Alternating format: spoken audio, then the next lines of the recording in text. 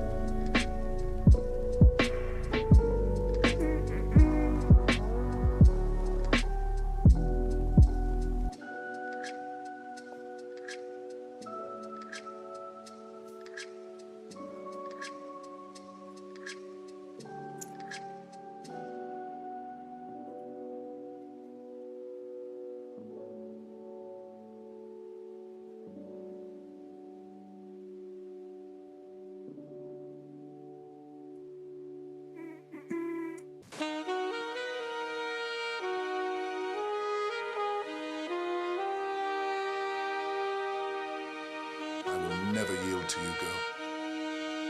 You'll have to kill me. That might be the Mandalorian way, but it's not my way. Not anymore.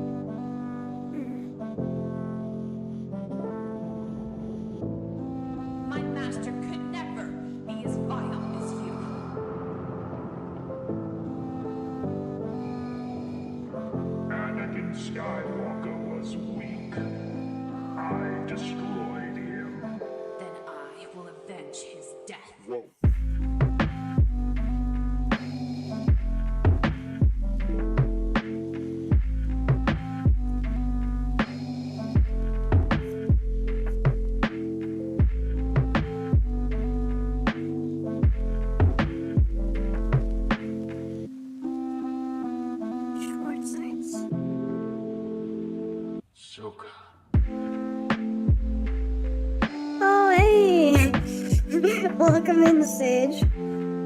Yes, quite the way to make an entrance, if I do say so.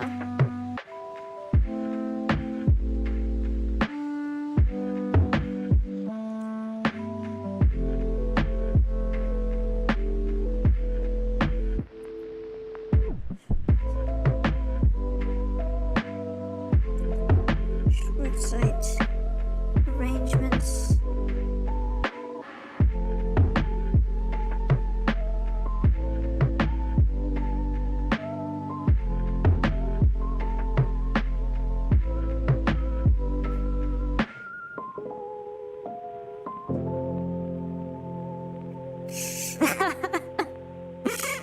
I see.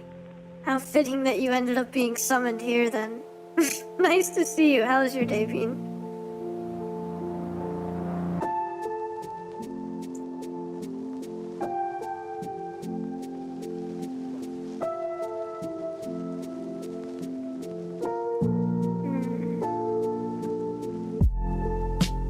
Or what about the water cube?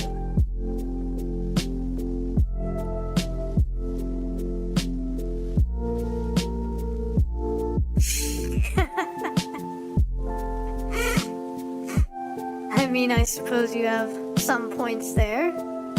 There might be some arguments about the sustainability of that development, but... Commander Rex, you're in violation of Order 66. I accuse you of treason against the Republic. You That's will good. be dealt with. and I'm we will alright. deploy the garrison. I've got a lot to do, but that's part of why I'm here. Busy. Thank you for asking.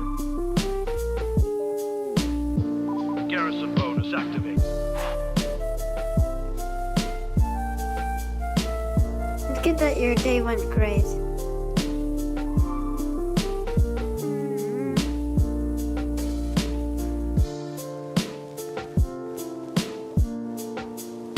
Let's see.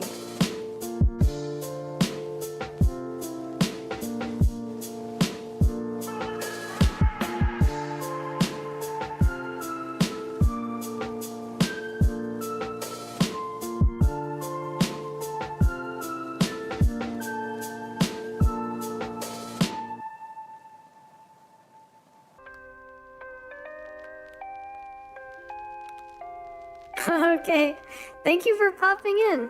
I'll definitely try to be productive. And, hope you can get some good rest, and I wish you luck with whatever else you might be doing.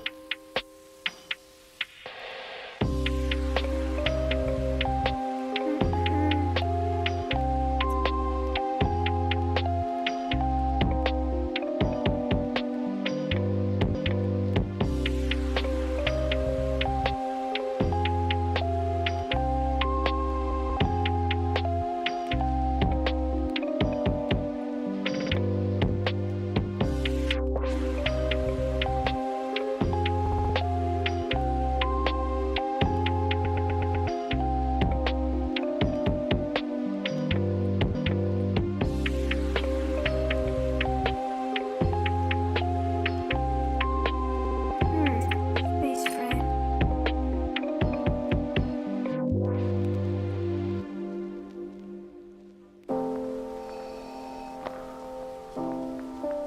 You would be wise to surrender. Yeah, probably. Probably. Yes, there will be Zatsu breaks. Welcome in, Pecunia. How are you today? Right now I'm in the middle of the first lock-in session.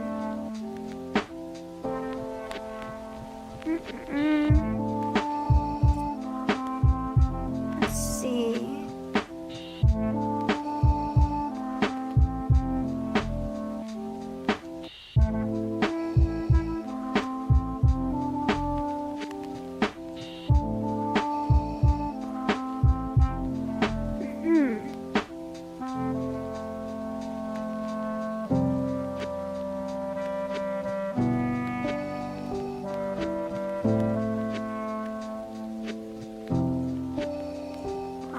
I see. A bit anxious, huh? It's good that you're doing pretty okay.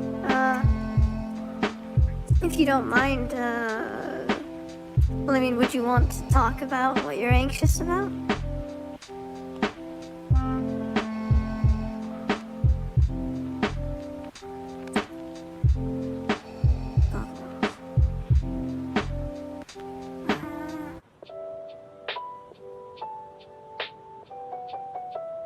I see. Just sort of one of those things. Yeah.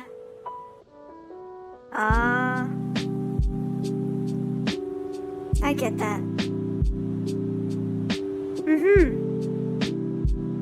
Well, I hope that you can find a way to sort of relax and potentially ease that feeling.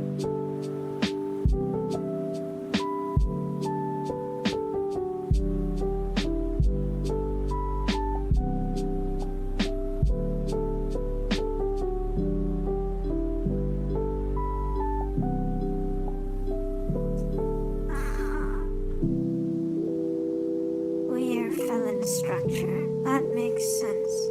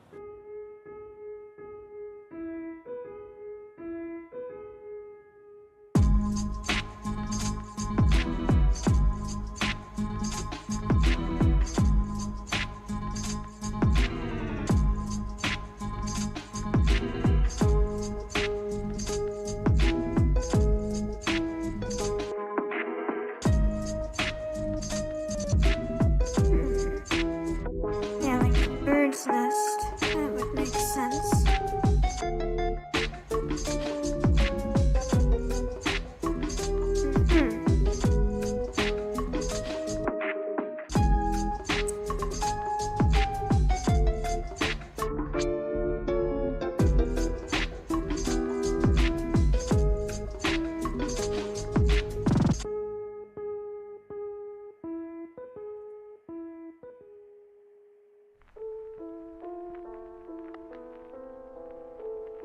Let's see.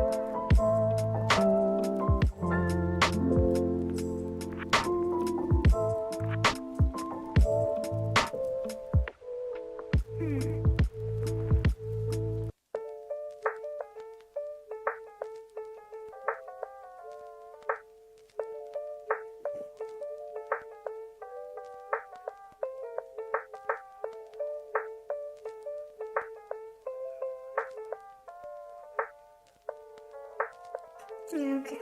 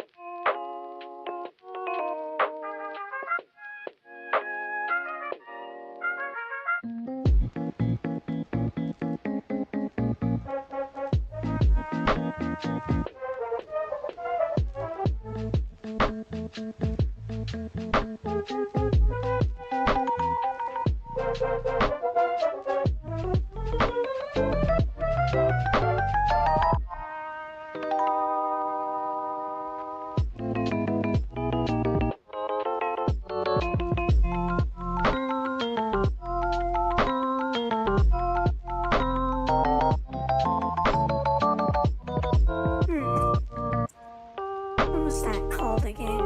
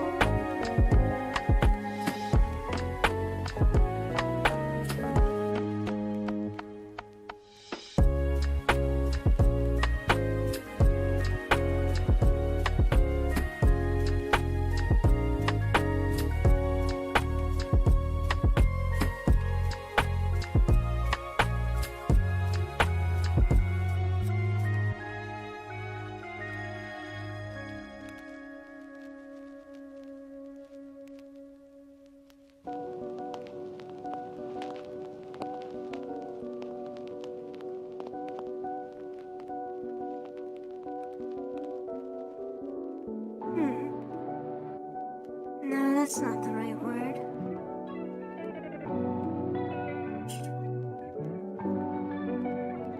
I know there's something else I'm looking for. Structural expressionism, perhaps.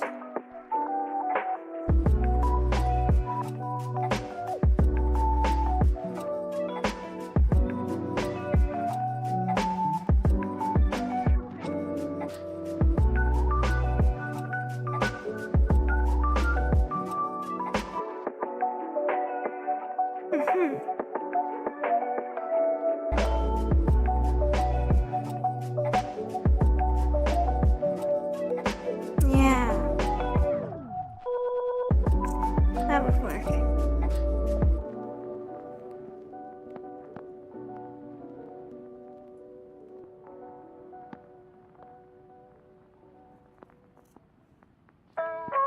Or a structural expressionism.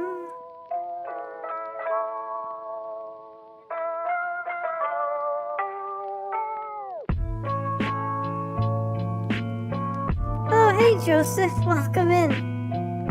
Welcome back. How are you today? For some reason, I don't think YouTube chat is showing up in the restream window in the stream. Why is OBS being silly again? Ay, ay, ay.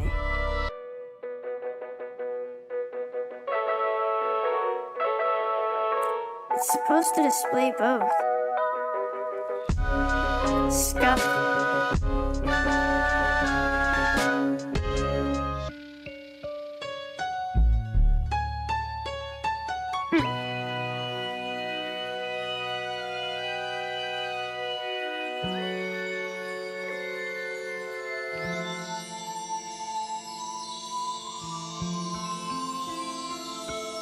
Well, that just wiped it.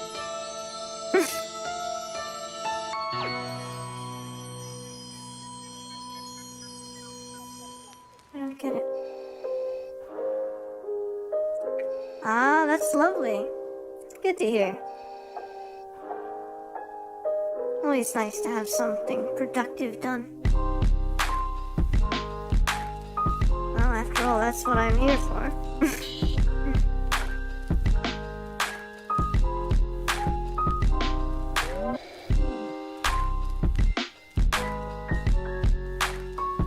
too bad myself. Locking in here as well as I can. At least I did end up getting to finish one of the things that I needed done the other day.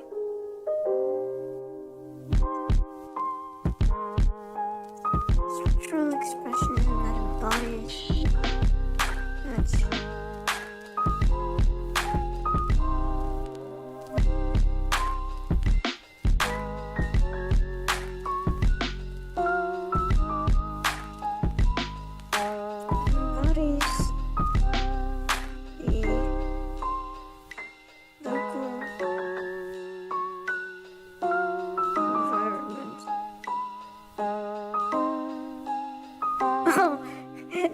Hi, Bye Noir. Thank you for popping in just to say hi. Yeah, no worries. This is a very late stream, so please get plenty of rest. Something that I'm definitely going to need at some point. Thanks again for popping in.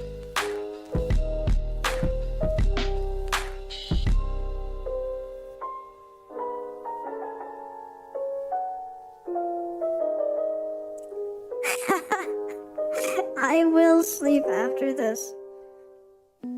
I promise.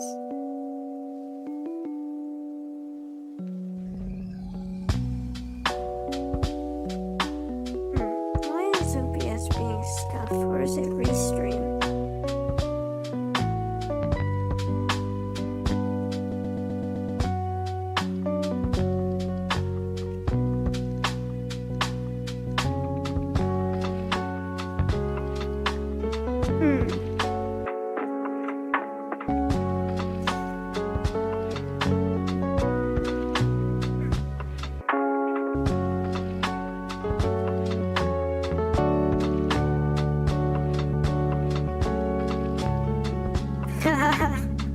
Oh, I totally know that feeling, Joseph.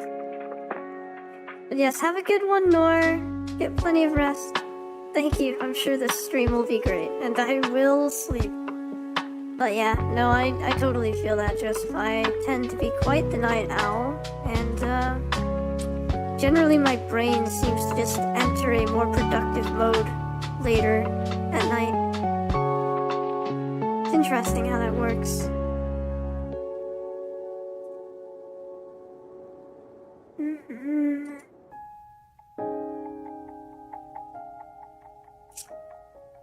Restream, you are so scuffed. Why are you so scuffed, huh? I don't get it.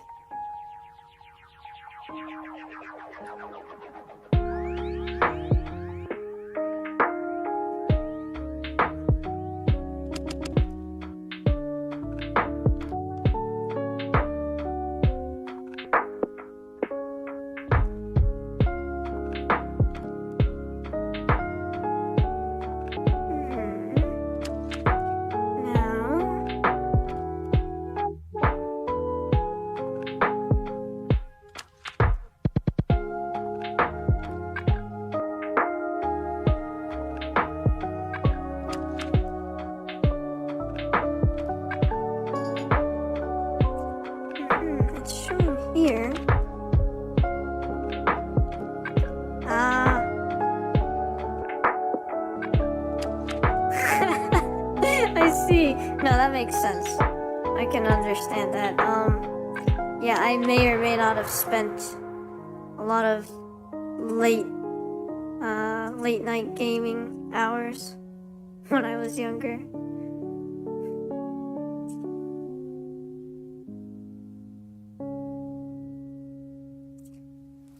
Let's see if I can figure out how this thing works. Please be patient, I'm ancient, after all.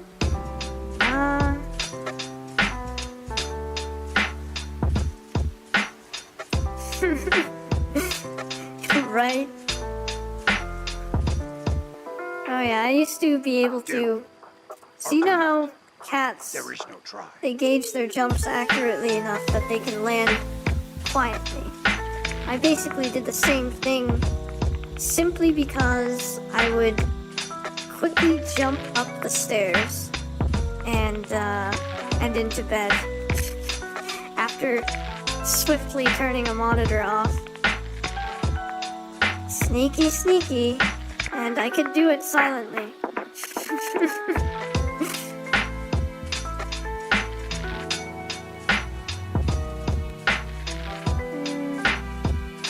How does this thing work?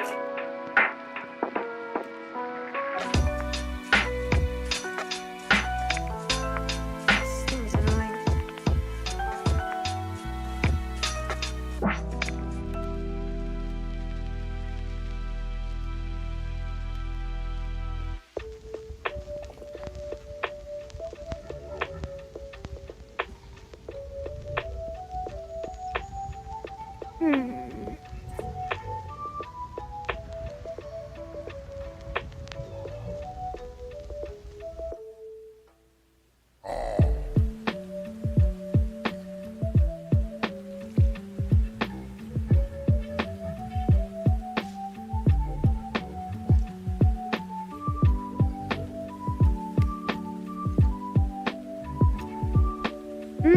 Yeah.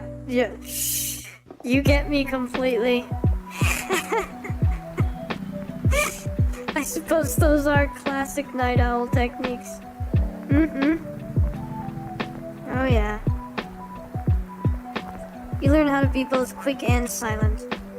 I guess night owls would make good assassins.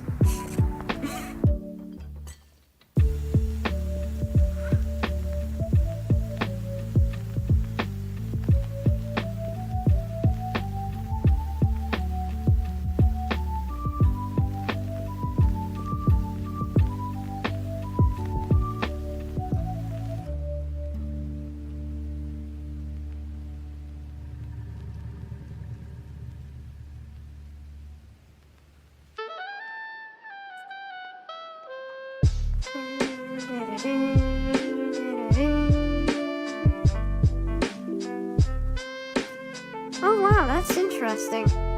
I was a very strange child.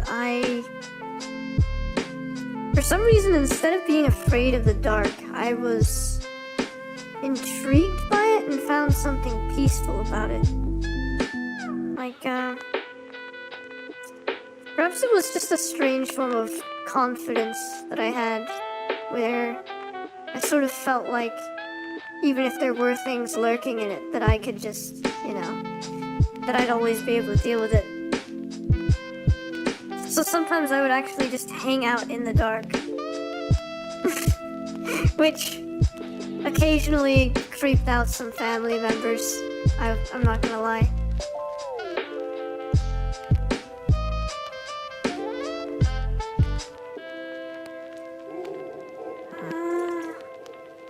Why can't I figure out how this stupid thing's gonna work?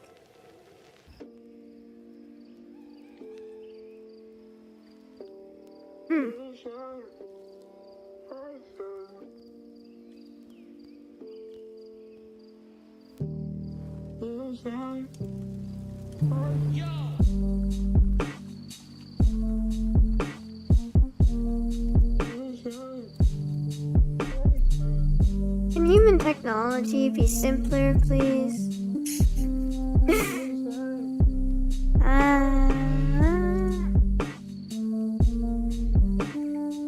Where do you find that? I see. Yeah, there is a bit of dichotomy going on there, isn't there? That is interesting. I'll admit, some instances in which I did find the dark a bit scary are mostly just because of a sleep paralysis episode.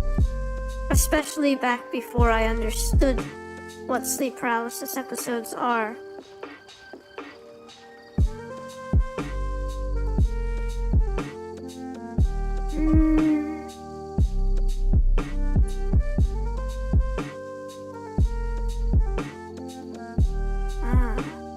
So is that what's going wrong here?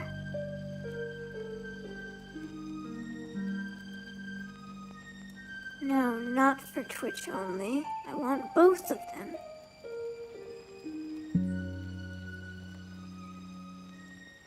Well, let's see what the heck happens if I try this.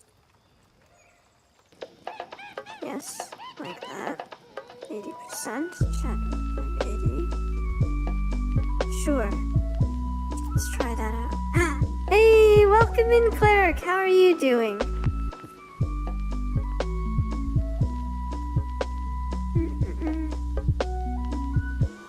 I'm sort of in the middle of my supposed to be lock-in timer. I'm trying to fix a little bit of scuff. Oh, that's good. I'm doing pretty well too. Just locking in here. Yeah, no, that's true. Yeah, occasionally for me that would apply to actual threats too, because I used to walk around in the pitch black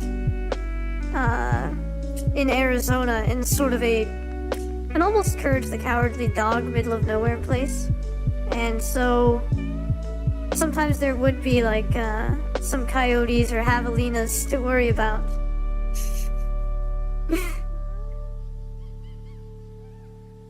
And that's also part of why I always would carry a force multiplier, like a staff. Yeah. When you live in a middle of nowhere place, I think your parents generally tend to be more of the you can do whatever you want so long as you know, just keep yourself safe. So I enjoyed a lot of freedom basically because of that.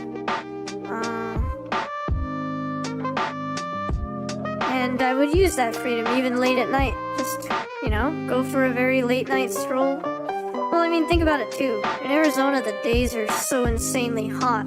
So at night is among the only times that you can be outside and not die. So I'd take advantage of that, you know?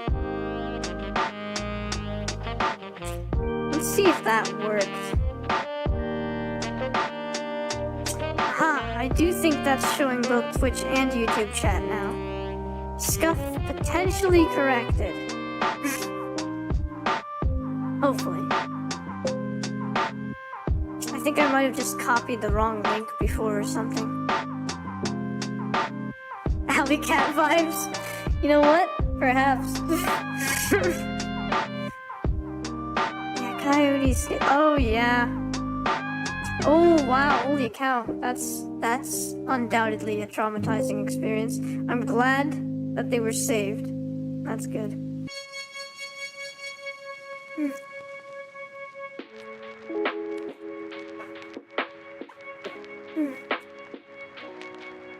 But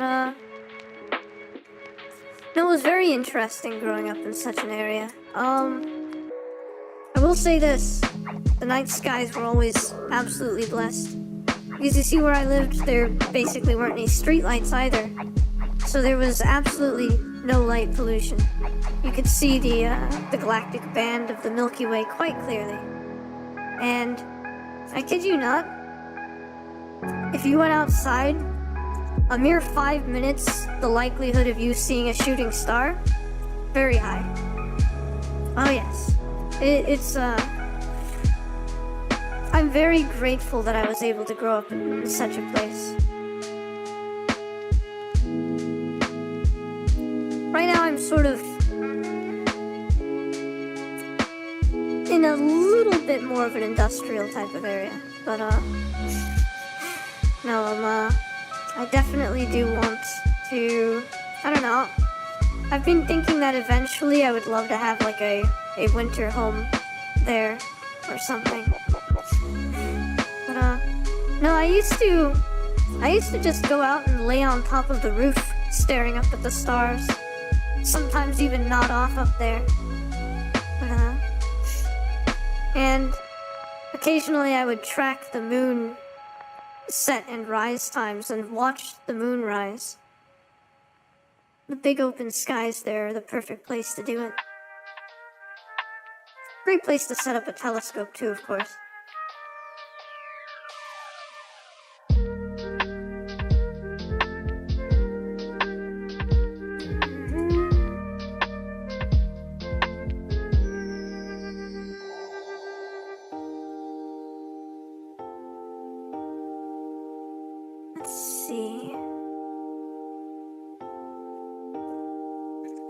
body's the environment, both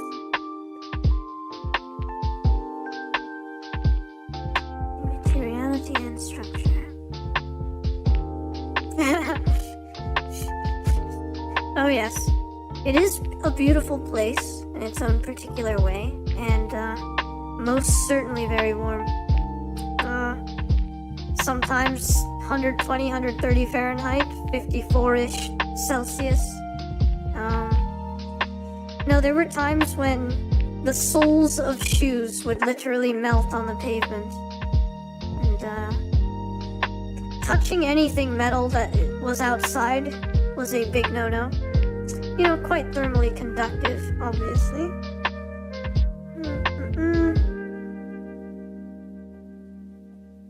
Materiality.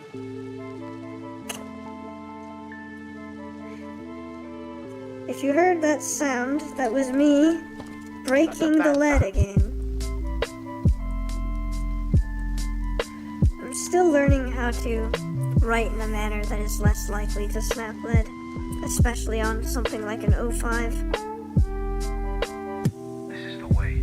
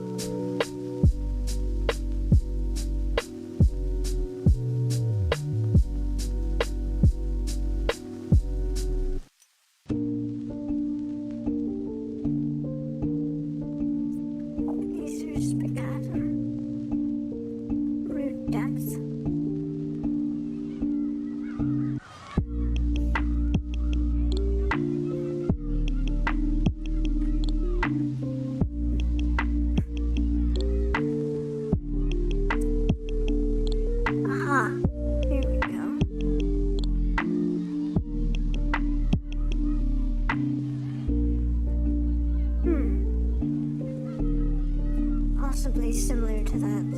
12 feet wide, 3 feet depth. Yeah. 8 foot. Let me write that down here.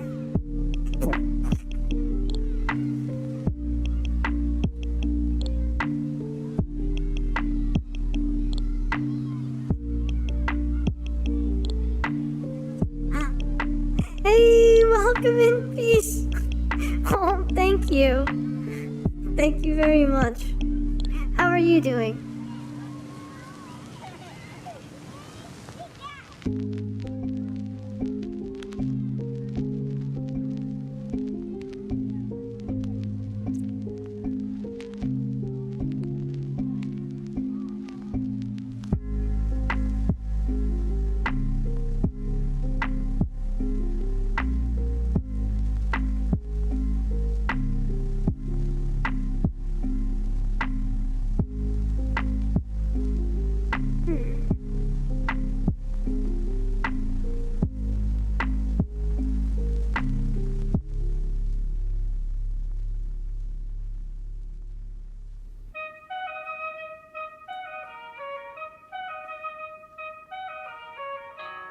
Yes, shade tolerant. I already know that. I'm right.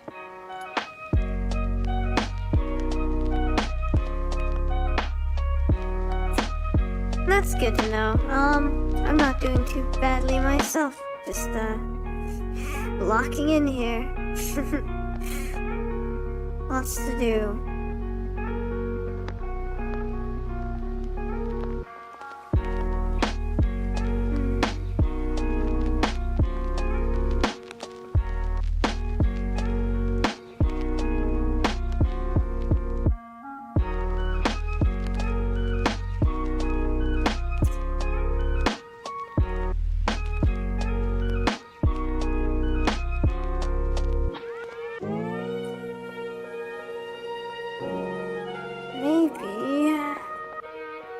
the Pennsylvanicum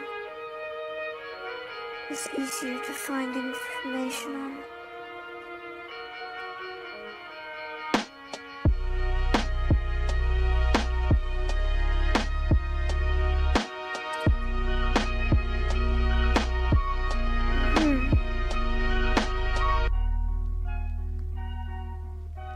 The 18 inches.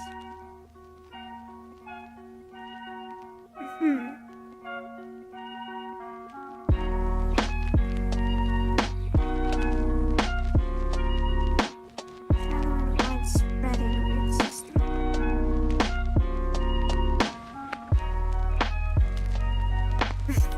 Thank you for the head pats.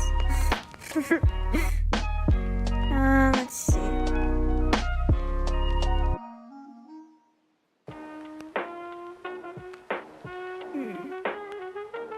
Just how wide, huh? It's resistance. Such a perfectly timed quote. I love these remixes.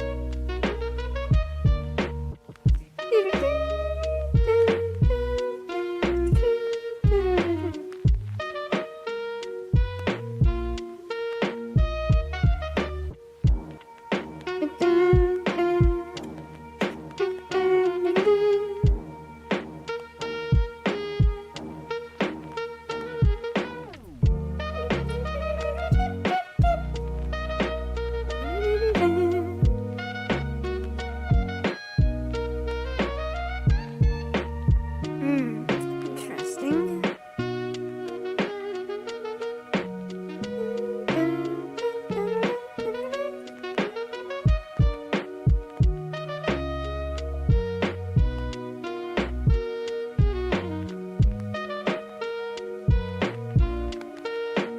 Okay. Up to 18 inches.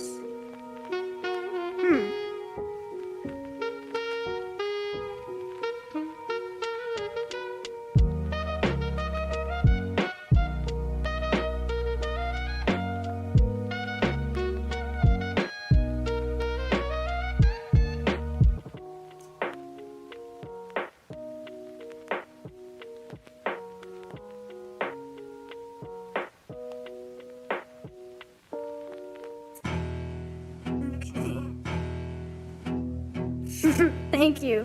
I'm glad you enjoy the music too.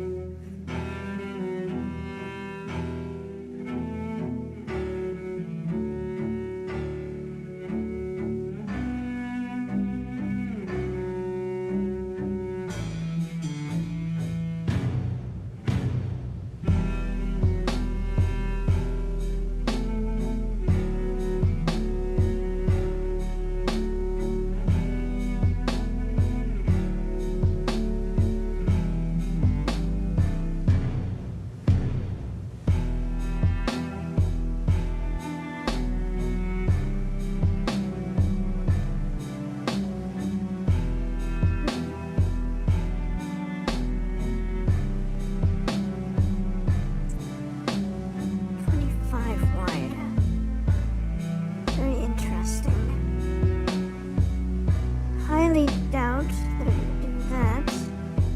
Shallow and widespreading, though. Just how widespreading?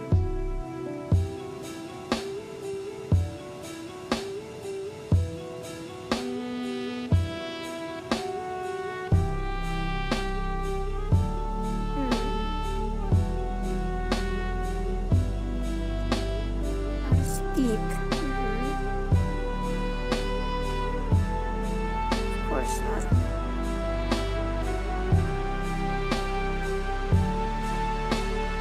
Strongly competitive for soil moisture and nutrients. Yeah, that makes sense.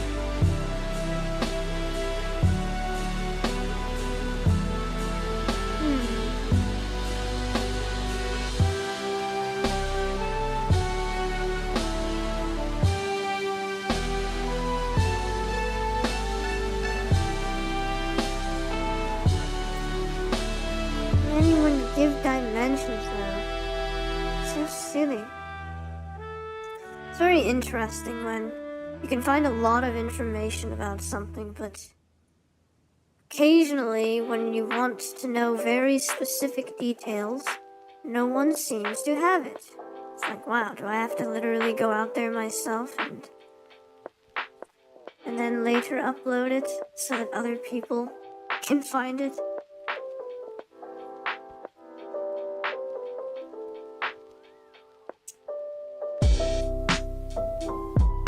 The times when the internet fails you.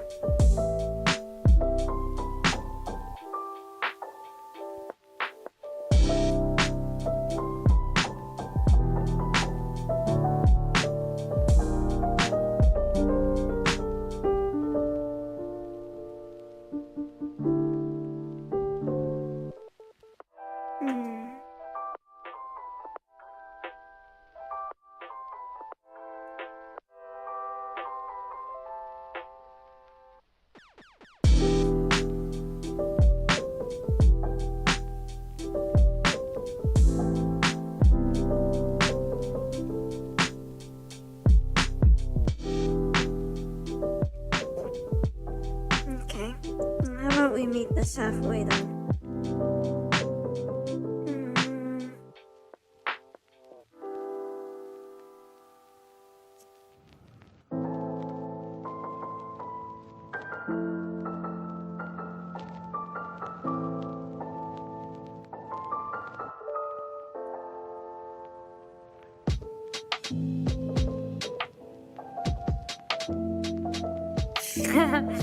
Oh, that's absolutely correct. It can be quite the pain.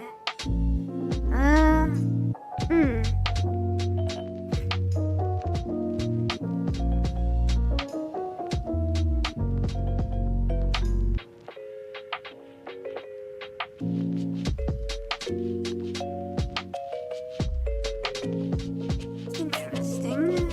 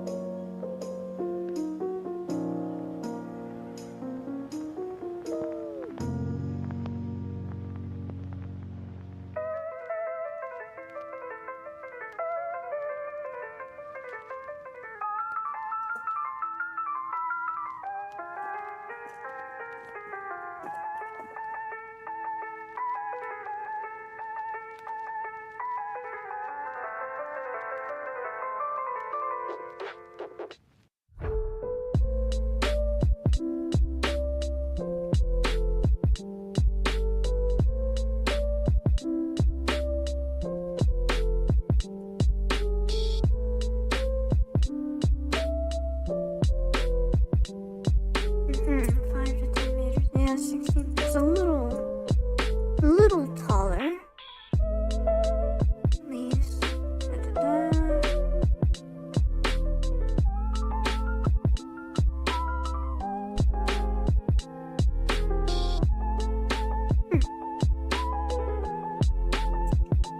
Not quite what I wanted to know.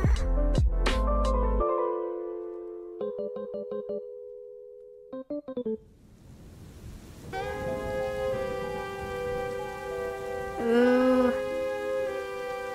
The Camino lo-fi track. This one is excellent.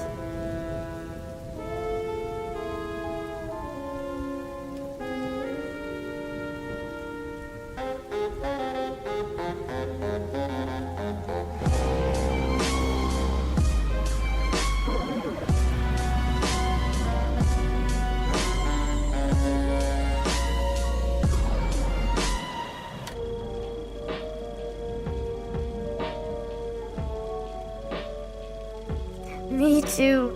It's so perfect. It really captures the essence of Camino. My favorite part's coming up though.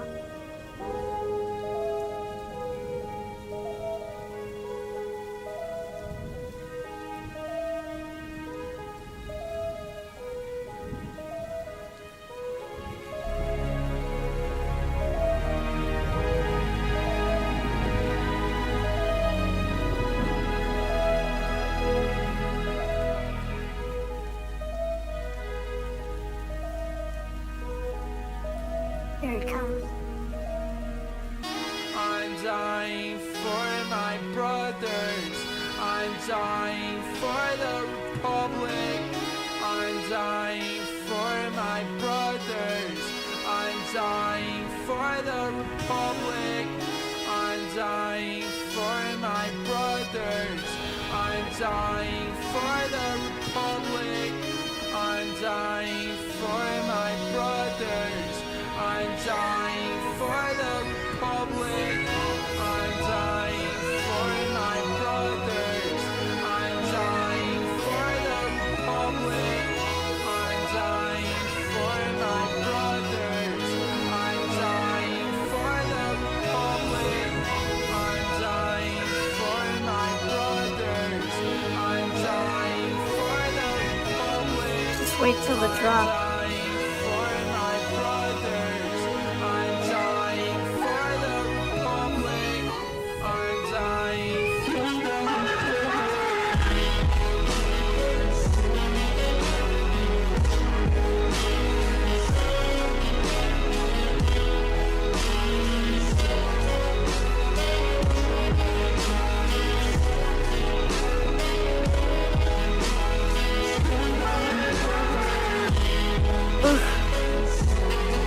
That really hits.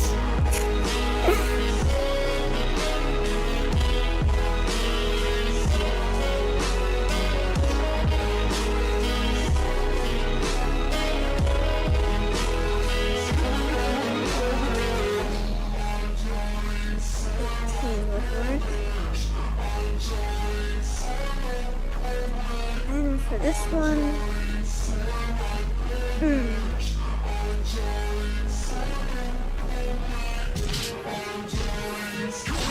really struggle with this. Foot deep. Yeah, foot deep sound.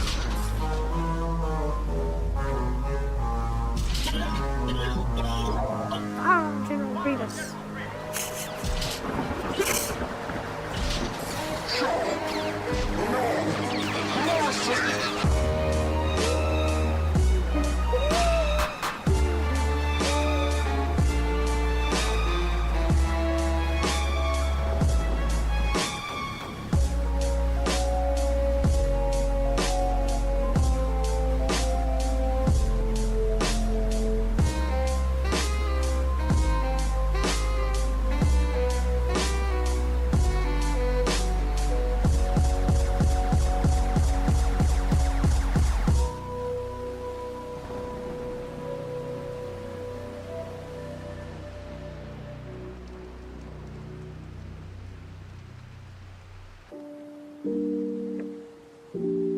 Okay.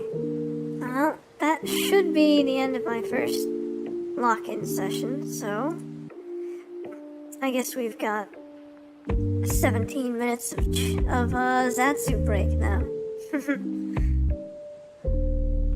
Let me lower the BGM a little bit, maybe.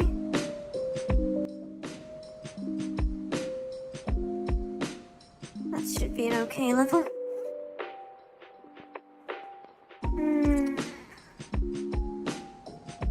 Let's see.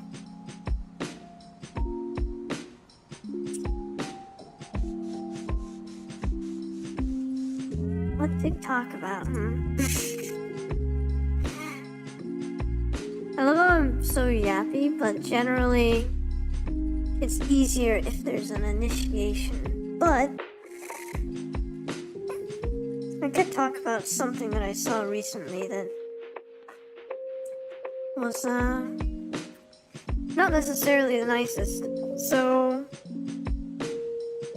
there's a butternut tree in the area, and unfortunately it would seem that a lot of locals have been breaking branches off of the poor thing, and essentially it's given up on itself. Like, it felt like well, as if it realized, you know, my chances of survival right now with all these broken branches aren't too good, so it dumped all of its available resources into reproduction. So that's why it started producing fruit, the butternuts. And I mean, to me, I feel like that's a beautiful example of what I would refer to as at least a certain degree of consciousness taking place on a different substrate than what most people would normally consider. Because, you know, typically people think, oh, well, consciousness, surely that's only something that an animal would possess. But I would personally beg to differ for certain reasons. My consciousness video essay will delve a bit more deeply into that. But essentially, I would question what people would call things such as awareness and cognition and thought, and whether or not all of those things require neurons.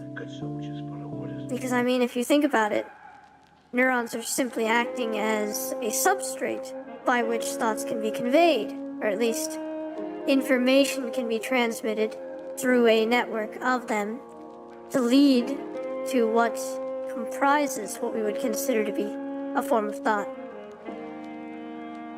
Well, I mean, we already have an analog capable of something similar.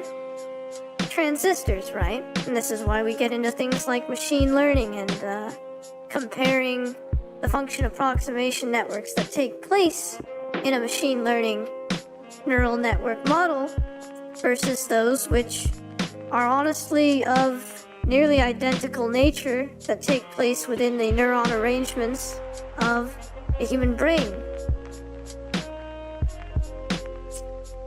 Yes, exactly. And that's exactly what I'm talking about. Trees, actually, they do have signal exchanges that take place. They're generally chemical signal exchanges rather than the action potentials that happen in the neurons of an animal. So they're slower. They tend to be slower. But they are still signals nonetheless.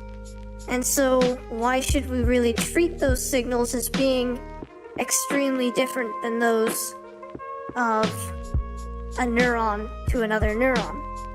Especially when they can become incredibly complex in terms of response and nested interaction. In fact, there's a particular chemical signal reaction to even something as simple as someone plucking a leaf from a tree. And scientists have documented how if they stain that particular chemical with a fluorescent substance so that they can observe this response, they'll see it spread throughout the plant, almost as if a pain reaction. And this also triggers a form of release into the air, spores that, when attaching to a neighboring tree's receptors, trigger a reaction within that tree, almost as if that tree is signaling to another tree, hey, something in the area is damaging me, so you might want to kick up a bit of a response system to it. Oh, absolutely. There's quite a bit of, Can't stay here any longer. Yeah, exactly. There's quite a bit of human chauvinism that tends to happen. Instead of realizing, hey, you know what? Something quite similar might be going on in these brains. Sure, these systems are quite a bit less complex than what typically goes on in a human brain. I mean, there is a reason that the human mental faculties have evolved to have more complex nested systems taking place, hence why there's quite a few mental faculties that are freed up for things like deeper philosophy, etc. But, I mean, look no further than, let's say, a canine or feline companion of yours, and you will notice that they absolutely possess things like emotion, and fear, and desires, intent, Sure, it might not be pondering the nature of dark energy, but that's still a brain that is capable of a lot of other dynamics that certainly fall under the consciousness umbrella. Oh, absolutely. Exactly. And they seem to forget, too, that humans are not capable of this complex thinking from day one. In fact, as a newborn, they're capable of far less complex thought than a lot of adult dogs, for example. Which is why we have things like theory of mind comparison grounds. For instance, a 2-year-old octopus, or a fully matured octopus, has about the level of theory of mind that would be expected of a 2-year-old human being. So in other words, if you want to go ahead and say that that octopus has no consciousness, then you might as well also be saying that a 2-year-old human has no consciousness. Because they're at a rather similar level of thinking and ability to process how the world works. And those same comparisons can be made right down the line for many animals. You can say, well, like, this dog has a similar level of consciousness as a human of this age, etc. Humans go through stages of development, and I would argue that further increases of level of consciousness take place even when they're 16, 18, heck, maybe even 25 years old. For instance, let's say there is a 16-year-old that has only just started to realize that age does not equate with intelligence and wisdom. They've started to realize, hey, you know what? Sometimes an elder is not always correct. Yeah, from a certain point of view, yes, exactly. And so, when you really break it down that way, I think that this is very indicative of a spectrum of consciousness levels. Oh, no, don't worry, I haven't debuted, actually. Welcome in, it's very nice to see you. What is the best way to pronounce your name? Alron? Forgive me if I'm not pronouncing that correctly. I haven't actually debuted yet, I'm just, I'm having some streams that are basically pre-debut streams. But, I still have some things to complete before I make a proper debut.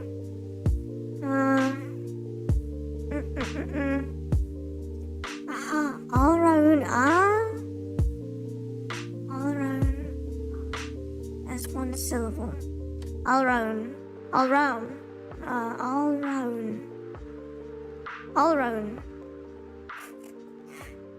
I hope that's close enough. All around. Nice to see you in here. How has your day been? Or night, depending on time zone. That's wonderful. I'm glad to hear that.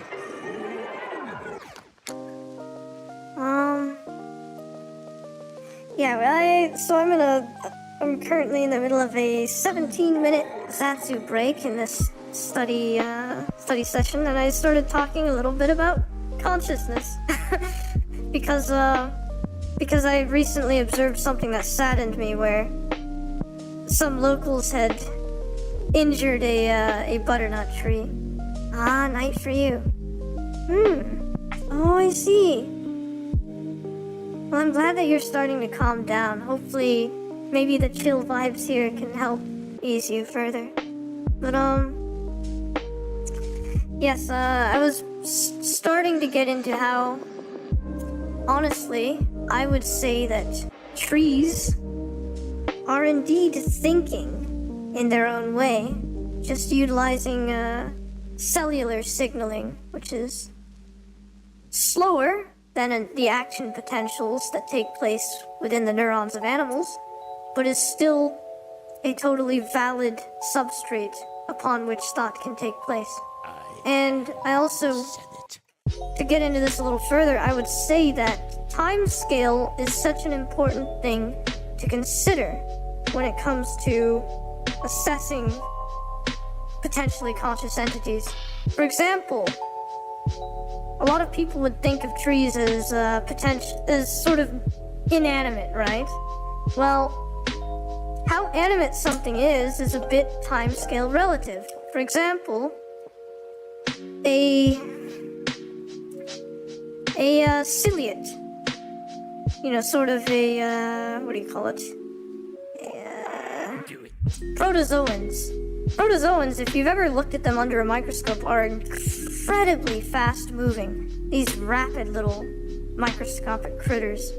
So, from their perspective, a human being would perhaps seem inanimate. These slumbering, slow-moving giant masses.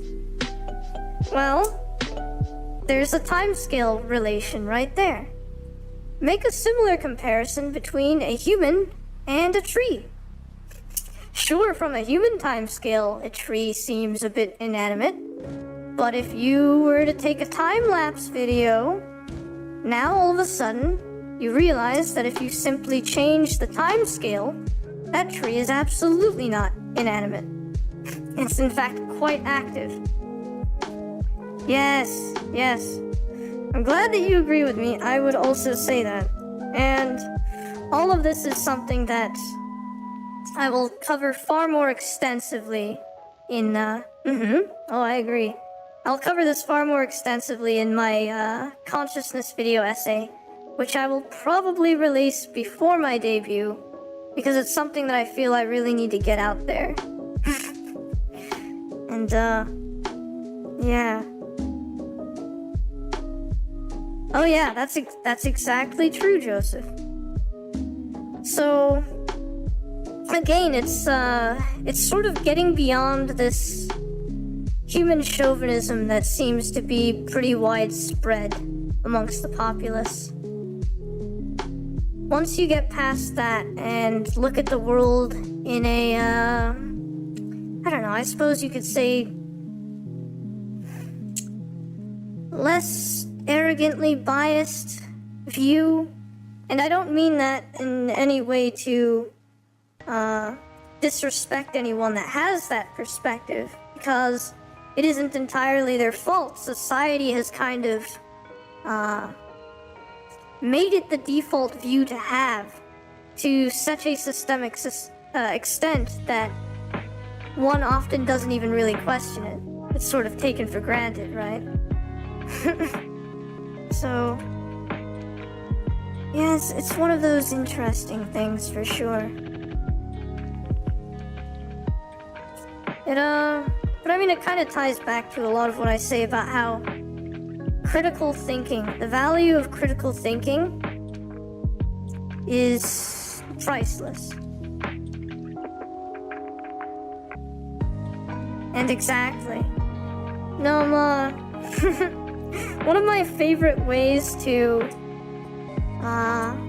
talk a little bit about what it might be like when humans encounter an alien consciousness is for them to take a look at cephalopods. For instance, an octopus. They branched off from human evolution. Well, they branched off from the tree of evolution very, very early on from where humans are. So, you could say that they're amongst the most alien forms of consciousness to humans that exist on the planet. And, that's why it's really interesting, for instance, that an octopus, instead of having just one brain, the way that a human being does, they have one central brain, kind of like a CPU, perhaps, and they have 8 sub-brains, one in each of their arms. And these sub-brains are also, a certain amount of agency has been delegated to them. So the arms are able to make decisions for themselves. But they still talk to one another. The arms talk to each other and talk with the central brain. But they still possess a certain degree of their own personal agency. And you can kind of see hints of this in the way that an octopus moves, which some people would describe to be a bit unsettling or uncanny. Because, you know, the arms kind of do look like they're just doing their own thing in a way that isn't necessarily directly in correspondence with a central instruction set, right? And this is of course coupled by the fact that octopi taste with their arms too. The suckers have taste receptors on them. Again, you're breaking my So heart. it's very interesting.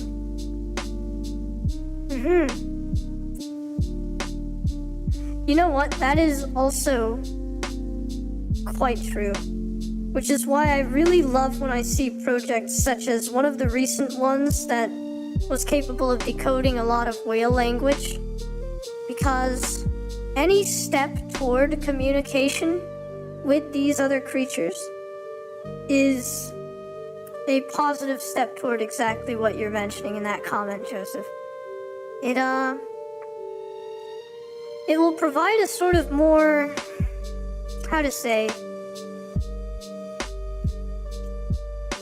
a more tangibly present wake-up call of sorts to a lot of people that, hey, there's a degree of complexity present in these creatures that could go largely underestimated.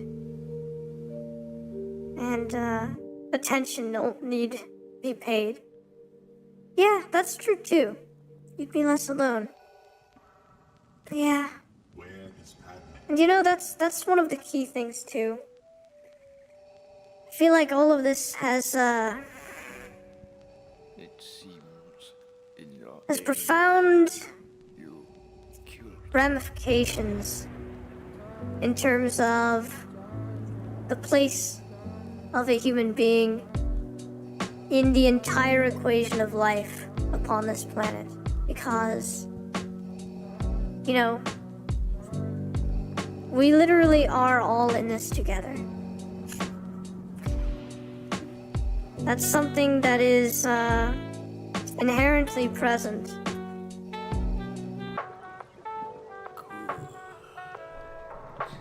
I see. Yeah, I can understand a level of fear involved in that. Because I mean, yes, obviously a part of life has been, you know, you need a certain degree of competition for resources and things like that. But if it's any consolation, even, yeah.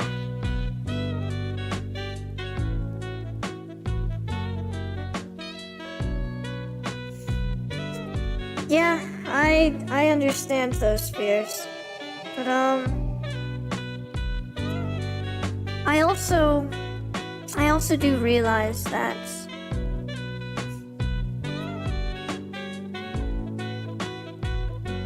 for as many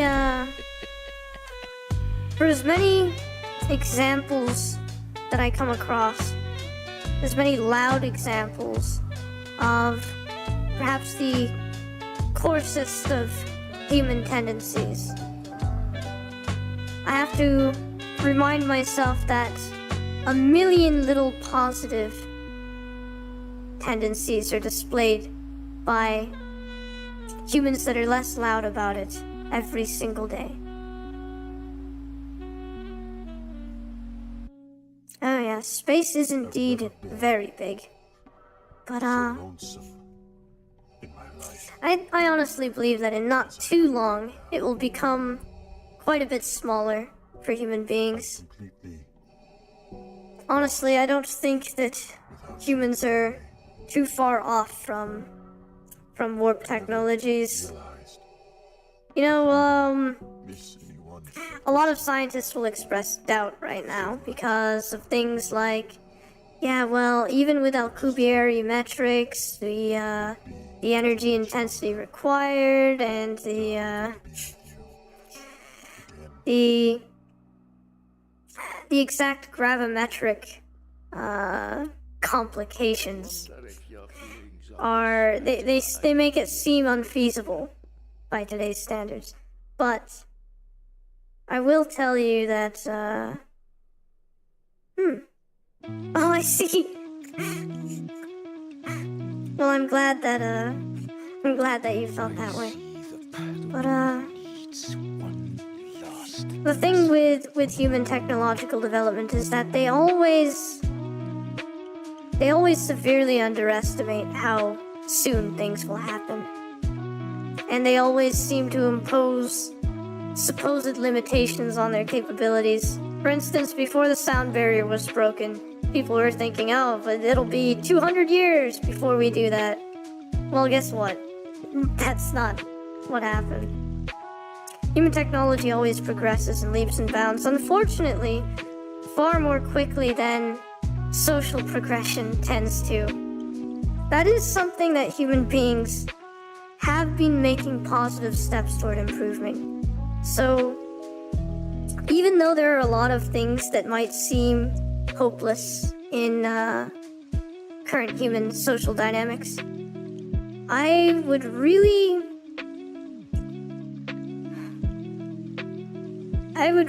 hope that you can understand that there is still a lot of actually good work being done there, and that there is progress being made. There's a bit of back and forth happening because that's just how equilibrium happens. Right. I'm glad that you can find that bit of common ground. It's after all, it is always how to say,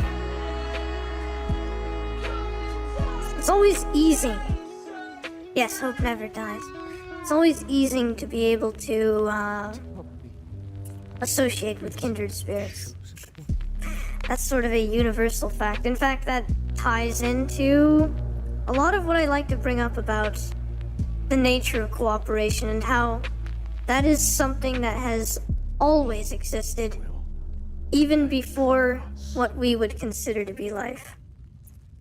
In fact, I would say that life and evolution actually existed from the very first moment that an electron was bound to a proton to form an atom. That right there is the first instance of cooperation. And from there, just more and more complex and nested versions of that cooperation came about. A cooperation that honestly I would describe as love. Yes, exactly. So, these competitive and negative tendencies wouldn't even be capable of existing in the first place were it not for the fundamental backbone of cooperation that led to the substrate within which those tendencies can even exist coming about. So if it's any consolation, I would say that there is indeed still more cooperation in life, even human life, than there is competition. It's what allowed life to be here in the first place. But, yes, honestly, you can track this evolution all the way back to the first atoms, because, you know, from there it goes first atoms, first molecules, first amino acids, first phospholipid bilayers, first RNA, first DNA, first nucleus.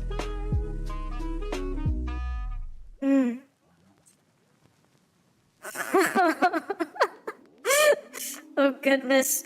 Well, I wish you the best of luck with that. I can understand issues with teeth. My own require quite the maintenance, as might be expected. But no, there is There's so very much to be grateful of in this beautiful existence. And, various forms of negativity bias and the ever-increasing prevalence of sources of external noise, such as constantly being bombarded with, information directly off a screen from social media, can sometimes make one a bit blinder to the many things with which to fill your heart that exist out there. Oh, I'm glad you think so. Well, I guess I just, feel a need to express what exists within.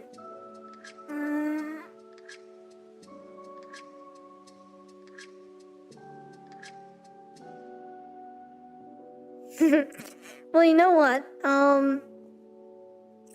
I'd say that there's an amount of truth to that, but there's also something deeper. Because to make a comparison, it's similar to how math. Oh, hey, welcome in, Darian. How's your day? I will never yield Nice to you. see you. You'll have to Mathematics is both discovered and That might invented be the Mandalorian way. because there are It's not my indeed way. aspects that it describes that their existence, abstract or otherwise, is undeniably present whether or not there's a human to reason it out or not. Of course, the human has to invent means by which to express those abstract existences, but they are still present. It's much like, oh hey, welcome in, Gabriel. How are you? It's much like, for instance, take a 512 by 512 pixel image. Every single possible configuration of those pixels exists out there abstractly in possibility space. Everything that an artist could create there, every low-resolution photograph that could exist amongst that configuration, they're all out there in probability space. And an artist explores or navigates that probability space to compose a piece of art. To discover it, perhaps, could even be a way to phrase that. Similar to what Michelangelo used to say about sculpting. He used to say that the completed sculpture already exists there within the marble, and that all he's doing is removing the unimportant parts. In a very similar way, I would argue that love also has an abstract existence that is present from the very start, whether or not there is an experiential being present to observe it. And I've got a little bit of a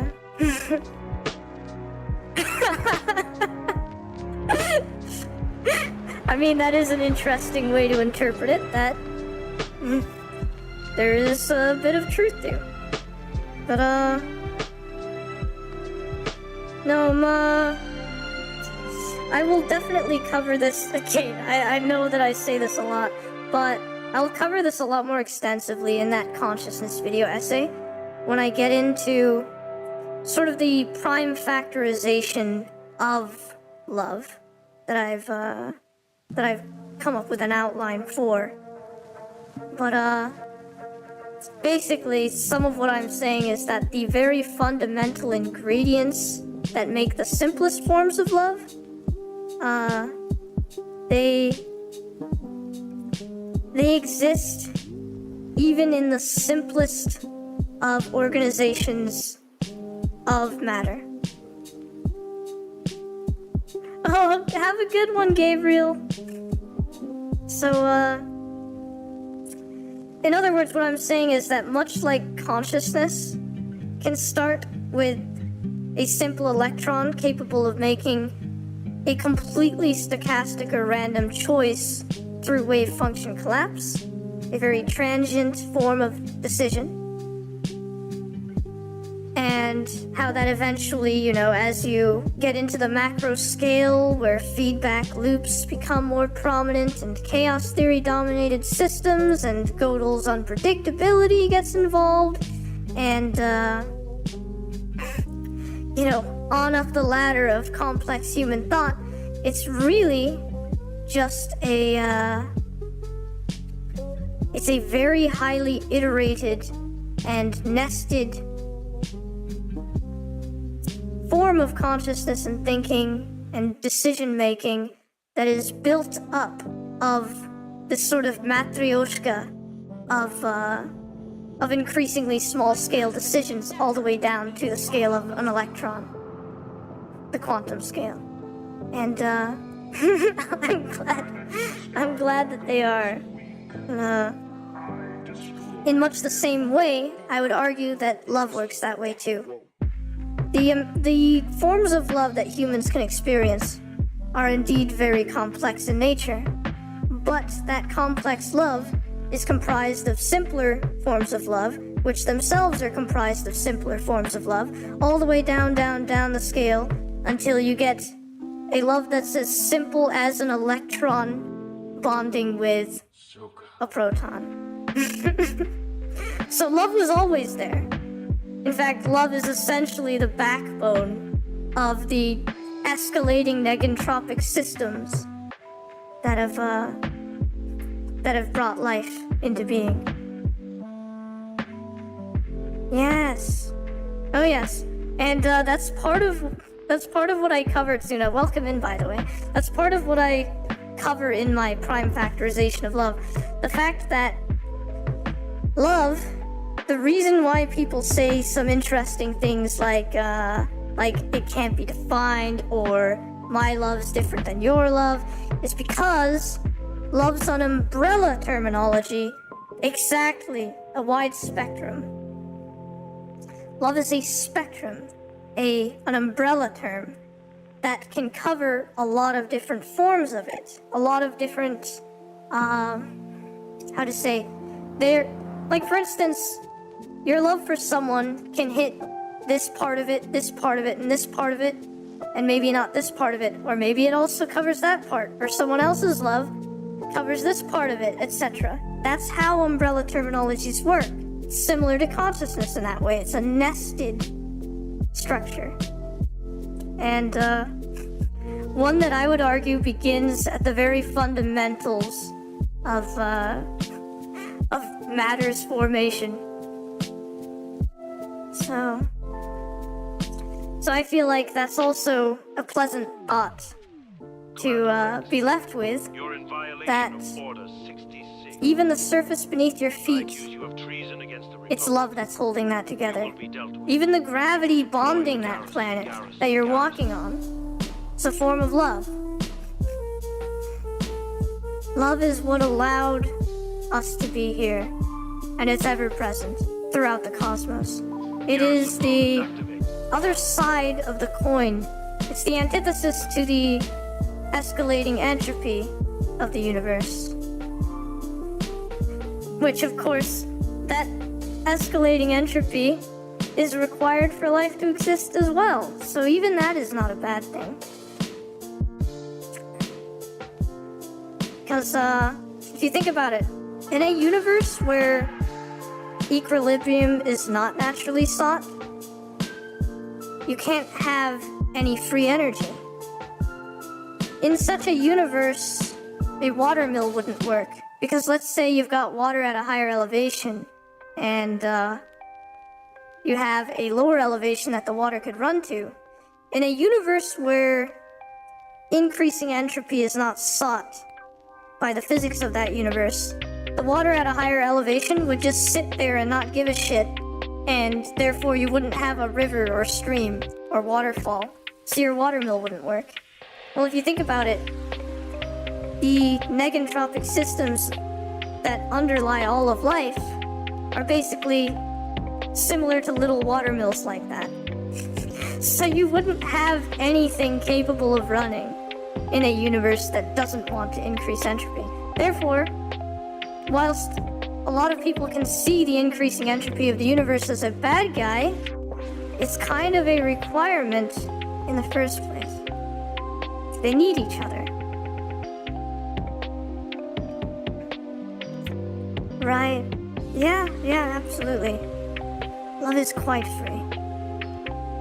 Love is free indeed. And it's not something that... Love is not a zero-sum game. I'll say that much. And that's something that I think some pragmatic people have issues with grasping. Yeah. But, yeah. Probably should be locking in again. I love how I was like, yeah, this will be a 17-minute break session, and then 37 minutes go by of me yapping. That's true too.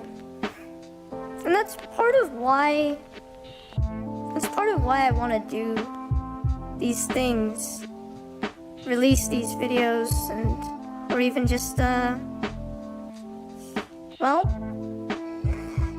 I don't know, elevate the discourse around this subject.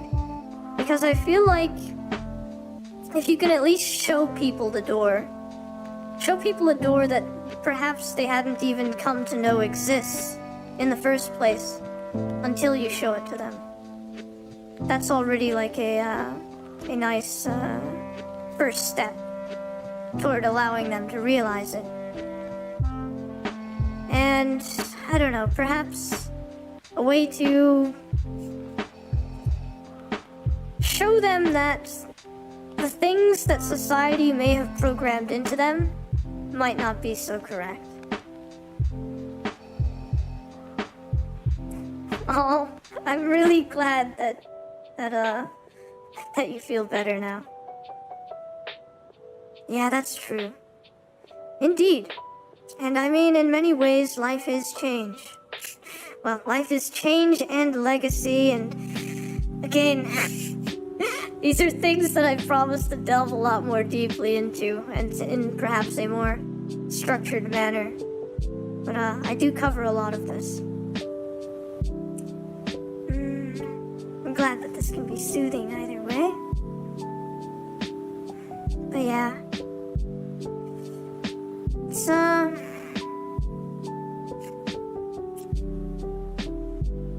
there are a lot of mindsets that can be set in, often informed by systemic things, but we can absolutely change the narrative.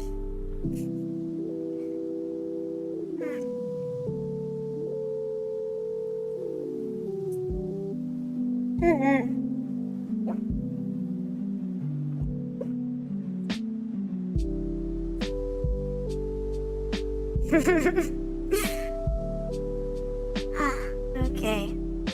I should be locking in for another 52 minutes. But I mean, we'll see how well I can do without being distracted, right?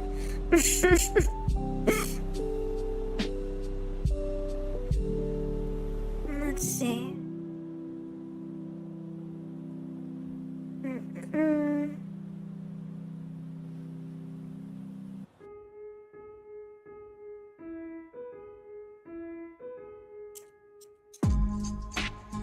Yes, I'm gonna go with...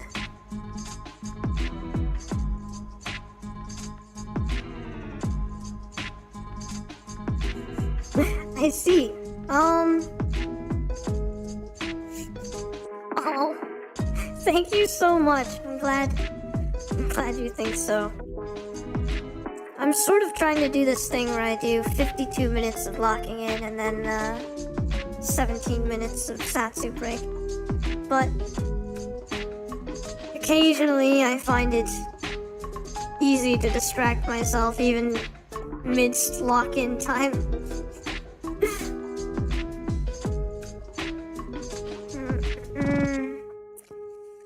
I'm gonna go with... yeah, 18...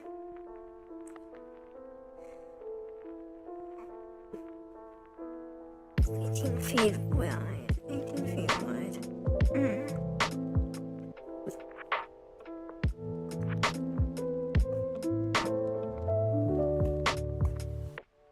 And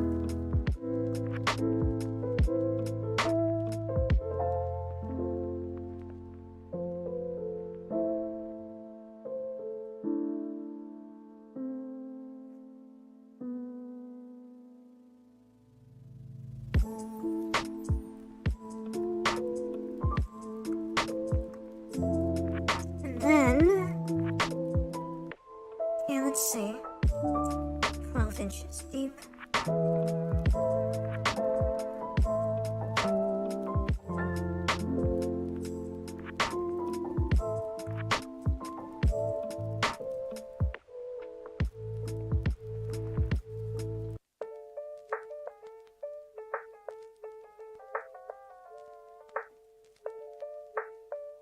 Good old Cantina Band.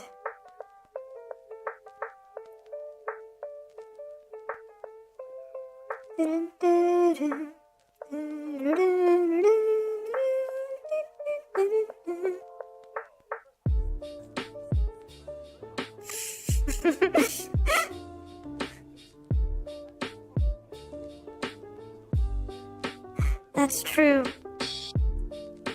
You know, that's one of those happy little accidents or just happy little moments that I think should be cherished in life.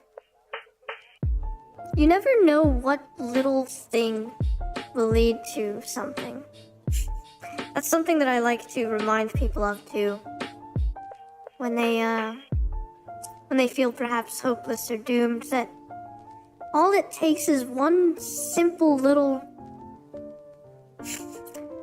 not necessarily fluke, but just completely unexpected random happening, and then from there, something beautiful and completely unanticipated can result.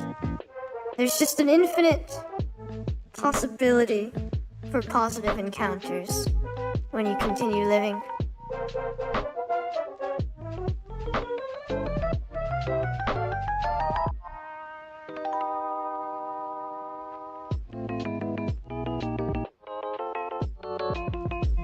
All of them, things to be cherished.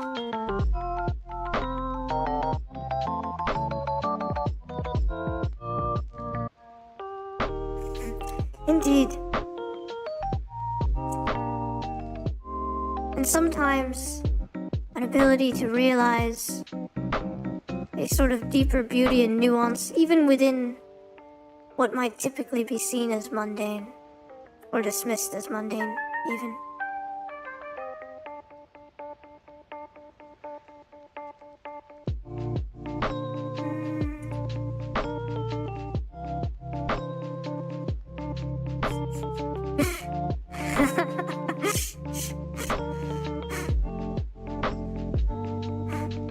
I'm really glad, and exactly, that's another interesting example, isn't it?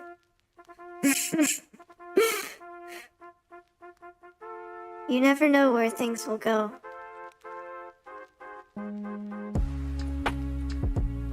But yes, Tokusatsu is, Tokusatsu has a lot of really great stuff. I love the campiness that's present in a lot of it.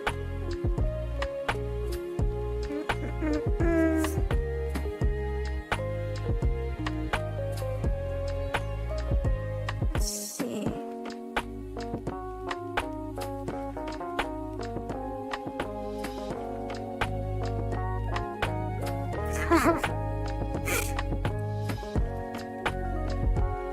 Thank you.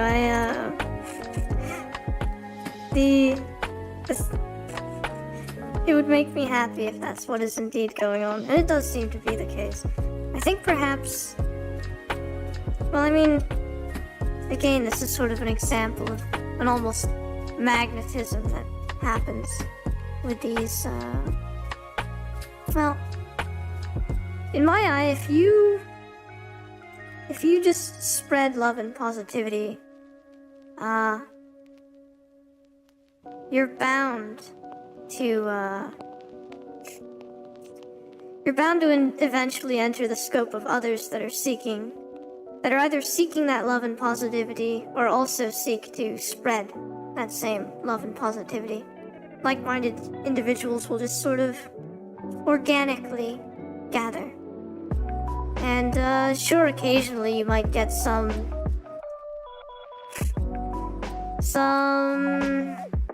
angry back reaction from someone, but you know what? When that happens, it's not like you can be held at fault, right? So, if anything, it's their loss if they don't end up being steered by it.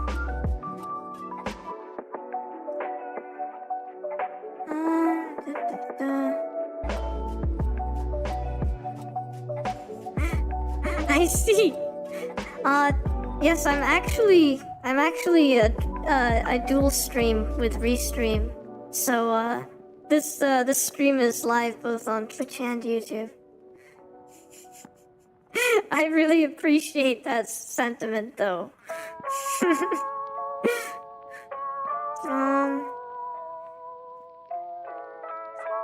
Yeah, the reason I became a VTuber is actually... Here I go, interrupting my login. It's because, But anyway, welcome in, Crumbling Sanity. But it's, hang on, let me see what's being said here first. Your rules are too long, I hate reading all that.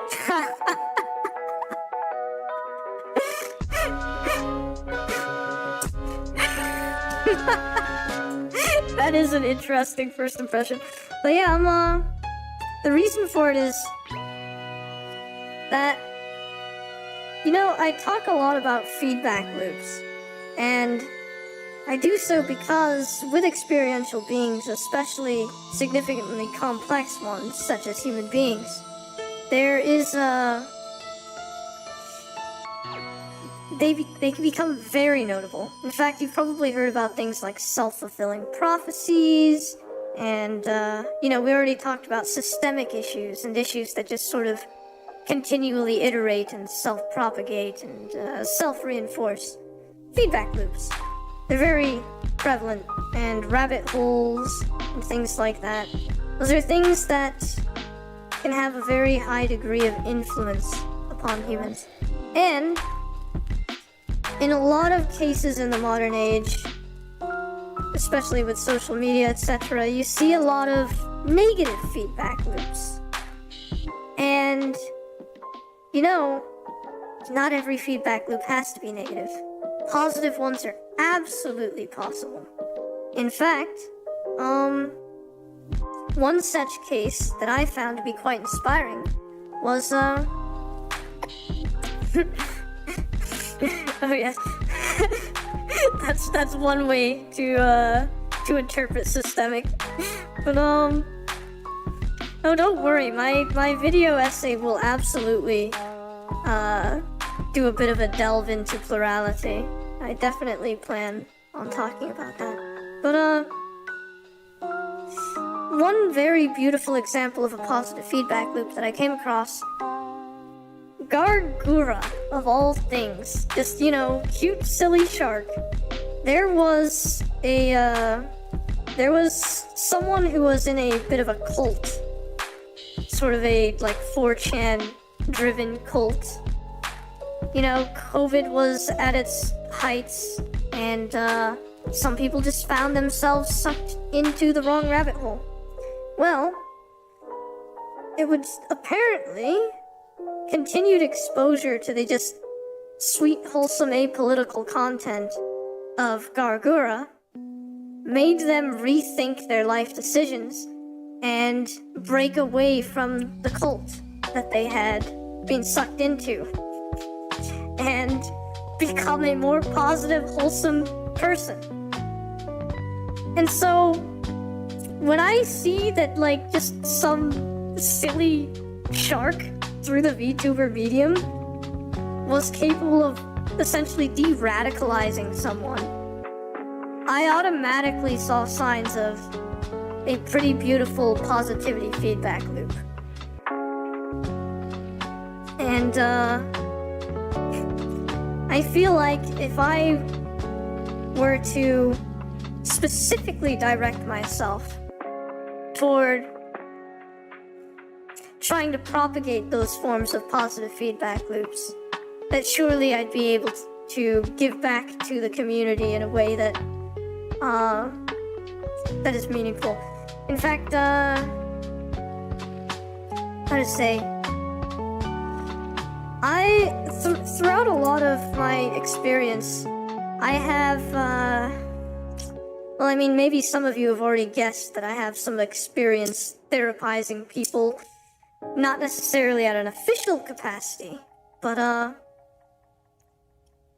I've surprised myself with just how capable, well, just how possible it is to bring some people back that others may have given up on, that others thought, oh, you know, like, they're beyond help. There's no way to change their mind and get them to think more positively. I've found that even the most hopeless seeming of cases, if you are simply patient and understanding enough and attentive to the things that are informing and driving their particular perspectives, that you can slowly bring people around. And when it comes to that, I've had some interesting successes with even bringing people around that, you know, were, I don't want to get too dark or mood dampening, but we're considering no longer being a part of this mortal coil. And now they are far happier people. And that kind of thing just really fills my heart. But you see, I don't have shadow clones, and I also don't have infinite time to work with in a day. So I can't just have one-on-one sessions with everyone on the planet. So I tried to figure out a way that maybe, just maybe, I could spread this kind of positive help to a lot of people in a way that also opens them up to continue spreading that positivity themselves. That way you've got sort of like a positive chain reaction of blooming positivity, where you spread positivity to this many people, and all of them spread positivity to this many people, and it just keeps going. So if you combine positive feedback loop with positive rabbit hole, with positive chain reaction, then, you know, maybe together we can all make a very good positive difference that is much needed in this world. And that is what I want to do with my VTubing.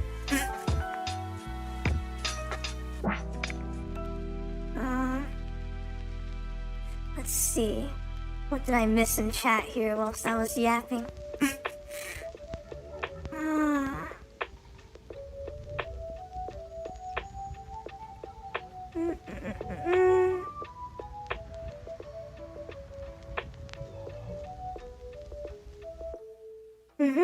Yeah.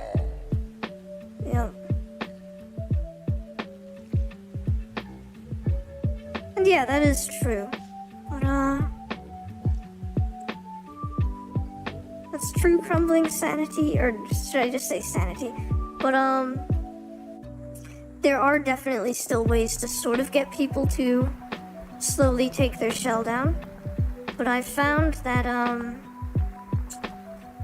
whilst, yes, in the end, it's only they that can help themselves. If you keep showing them the door, a lot of times you can just sort of eventually get them to come around to deciding whether or not they want to go through the door. But yes, indeed, you can only show doors. But, cookie crumble at one point. That's kind of cute, you know? I like that.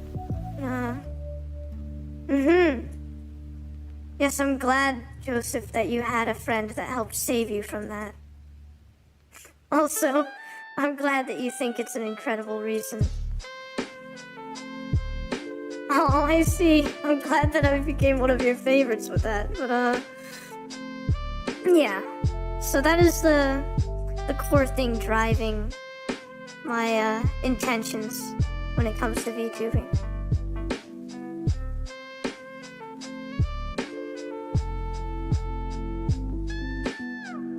Oh, I know.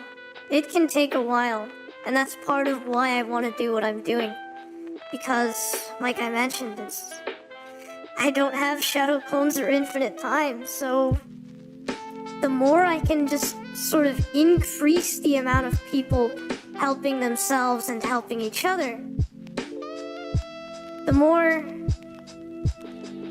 essentially,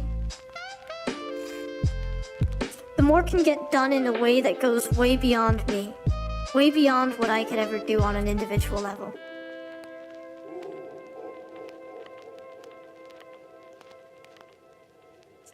I mean, that's also a fair point, but sometimes there are things that, I've experienced that some people have had a lot of difficulties even with professional, therapy.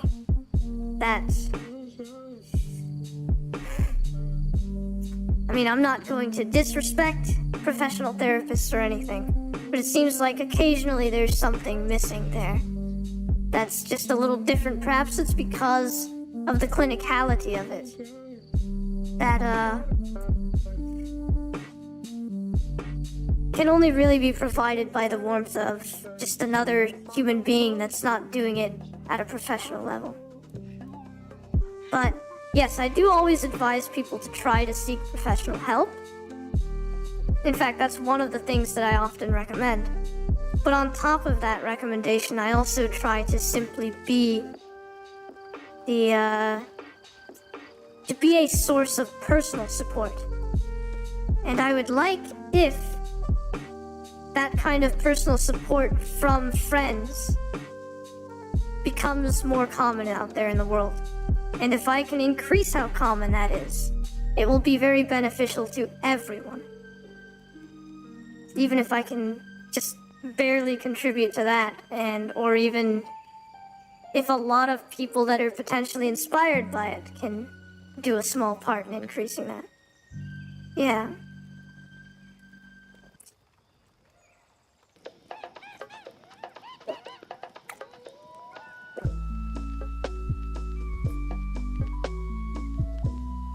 Well, I'm very glad that you did indeed give it a chance and came here. And yes, we can only do our best. And, I think it's quite important that we do. Well, of course, I'm also not like, I'm not saying that there should be any pressure on people either. Like, I'm one to say that, I don't think that everyone should be hyper ambitious, or that everyone needs to be, rather. If you like being ambitious, I like being ambitious. That's great. Be as ambitious as you wish to be. But if you also just want to go and, live some pleasant, quiet life on a farm somewhere where you're pretty much just providing for yourself and your family and, not going out and reaching for what society describes as success, that's perfectly fine too. So, do your best to live out the life that you want to live. And to maybe spread that sort of positive and openly understanding perspective to others. Or at least, show everyone the door. That they can choose whether or not to walk through.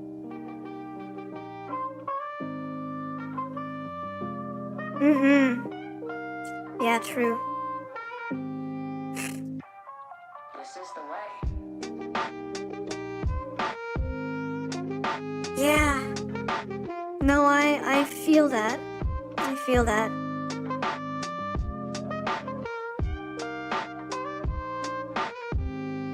Yeah, well, you see, Sanity,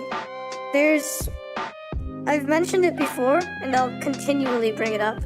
There's a difference between naive optimism and strategic idealism, both of which can be extremely positive, but one of which is extremely positive out of blindness and ignorance.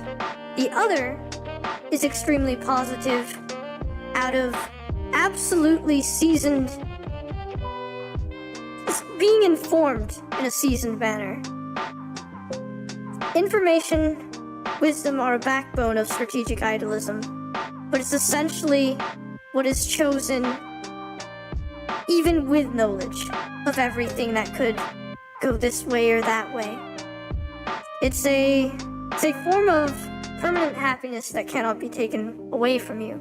I mean, you can somewhat liken it perhaps to Camus' Imagine Sisyphus happy, but under a less absurdist light.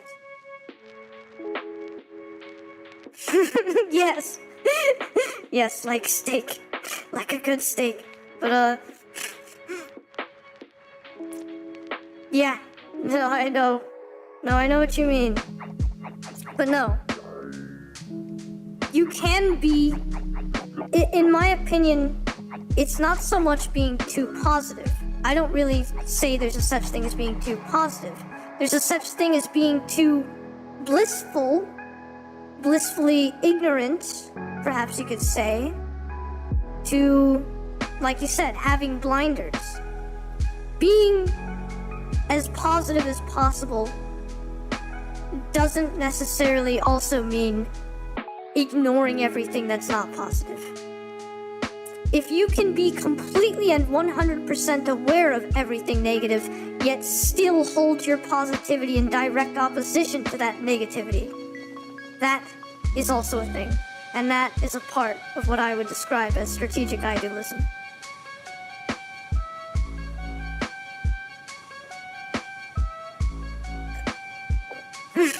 I'm glad you like it.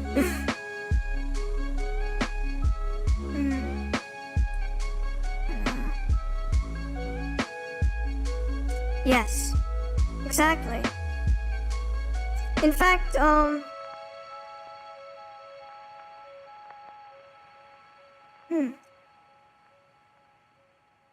I see.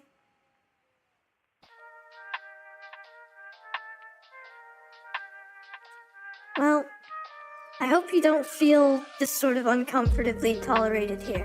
Yes, I'm glad that it feels sincere here. And I would hope to just continually promote that kind of sincerity of vibes.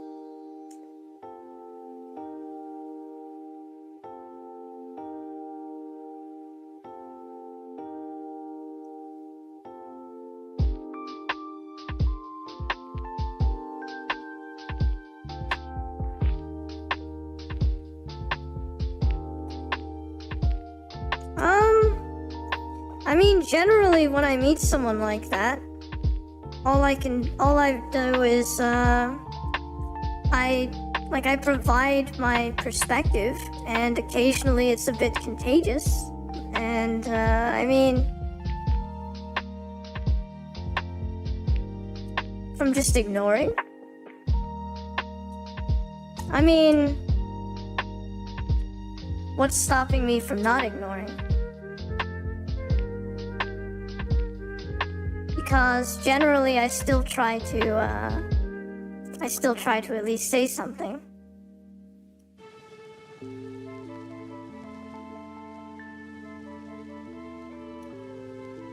But yes, I also agree that there's a form, like toxic positivity exists, but I feel like strategic idealism is not toxic positivity. Because you're not trying to be in someone's face about it, or tell them that they're wrong for not being able to see the positivity your way. You're being understanding of their perspective, and also trying to see if there's any way that you can, find something that eases them. Essentially, the point of strategic idealism is not to have some kind of high horse from which to look down at anyone that doesn't have it. It's instead a place from which you try to spread a seasoning of perspective that people ultimately have a choice of whether or not to delve into with you or not. And sure, but I would argue that even the rain can be appreciated for what it is. For instance, I mean, it's a little hard for me to explain, but there's a form of kind of permanent happiness within me that's even in the worst of circumstances is still present for me. Basically, it's lost the volatility of the happiness that a naive optimism would give me.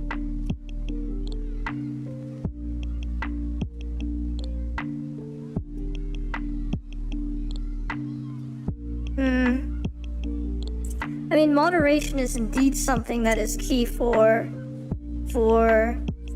just about any aspect of life, but I feel like a simple appreciation and gratefulness for even drawing breath is, in a way, its own form of moderation.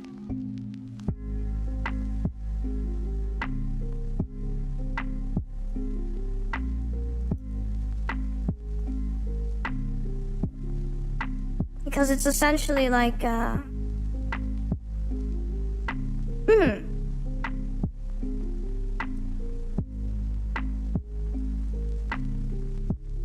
It's, how best to explain it? I mean, I'm not really going to go into detail with, a lot of the things that I've had to go through. But, I will say that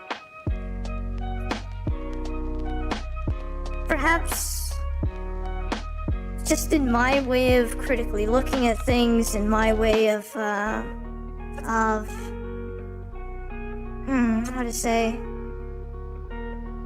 observing, no, that's not really the best word, of listening to my own personal self-voice, I suppose,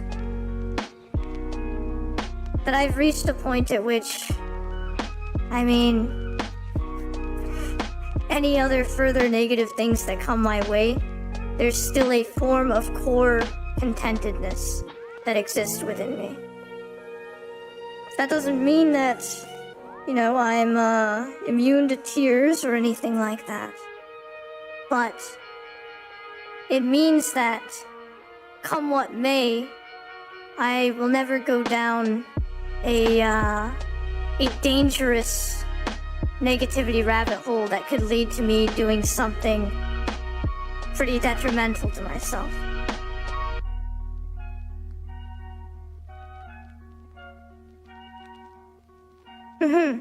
Yes, self-reflection is in fact one of the biggest things that I would emphasize when it comes to developing this strategic idealism. It's, honestly, you know, I do have a film in mind that I think perfectly captures some of what I mean by this. And, you might find it somewhat funny, because it's a film that expresses a lot of things, a lot of which is just parody. But there's also something quite sincere here. And, and right. Resistance. Thank you, I suppose it could be described that way. But, a film called Everything Everywhere All at Once. That's a funny one, too. There are some good things in that film, too. But, Everything Everywhere All at Once, and the character Waymond. Based on everything that I've described when it comes to strategic idealism, I would invite you to closely observe Waymond in that movie. And I think you would come to understand the importance behind his words in that film and how it relates to this. Yes. Because what he expresses in that film, I don't think anyone could call toxic positivity. It's a persistent, a perseverant positivity that is by choice and in opposition to, well, perhaps the randomness or the uncontrollability of the universe. It's, how else to describe it? I think it's best to simply watch that movie, but I do recommend it. But, no, there's,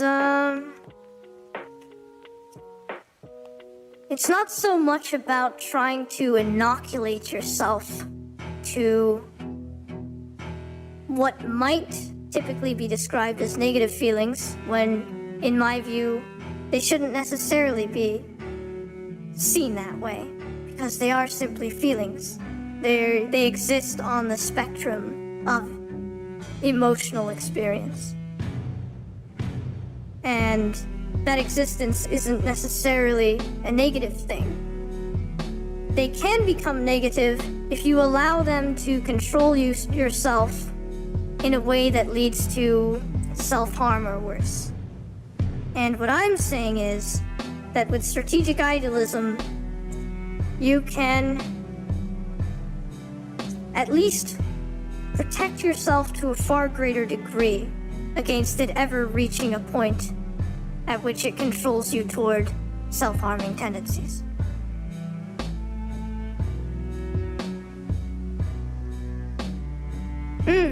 Yeah, that film does kind of go into that. It essentially contrasts nihilism with existentialism in that way. But I would extend upon that and basically say that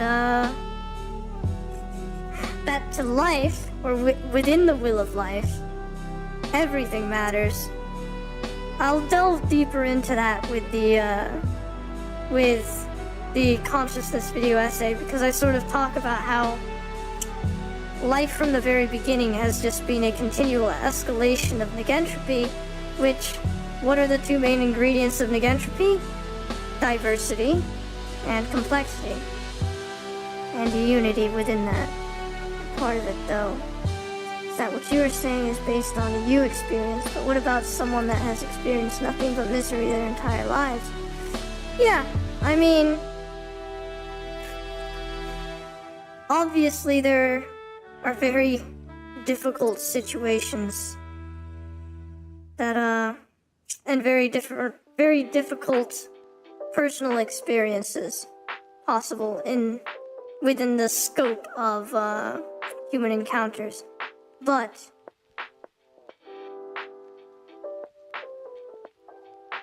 and it is absolutely very difficult, but it's not impossible. And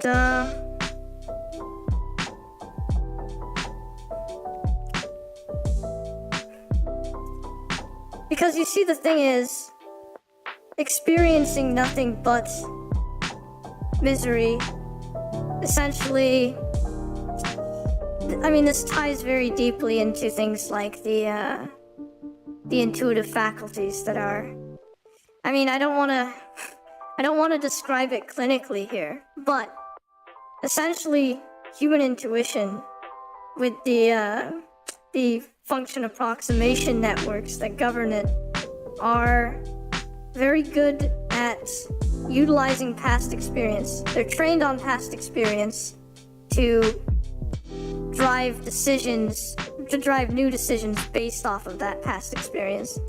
And in such a way, they will never be 100% accurate, the way that logic can be, but they get better at making educated guesses as they go on. So in other words, in the case of someone that's experienced nothing but misery, their intuition has been trained on nothing but negative experiences. And of course, that still means that even though it might take a very long time, there's still potential to start giving them positive experiences with which to retrain that network. And I mean, obviously it a very long time. But another thing to note is that misery is often so relative, because I mean, I have family members that live in a certain part of the world, and I've made visits to that part of the world in which there are a lot of things that go very, very wrong in that part of the world, to the point at which someone that lives where I live right now would potentially be pushed to, would be pushed into a bad place if they were to suddenly live there. Yet the people there have a sort of way of being content with it and happier about what little they have there. And, essentially they're expressing a form of gratefulness for the types of things that people here would take for granted naturally. And, it's interesting to note that sort of relativity of perspective, because often, even if you get into very deeply negative things, there's still at least some form of positivity present that something can be done with. But,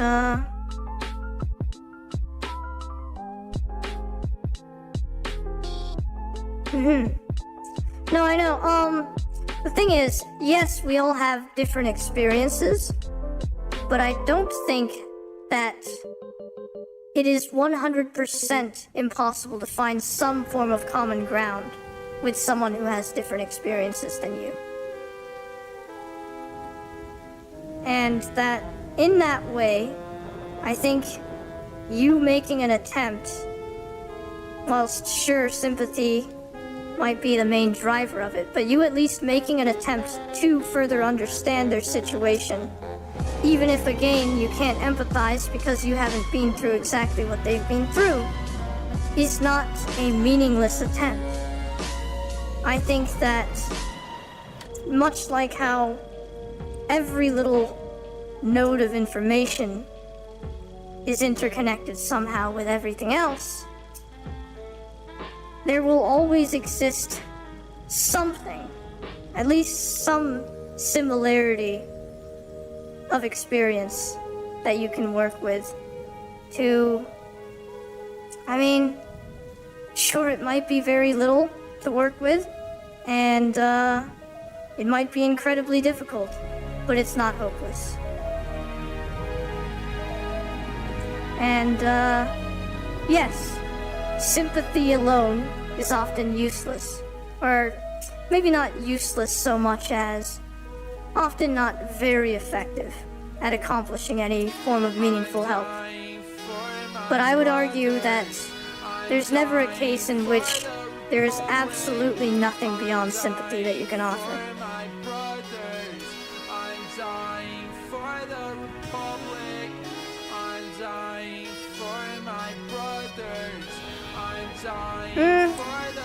I would argue that you're not necessarily simply adding, you're not simply giving platitudes, because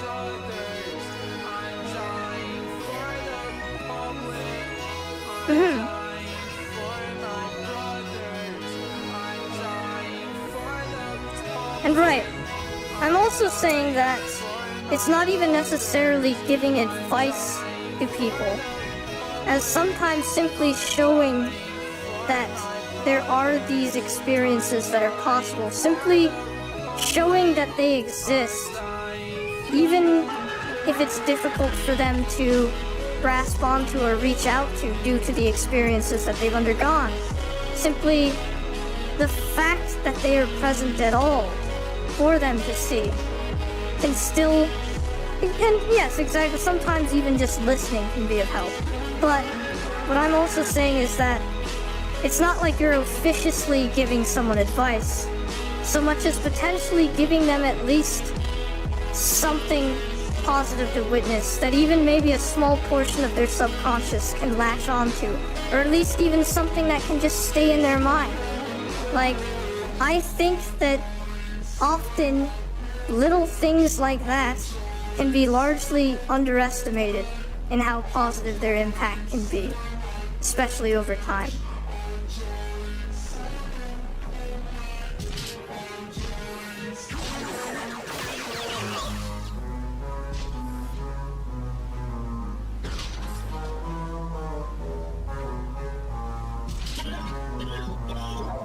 I would argue that there have been times in my life where it seemed like there was no success, but yes, before that, there were successes to give a relative experience to. But, again, I would also say that, yes. And I would also say that even if they can't fathom that kind of experience, at least presenting to them that it exists isn't going to be something that is entirely unhelpful. In fact, it's somewhat akin to, perhaps showing someone that has... It reminds me of, have you heard of people that naturally can't process depth because an ability to focus their eyes just never existed for them at the start? They don't have depth perception. But through a certain form of treatment, they're shown how to see that. And when they meet that first realization of depth perception, yes, when they first get to experience what that's like, yes, they had nothing to fathom of it. Or at least, or even before they gain that ability, when they're at least told that that ability exists, that already plants a sort of seed within them that this type of experience that they cannot currently fathom exists out there and is something that they can potentially strive for. So I would argue that sure, even though they cannot currently fathom it, that at least showing them its existence in the first place in an openly understanding manner that is not at all dismissive of them is still a positive step and not entirely without value or meaning.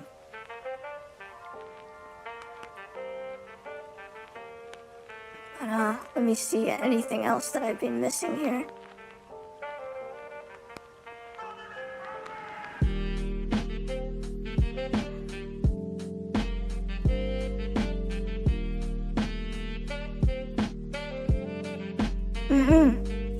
Yes, I'm glad that you are slowly sort of inching toward a more positive experience, Arun.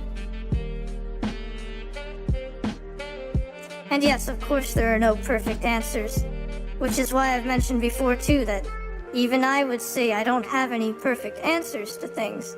In fact, I would never even want anyone to simply immediately adapt or adopt anything that I say.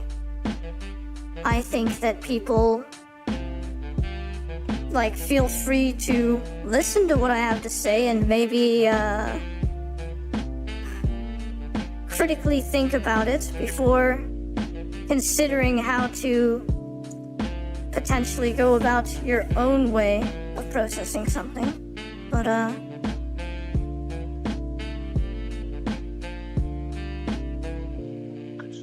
so, some of those people did indeed eventually reach a point at which they had depth perception. Something just sort of clicked.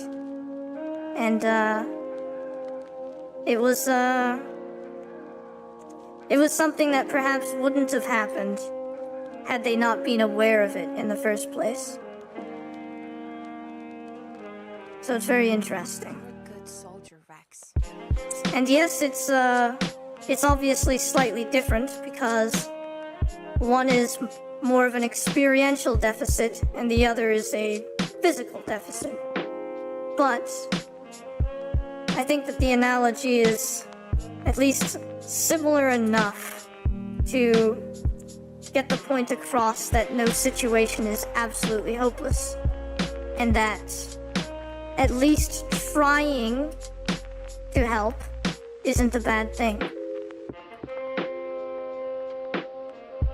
And that one shouldn't consider it a useless or wasted effort to try to help. Because I would say there are no absolutely lost causes. And that it's always worth at least trying.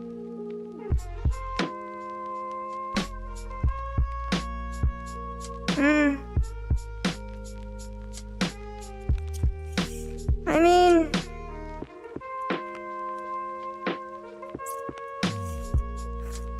I suppose it somewhat depends upon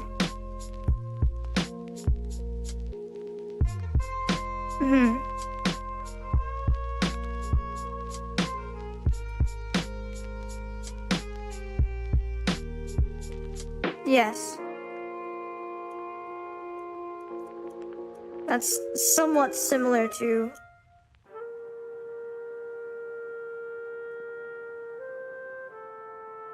argument of value you, though. I have to sort this out on my own. Without the council. And without you.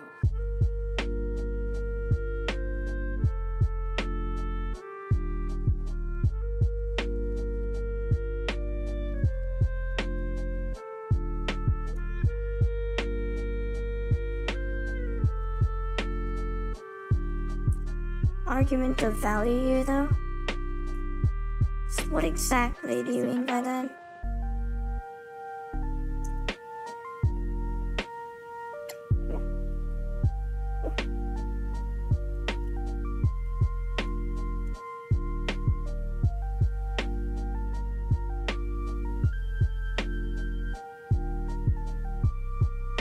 Oh, I see. I mean, obviously, the degree to which you can influence someone can be heavily impacted by how valuable they see your advice to be. But I would argue that human beings, you know, even with people that they don't necessarily consider to be important, a lot of times it's something that someone says, especially if it's regarding some type of experience that they haven't really encountered. Something about it tends to stick within their minds.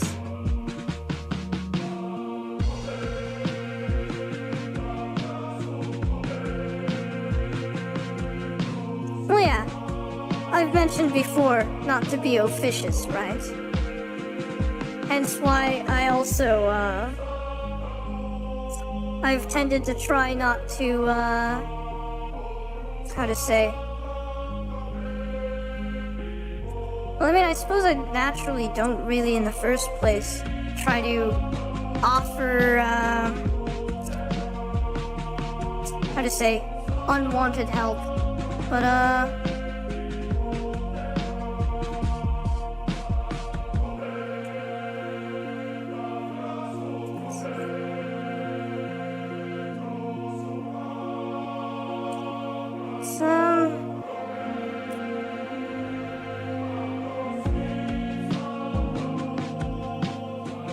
again, it's not so much about giving advice. It's,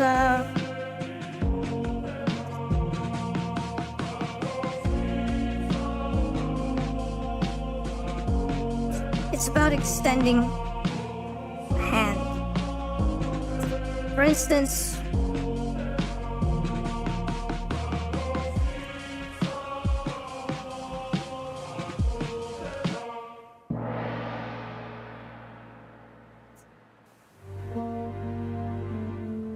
how to say?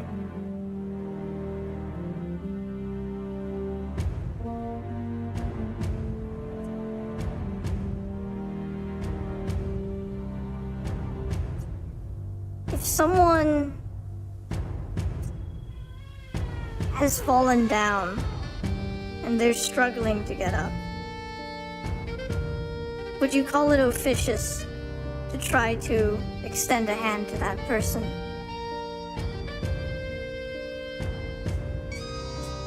There's a difference between being officious and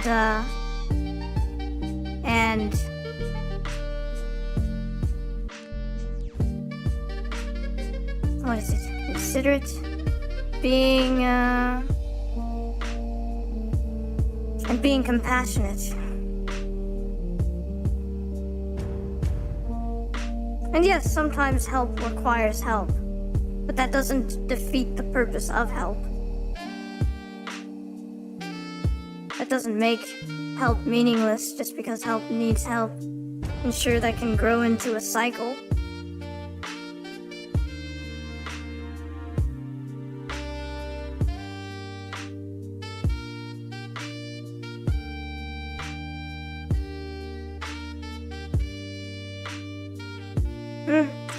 I mean,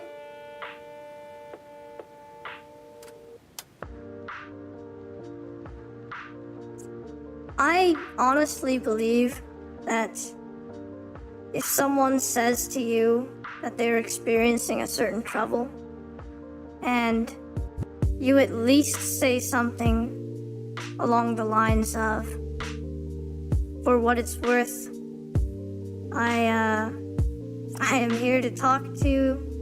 I am here to even just listen to you. At least offering that much, I feel the positivity of that is not entirely without meaning. Sure, maybe it's not really going to be a big thing, but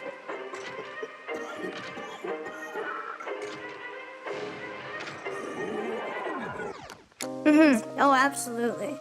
There is most certainly a line to be drawn between wanting to help someone and wanting to control them. But I also feel like there shouldn't be some sort of thing that, Hello, welcome in, Danny. Nice to see you.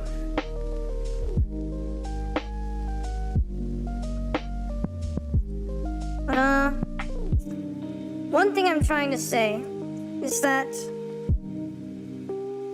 if someone tells you that they have something troubling them, that I don't think it would be right if you essentially withheld your instincts to try to help them just because you felt like there's nothing you can do.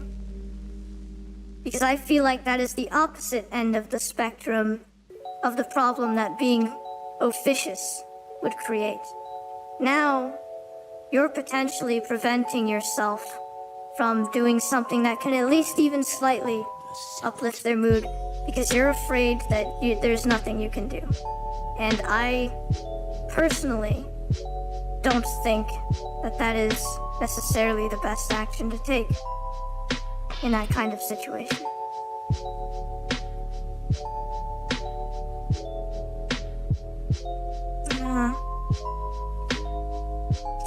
No, that's fair. I think a lot of people have at least some of those tendencies, Alraun. So, I mean, realizing that it's there in the first place is always the first step. Sounds like you're betting in that case? I mean, in what way? If someone tells you they have a problem and you feel like you can't at least offer some kind of comfort to them just because you think that it would be gambling to do so? I feel like, regardless of skill level, if you can at least say that you're there, even if they know. Yes. But again, I feel like just because you don't have some kind of professional skill with which to maybe help someone figure out a deep mental issue, simply saying that you're at least there for them and can listen to them, I don't feel, even if perhaps a hug would be of some solace to them, I feel like the more negative action is to withhold from trying, to at least be of some comfort to them. And I honestly would say that it's not much of a gamble in that kind of situation. I feel like if they say something is troubling them and you basically practically turn a cold shoulder because you're afraid that you're unqualified and don't offer anything to them, that is something that will more negatively impact them than if you at least try to offer some form of compassion. And I also feel like that perspective of you potentially being of more harm than good by at least trying to comfort them is a bit of a defeatist mindset. So, I mean, I feel like that's about as much as I can say about that. And in such a way... And exactly, yeah, how can anyone be sure of themselves? But even beside that point, I feel like there's not much else I can say in regards to this. If you personally wish to hold a bit of a defeatist perspective, it's not like I can say anything to change that. And perhaps we'd simply have to agree to disagree on that.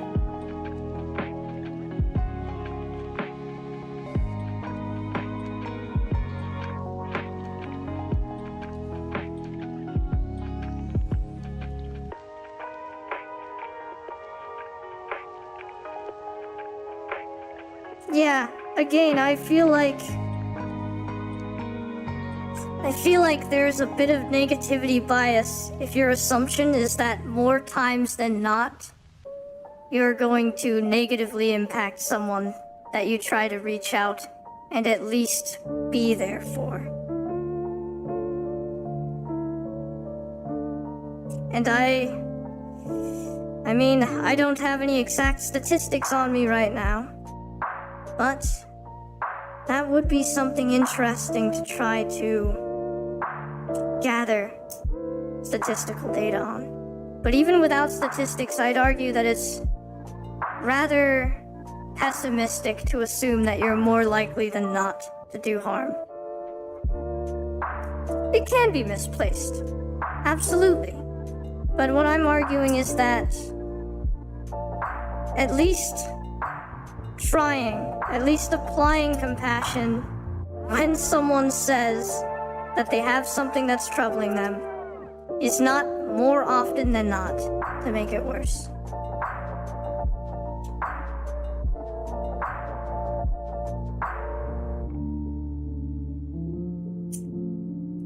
And sure, again, yes, there are more qualified individuals for therapizing people.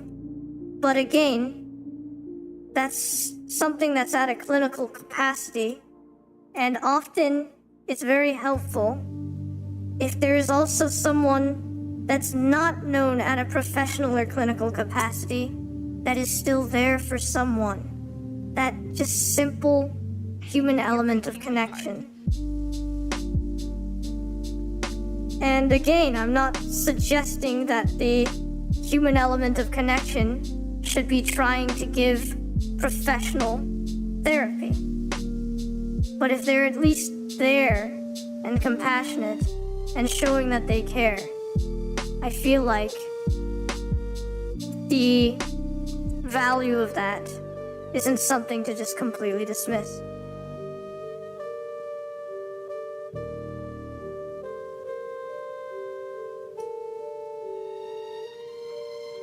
And so, I mean, I feel like I've said just about everything that I can on the topic.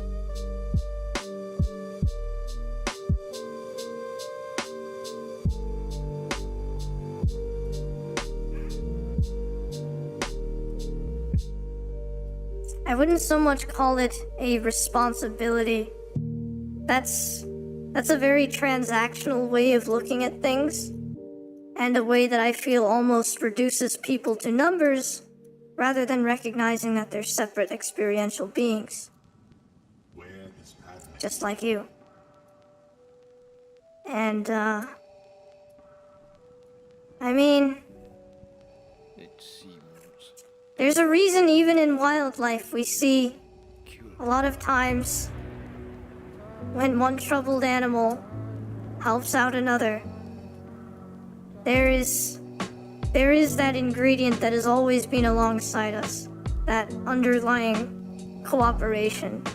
It's not like, I don't know, it's not like they just abandon it and say, oh well, you know, some better qualified wolf is going to come along. You have these natural compulsions to care about your fellow human beings because it's something that has always been there in life. That ingredient's always been present. So it's not so much about responsibility and duty. Yeah, right? Well,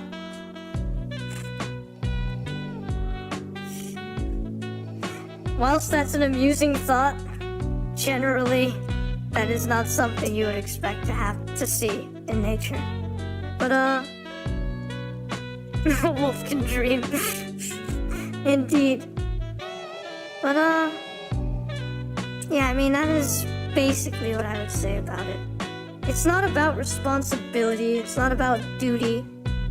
It's about being a living being and being there for other living beings, not from some kind of numerical perspective, so much as simply a sincere one. I mean, I suppose it's also true that some humans feel more compulsion and care than others. That is, that's one of the aspects of diversity amongst people. But I do feel like a very large portion of human beings feel at least something when they see someone else struggling. As I am right now. Either way. I'm completely lost. Goodness, here I go into like an hour of yapping. Oh, I'm so locked in, aren't I? I could even miss anyone Ah. so much. I just hope it won't be too much longer. Did I miss anything here? Again. Ah, playing some Balatro? That's nice. if your feelings on this matter are clear, Ludwig.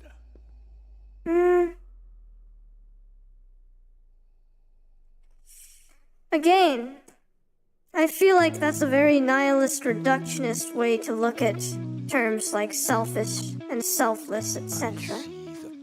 But, because in the end, I mean, if you want to view it that way, you may as well not even have those different words anyway, and you might as well give up on categorizing anything. You might as well not describe the moon as beautiful, you might as well just say, oh, well, it's just a rock suspended in the sky, why am I calling it beautiful? Dictionary reductionism is not the way, in my opinion.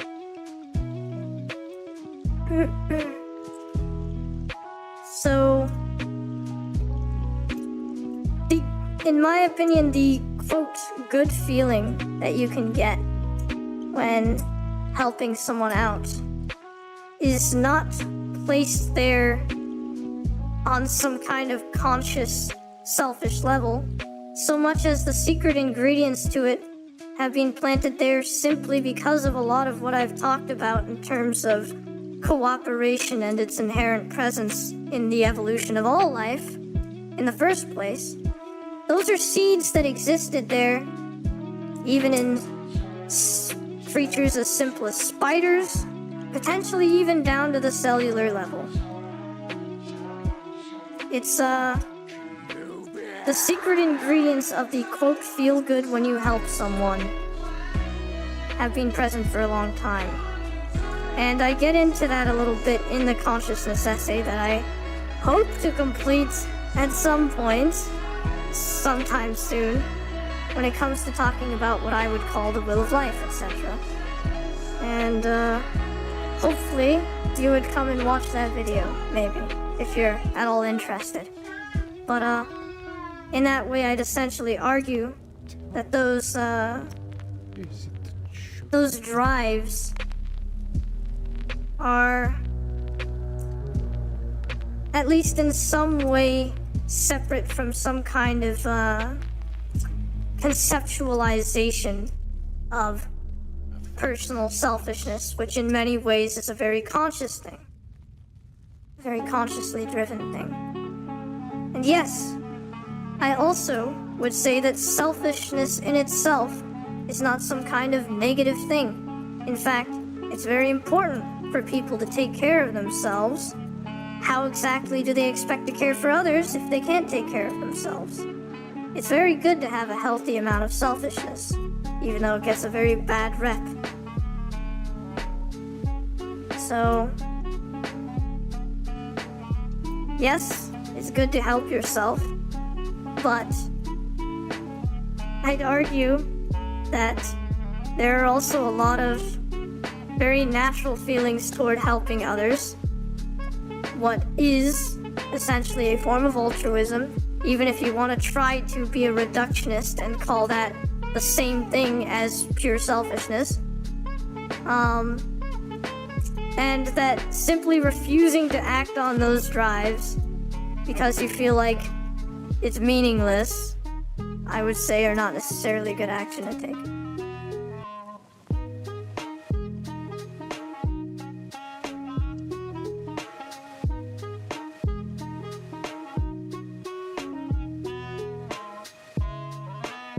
Well, again, I feel like using that to try to dismiss the value of it is a form of reductionism, because essentially you start to break it down in a way where it's like, well, absolutely everything you do has a feeling attached to it. Therefore, what is the meaning of everything?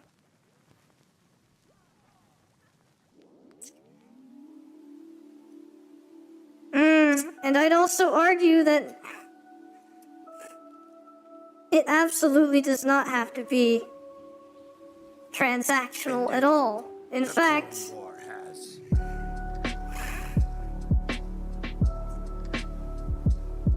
when you... Honestly, we could even bring this back to the Prisoner's Dilemma game, where, in the Prisoner's Dilemma game, for example, if you choose to cooperate and the other person chooses to defect, you get 1 point, the other person gets 5 points. If you both choose to cooperate, you both get 3 points. Well, with those rules, people set out to try to make essentially bots to play that game, some of which were very complicated, in fact. But you know what? The bot, out of hundreds of different iterations, some of which were ridiculously followed a stupidly complex set of rules, the absolute most successful one, especially if you set it so that the number of rounds till the game completes is unknown, is a randomly selected thing. The most successful strategy was called tit for tat, one in which initially it chooses to cooperate. If the other person chooses to defect, it chooses to defect next round, essentially the tit for tat. But it's also forgiving. If the other person chooses to then cooperate next round, it will forgive them and choose to cooperate. That was the most successful strategy amongst a pool of other strategies. And to extend it further, when coupling this with like a development of where essentially successful strategies would go on to reproduce, etc. When coupled with a sort of evolutionary diagram, it, of course, became the main population. And that kind of ties into how you can see something like this naturally developing in systems of life and evolution. Why that kind of fairness would just naturally take hold, essentially. So it's a form of cooperation simply because everything is in the same boat.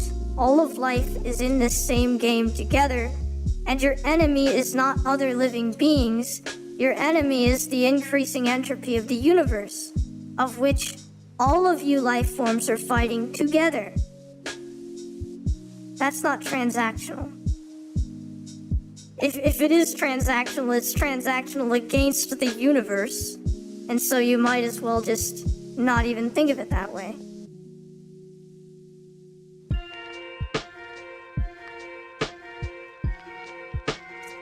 So this dog-eats-dog pragmatic mentality has very limited uses when visualizing life as a whole.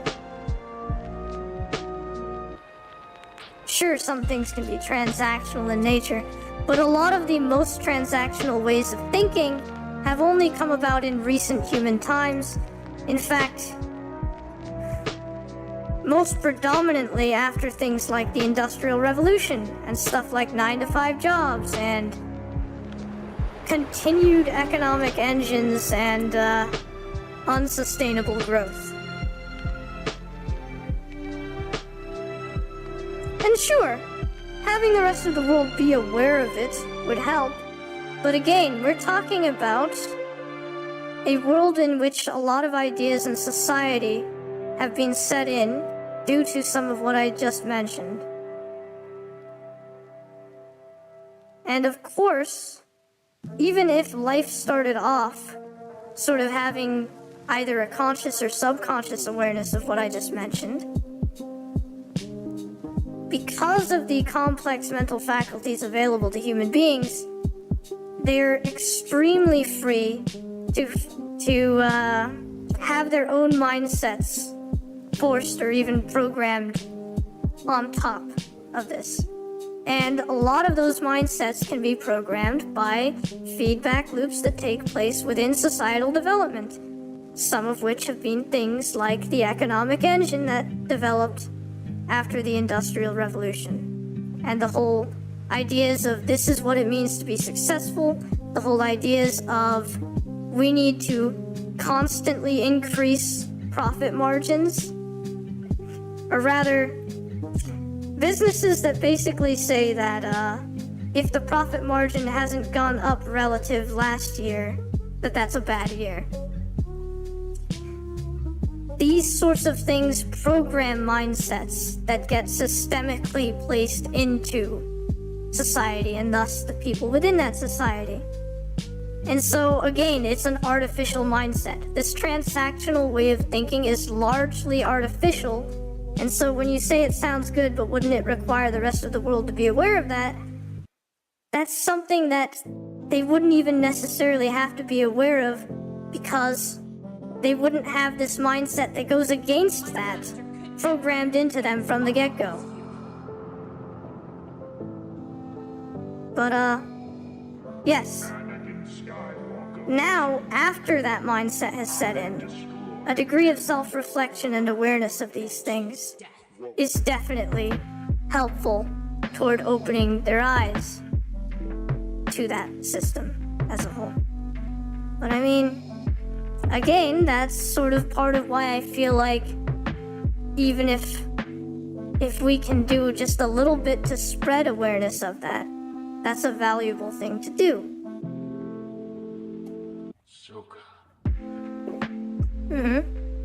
Exactly. And it's not a wasted effort to try to spread such awareness, in my book. So I mean, if you disagree and feel that it is a pointless effort, you're free to do that. But I think that there is value in trying to spread this sort of awareness.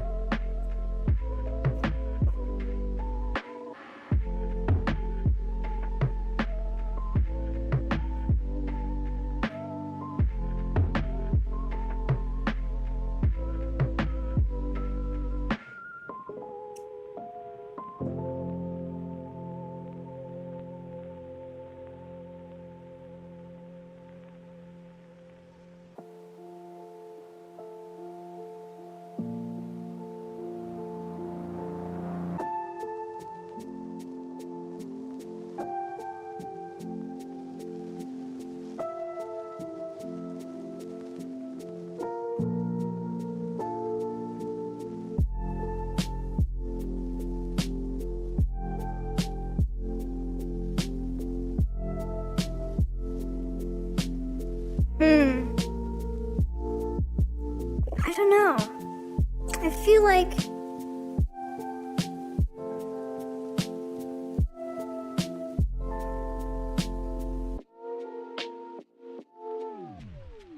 Commander Rex, you're in violation of Order 66.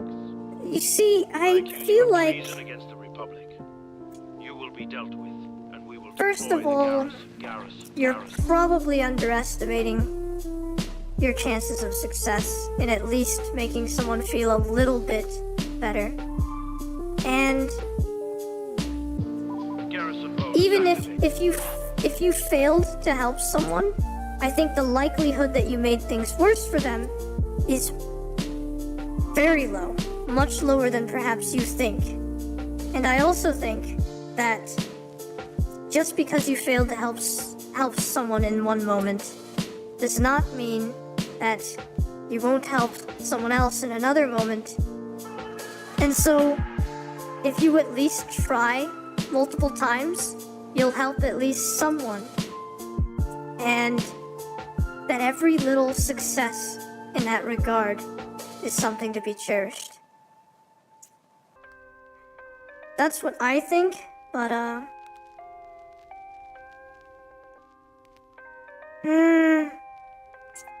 I honestly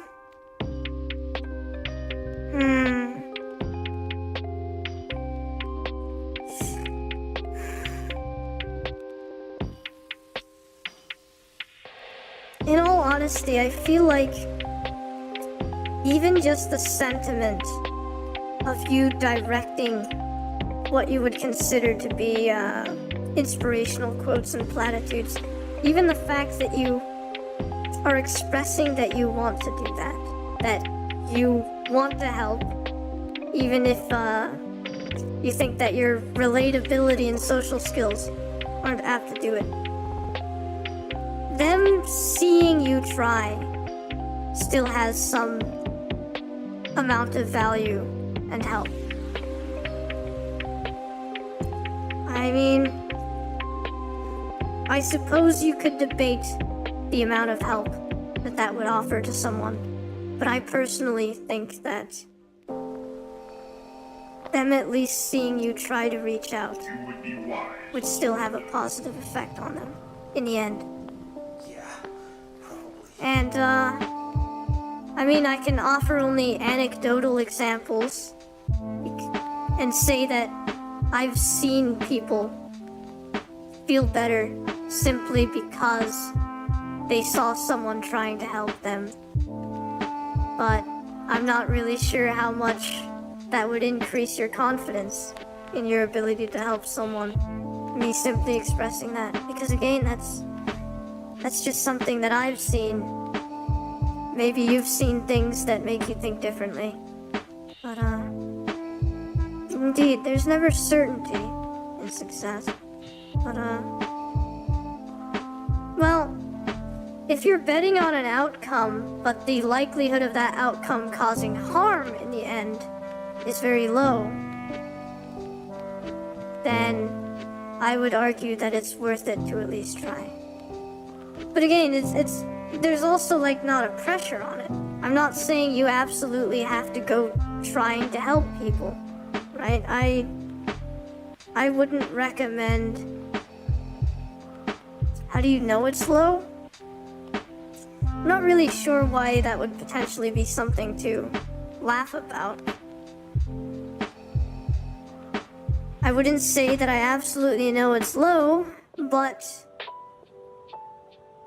from what I've seen, and I have seen quite a lot, the chances that you're gonna make something worse by trying to at least be there for someone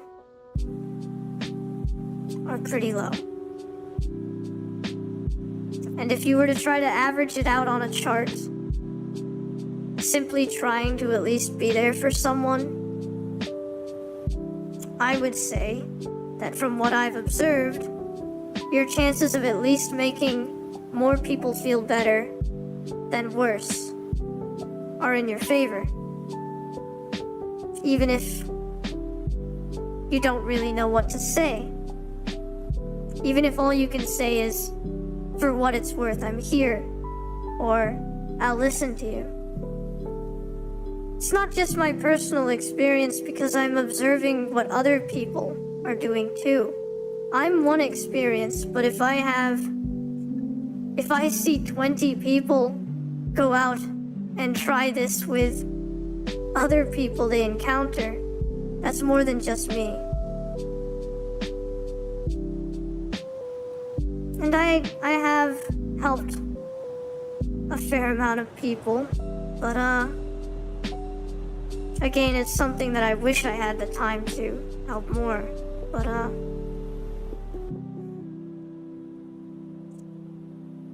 I've observed that generally people at least being there for someone else has a lot more value to it than what might be expected. And I think that usually people with a fairly low self-esteem tend to underestimate just how much they can help people.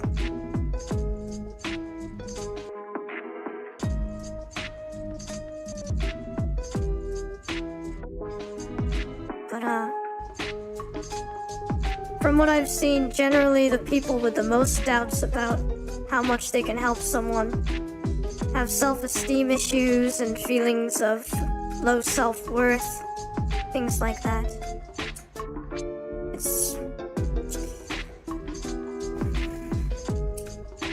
Knowing your limits makes you sound very confident, as if you've tried to help out a lot of people, and as if in a majority of those circumstances, you've made things worse. Otherwise, that's not knowing your limits so much as pessimistically projecting them.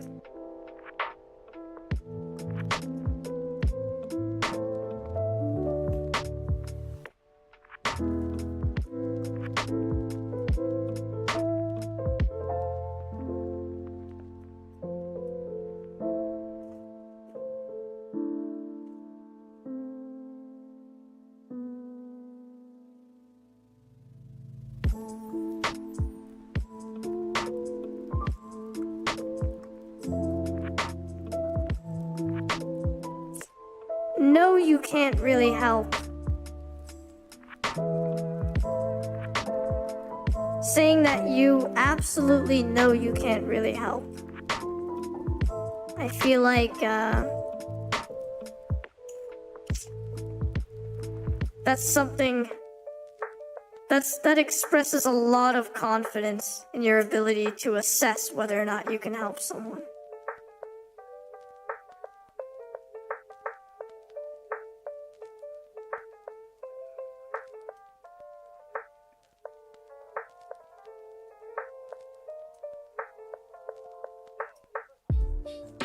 And I'm not entirely sure where that extreme confidence in that statement comes from.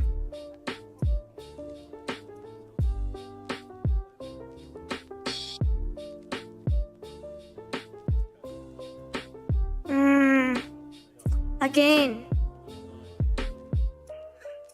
I mean, I'm not sure how many things you've observed, or how many cases like this you've observed, but in many that I've seen, even people that don't know how to put things into words, besides simply expressing that they're there,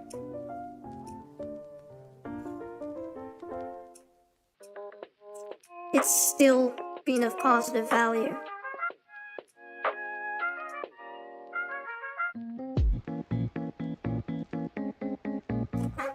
Again, that is not just a guy. Saying you're just a guy is not at all, in my opinion, a basis from which to be extremely confident that you are not going to be able to help someone. Because as I've pointed out, in a lot of circumstances, even without an ability to put things beautifully, without an ability to necessarily walk someone down some deeply philosophical road, simply saying that you're there for someone and that you'll listen to them can still make a pretty profound positive impact.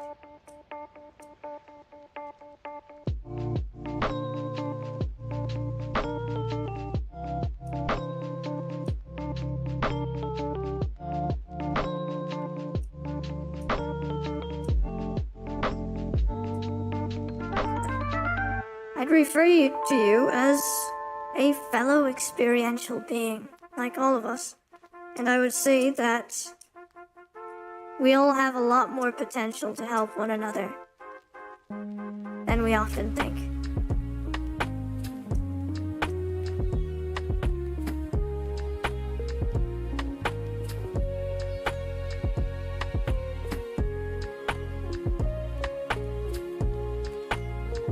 We all have value. Not exactly sure what your point is. It's not about quantifying it either. These aren't really things to quantify.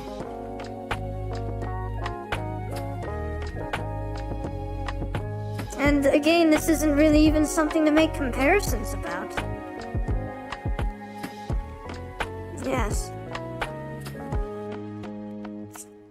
Again, I'm not alien to this way of thinking. A lot of people, I've encountered a lot of people that initially felt this way. Like their actions aren't really going to be helpful. I'm telling you that I think there's a high degree of possibility that you are largely underestimating just how positive an effect your actions can have. Because again, you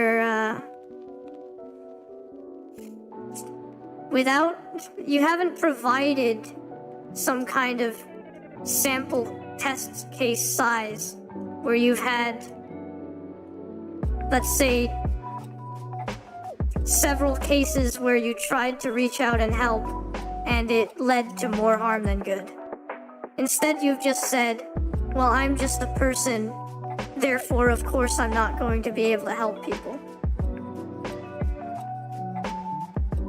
Yes, hence why I'm saying it this way.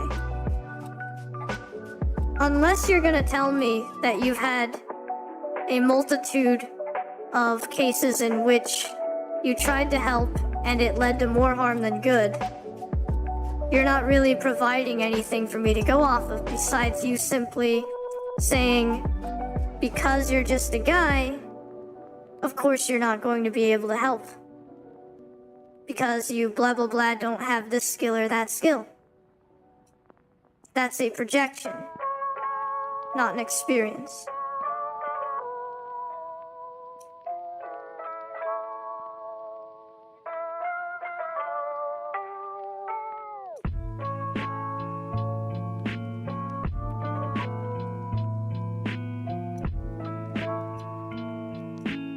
Yeah. But again, if you at least tell me that those cases exist, then I can understand why you would assume that of yourself. Otherwise, it just seems like you're making that assumption based off of simply being a person that doesn't have certain skills, rather than out of experience.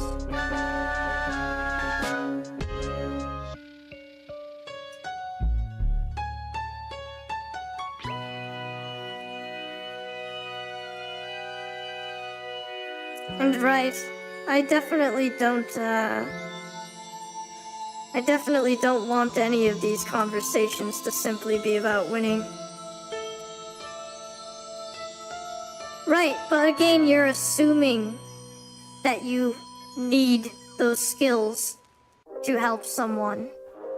You haven't provided a test case in which you've tried and failed. Instead, you're just saying that, in your opinion, you need those skills or you won't help people.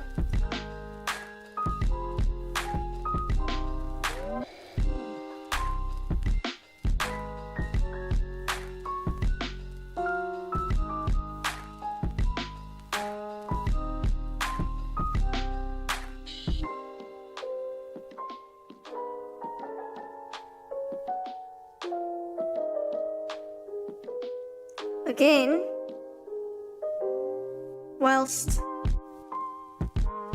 there are some skills that might increase the amount that you can help someone with, I would say that even without any, quote, social skills, even without any therapizing skills or ability to completely relate to their circumstance, if you simply say that you were there for them and that you're willing to listen to them, that will likely be of at least some positive value and will most likely not have any negative impact.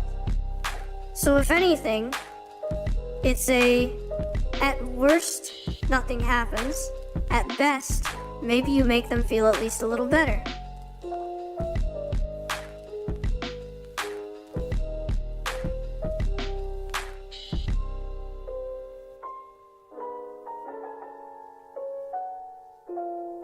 Again, I'm not saying that you necessarily have to be able to provide an extreme amount of help to them.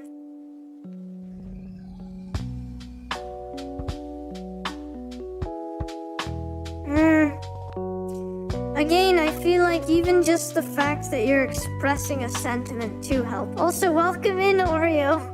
I'm doing okay, thank you. How are you?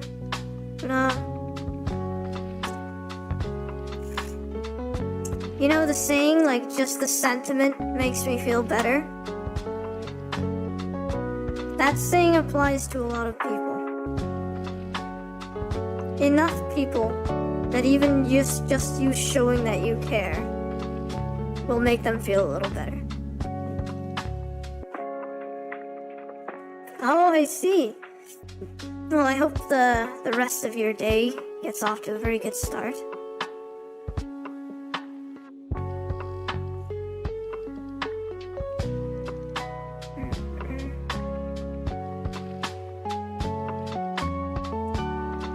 Again, you say in some cases it might. The thing is, if in some cases it does, and in the other cases it doesn't make anything worse, because it most likely will not, then there's still a net positive going on there.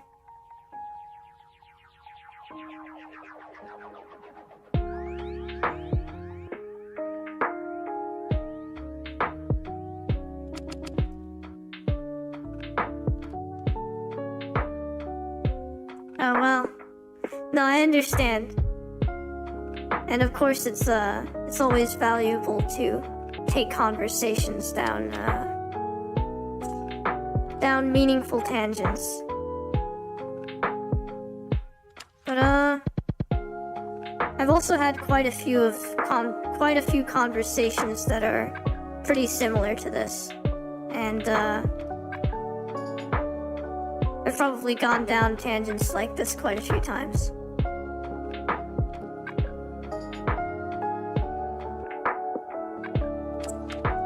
And I do tend to be someone that thinks quite a bit about a lot of things.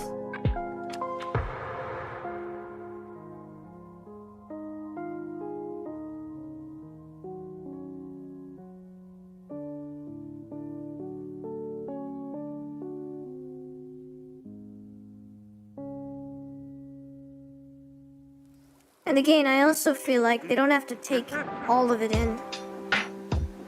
And you also don't need to give complex advice that you feel unqualified to give.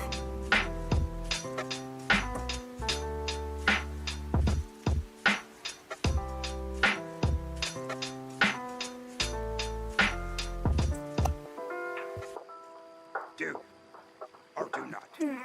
There is no try.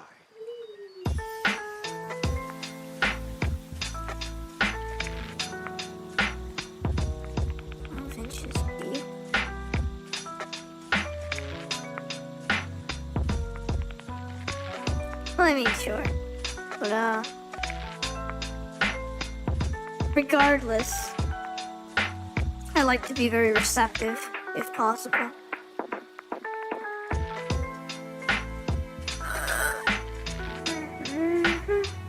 Receptive and openness. Well, receptiveness and openness.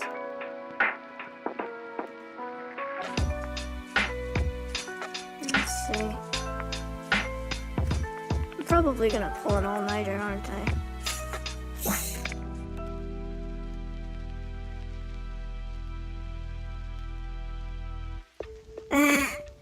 I might be a bit sleepy, yes.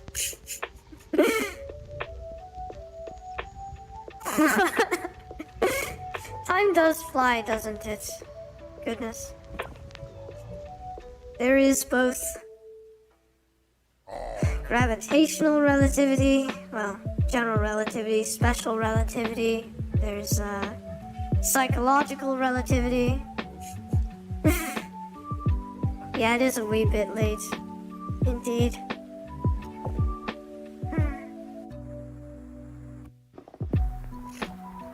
Oh, you know what? It might be a little bit. Yeah.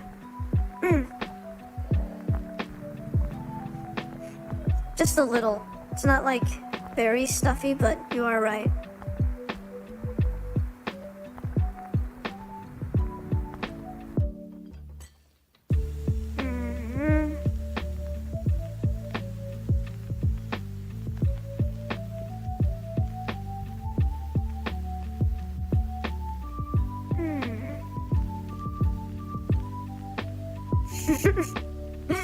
Oh, thank you. I'm glad you do. And thank you for the hug.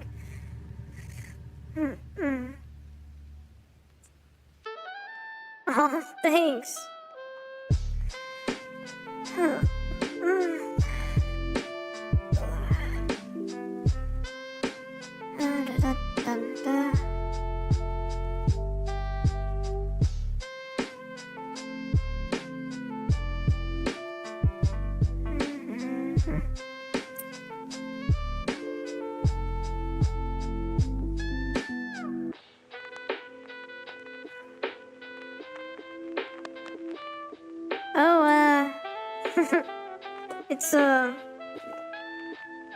It's a bit of a long story.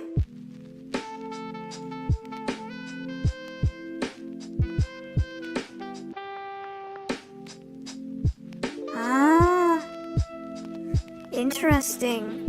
Interesting assumption.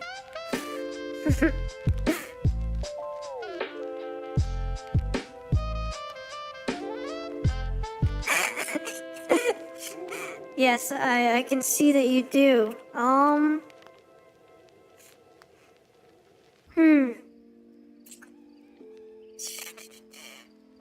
Well,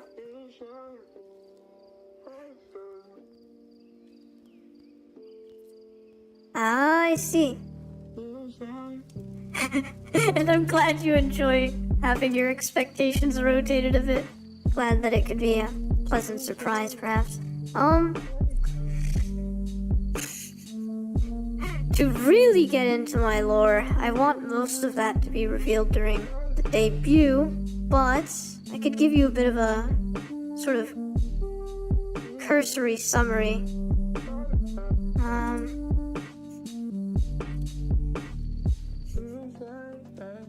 Let's see.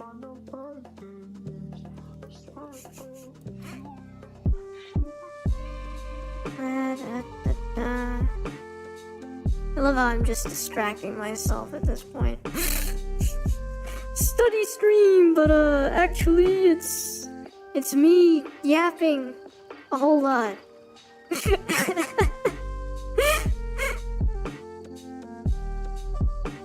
Ooh, nice. 5 of a kind. That's great.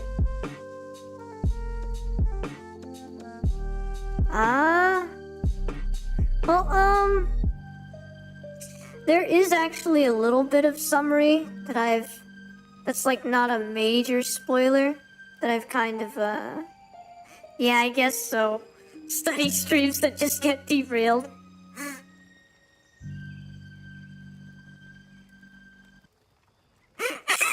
Clickbaited? Well, I'm glad you at least love my voice. But, nice. I will absolutely check out Pilatro. So, yeah, here's sort of a summary that is an acceptable amount. Wow, can I not even say acceptable anymore? An acceptable amount of spoilers. So, I was born roughly 50 million years after the universe began, in an overdense region on a planet whose heavy elements came from primordial black hole accretion disk facilitated nucleosynthesis, and whose evolution was expedited by the more thermodynamically active youth of the universe. And, so you see, it actually took place during the cosmic habitability epoch, because you see, at that time, the cosmic microwave background radiation bathed the entire universe in temperatures suitable to liquid water. Now, as this CMB cooled a little bit, the life on this planet ended up endomigrating, in towards where there was still a lot of residual heat inside the planet. And therefore, into the caverns of it. I'm not gonna delve too much into the life that took place before, but essentially I was born before even the first stars graced the universe. I was the philosopher for my species, which includes tangible, what you might know as physics, abstract, what you might know as philosophy, and liminal, things like psychology, etc. And,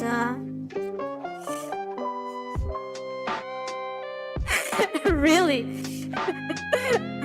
I'm glad you would say that. But, yeah, despite being the philosopher for my species, unfortunately, I was forced to experience centuries of war.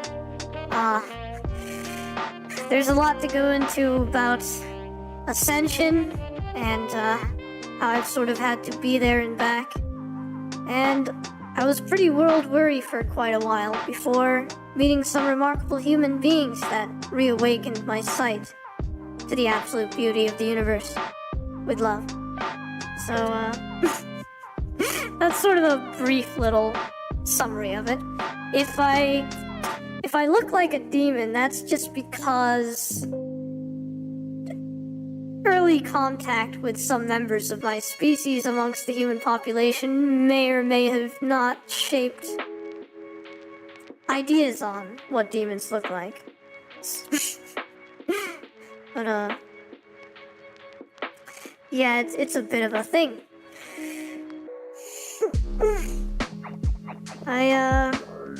I've currently been documenting a whole lot of different things, such as the language of my people, the number system of my people, the graphemes and phonemes that we utilize, even the sort of keyboard, I suppose you could say, that we utilize. I've currently filled several 100-page Google documents with this information, And,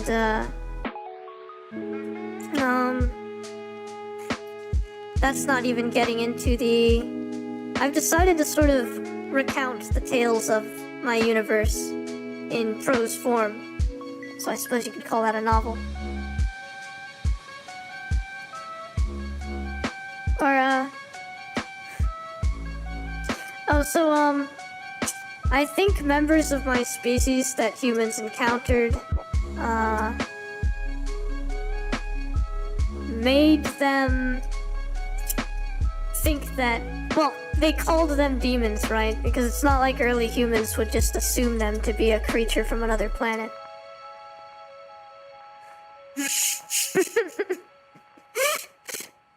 So, yeah, what humans have sort of shaped into a mentality of what demons look like may have been due to encountering members of my species.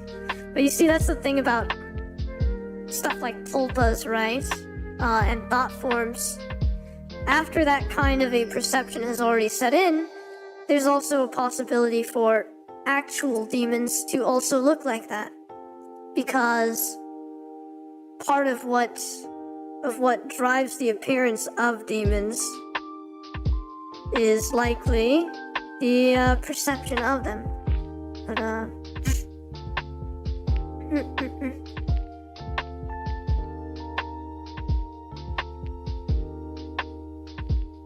no, we always sort of looked this way.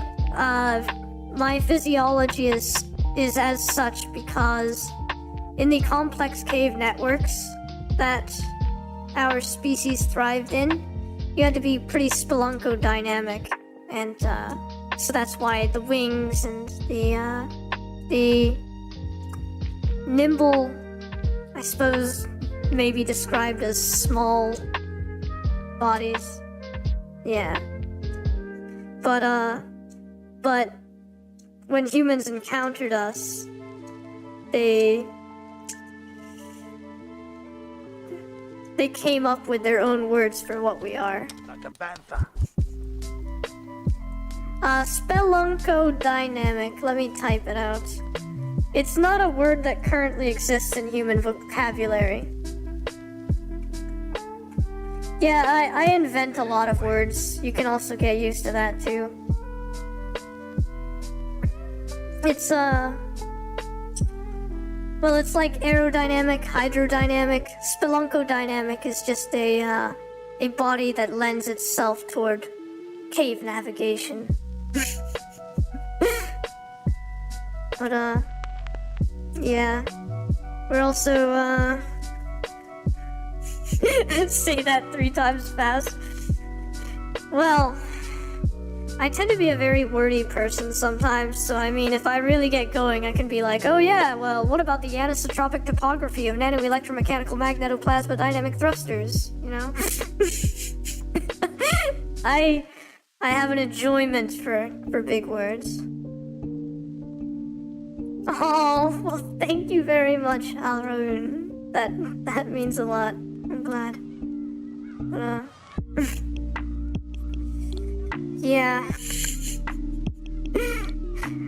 I enjoy tongue twisters, I enjoy big words, I enjoy a lot of things, I guess. I suppose you could say that I enjoy most anything. That's why if I had shadow clones, I'd probably want to fulfill every occupation in existence. Well, just about every occupation.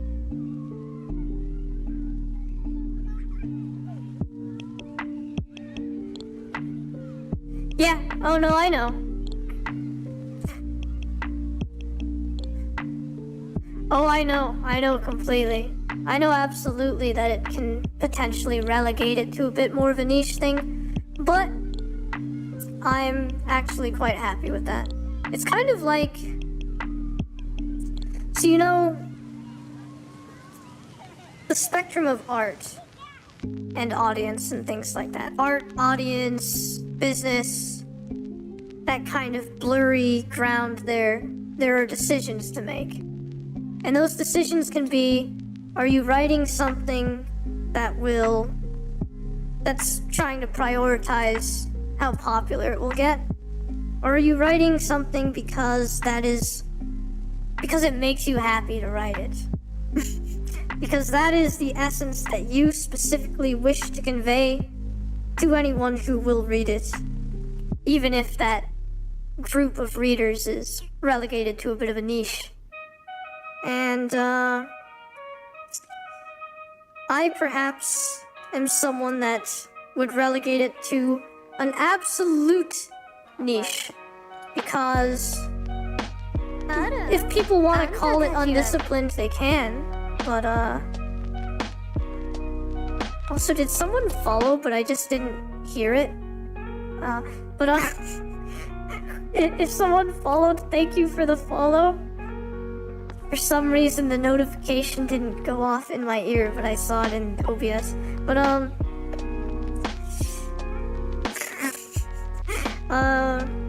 thank you whoever followed.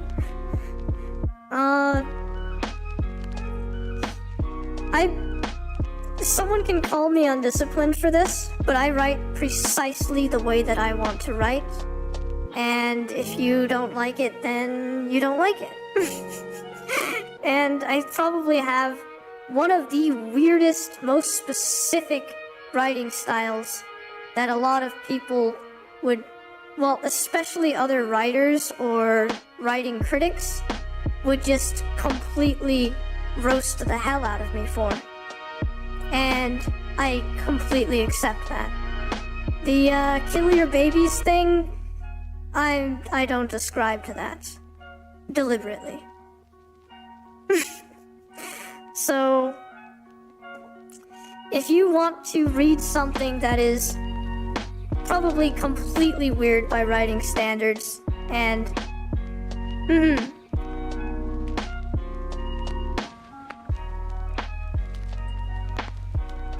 yeah. Right, true. So I mean, if you're willing to experience a form of writing that is just, maybe eccentric is a good word for it, then, feel free to attend whenever I do a reading aloud of some of the story.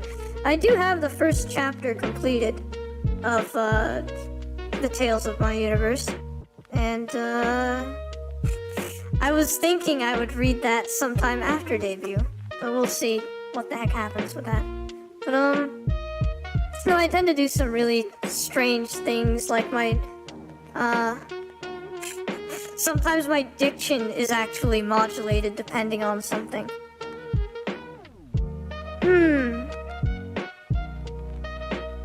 Fan fiction style.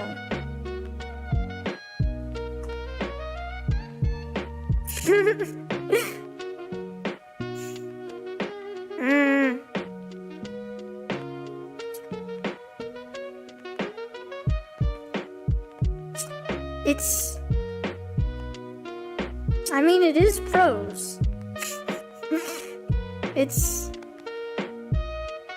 Okay, I'll say it this way.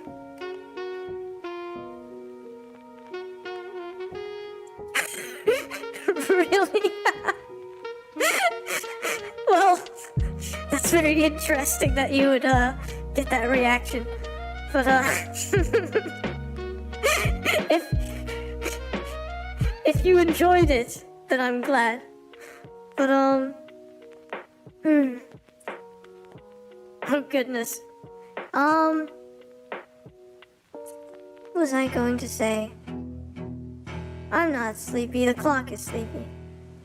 Oh, really? Well, I'm glad that you think it is.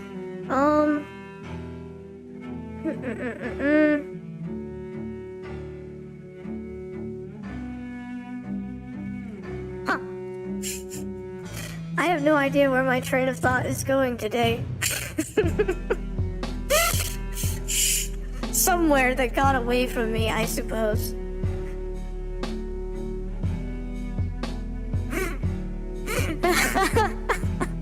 Fair enough.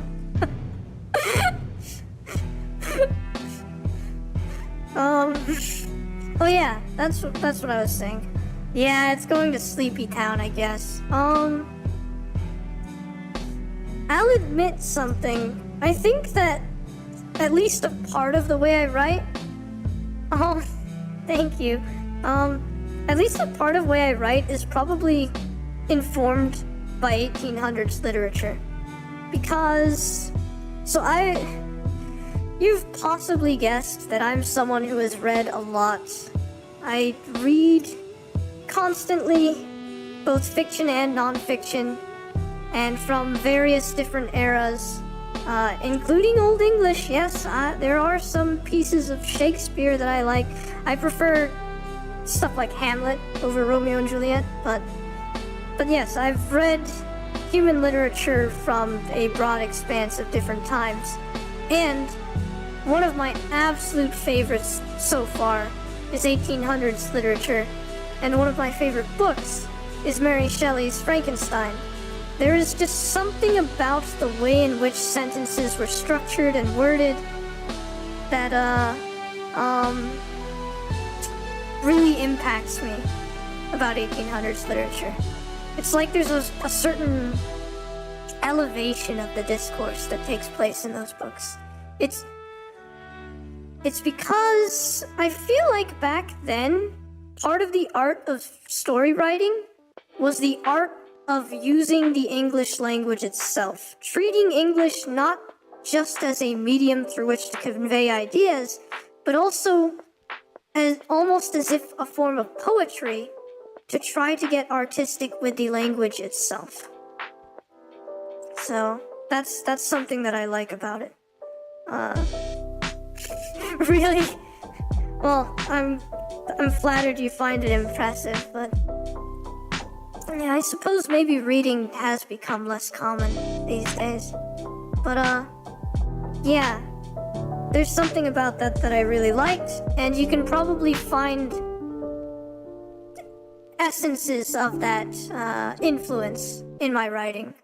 Combine that with some modicum of modern tendencies, perhaps, and just my own particular voice, because I've got a very specific way of writing.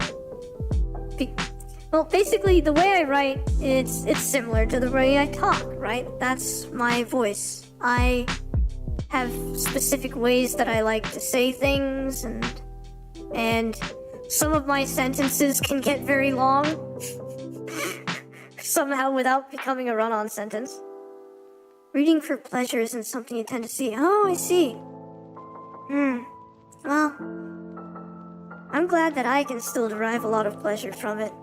But I guess I can understand if people have found a lot of other media through which they can more efficiently grasp at that pleasure, maybe. But I also like to be very experimental with things. Like I talked about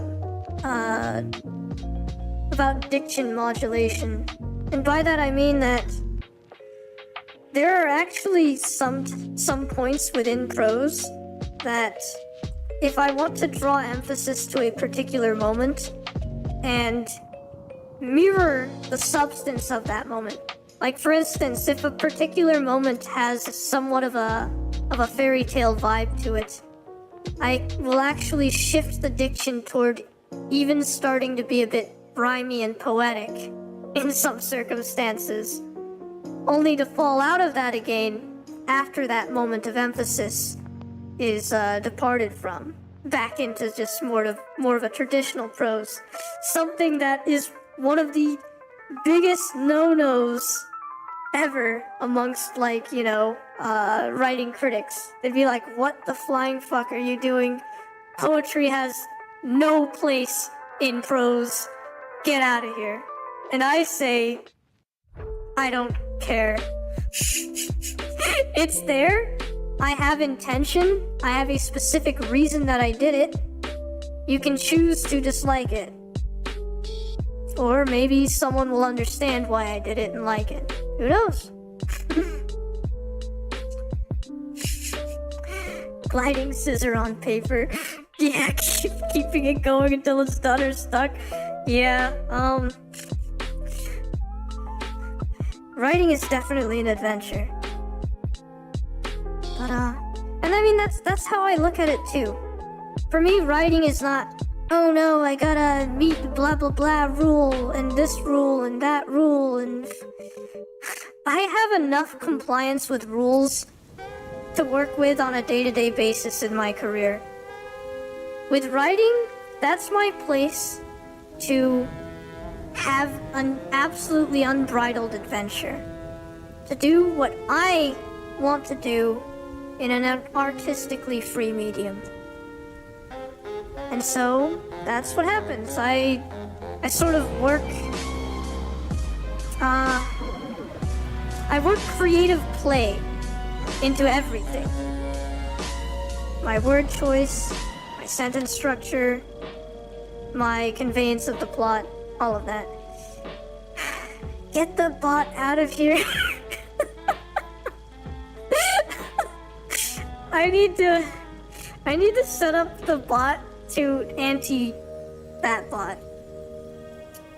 I have mix it up set up with basic commands, but I haven't set it up yet to counter those automatically.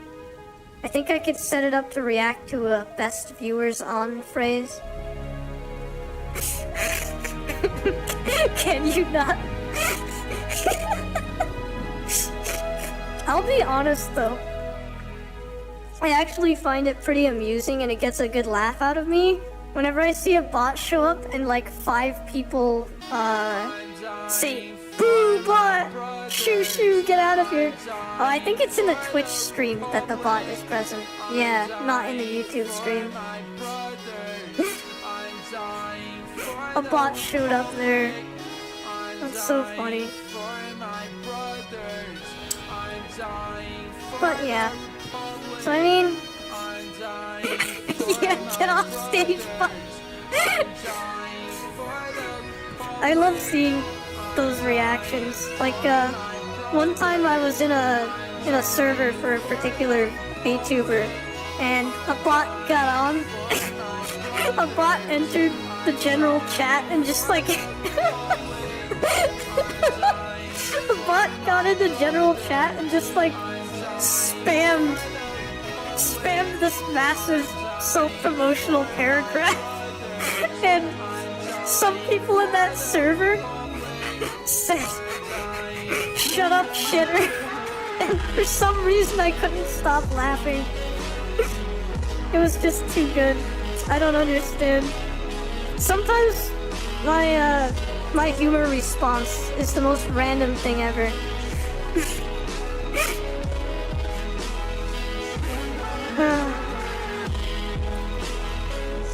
I like that though. I feel like we'll be getting ready. Hopefully. But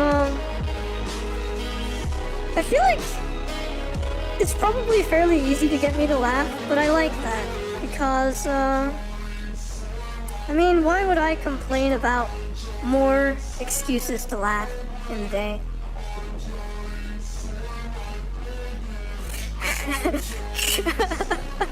True.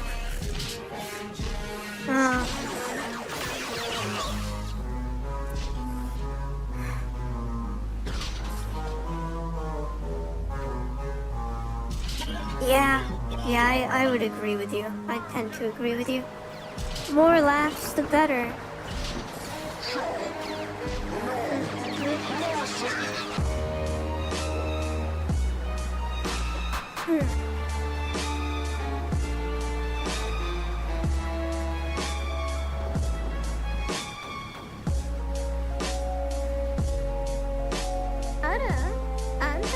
Okay.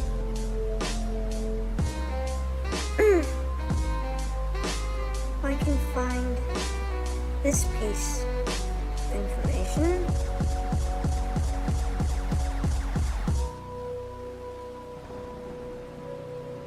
Oh, I have absolutely no issue with that, Isho. Thank you very much, actually. That's, I really appreciate that. Where it wasn't, or vice versa, and by differentiating this from the algebraic sum what where it kind should of be and where it was, content it is do I able to do obtain the mainly? deviation and its variation, which is called... So far I've done mostly singing, I suppose. Hello, welcome in, Nulachu? How are you today? Oh.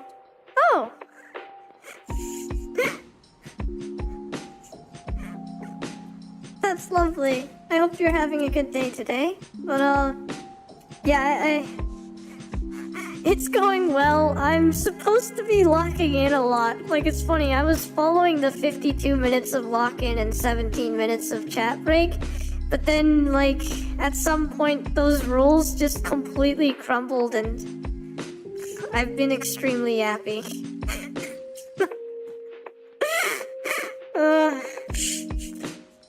So, here we are. I broke into, like, you know, complex chats about consciousness and and getting wordy, like saying spelunkodynamic and magnetoplasma dynamic, and yeah, everything kind of got out of hand, I guess, but that's how it is. But yeah, I mean, singing's one thing I like to do. I also play games like Overwatch and CS2. Well, as you've witnessed here, I can get into philosophical ramblings. I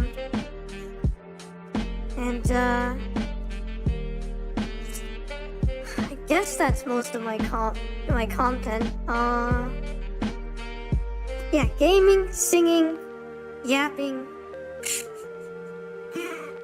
and I want to get into video essays a little bit because there are some that I think would be very good to release.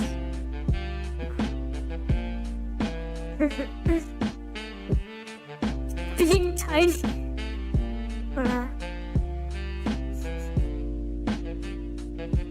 That's good. I'm glad that you think that's fun.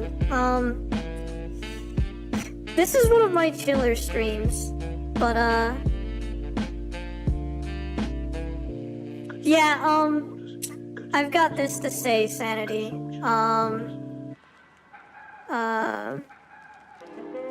Overwatch is not a balanced or fair game.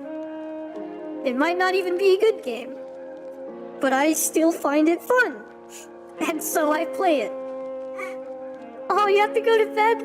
I hope you get plenty of sleep, Nulachi. Thank you so much for coming in. I'm sure the stream will go well. I'll try to be more productive, actually. But, yes, I hope you get some really good rest. Thank you again. Yes, I won't forget to hydrate. Thank you. In fact, I guess I should take a sip right now. Oh. Thank you! I'll definitely have to stop by one of your streams sometime, too.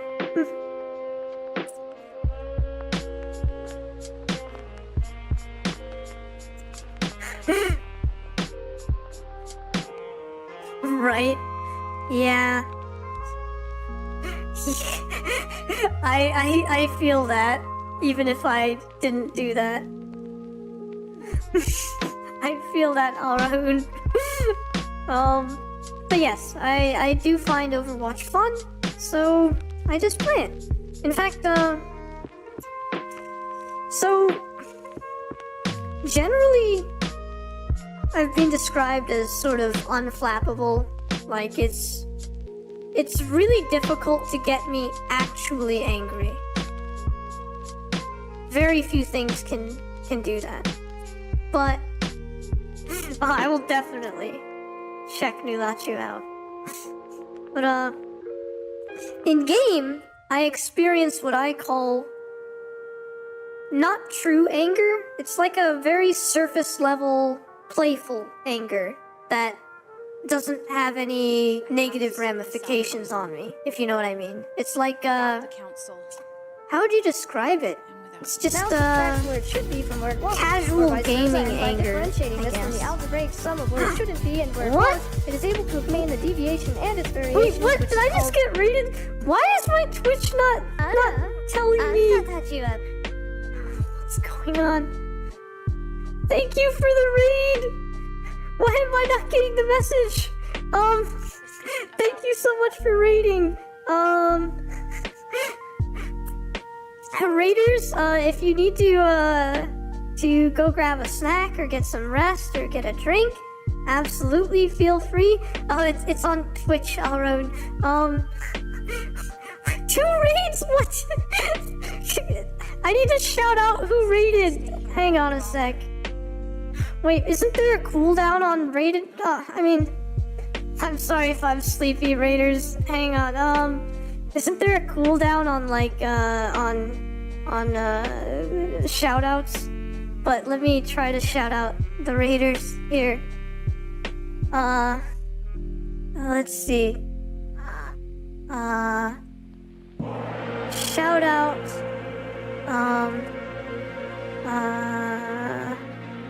Aries.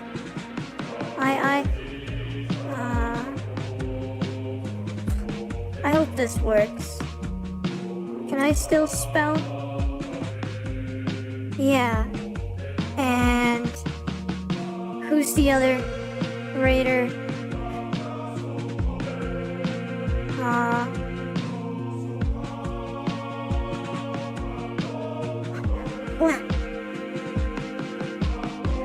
What new lot you raided to? Wait, did I choose to? Whoops, I did that wrong. Dismiss.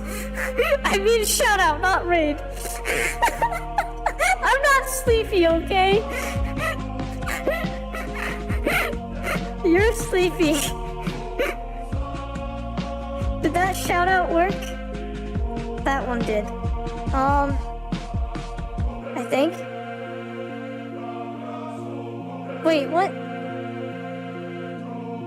Okay, that shout out was delivered. New Lachu. I didn't even realize that when New Lachu came in, they raided.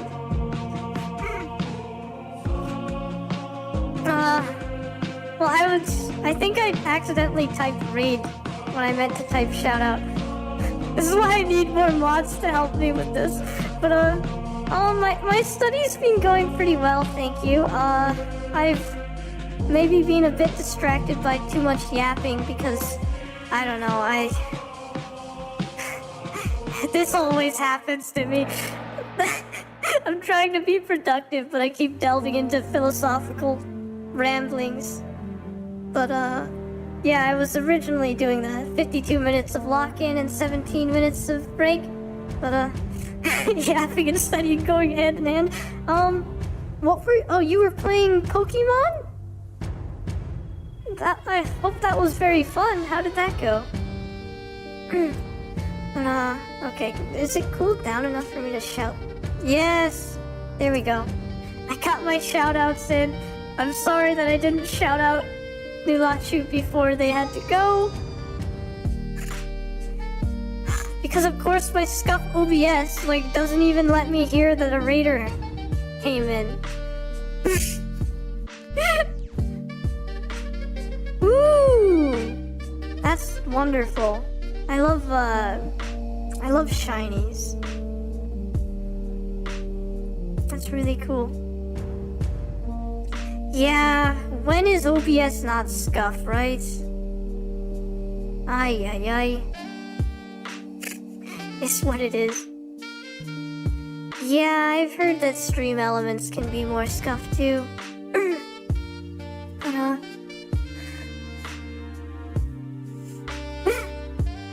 Okay, lovely. Thank you so much for the raid again. Thank you for the lurk, and I hope you have a great shower. Please enjoy it. And raiders, if you wish to go take a shower or something, feel free. Grab a snack, get something to drink, and or even just go to sleep if you need rest. Yeah, that was, I do appreciate that bit of saxophone in this piece. Good old closed on Sunday Star Wars lo-fi. Star Wars. Yeah, I can still pronounce. You know what's funny? Why is it easier for me to pronounce the larger words right now than the smaller ones?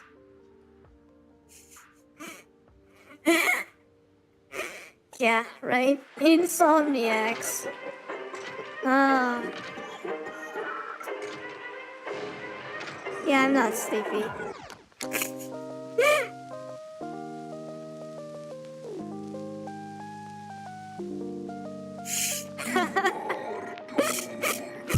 Yes, light those candles, set the mood. I think this is like the... No, I guess not. Never mind. I thought that this might have been like a lo-fi remix of the Lo-Fi Camino, but I think it's just some of the other leitmotifs getting expressed. Yeah, I think that is indeed a game. Or is Insomniac like the studio that made Amnesia? Or no? Wait, I think Insomniac is also like a game studio. Yeah, it's a game company. Did they do Spyro? I think they did. Yes. Ah, this brings back so many nostalgic memories.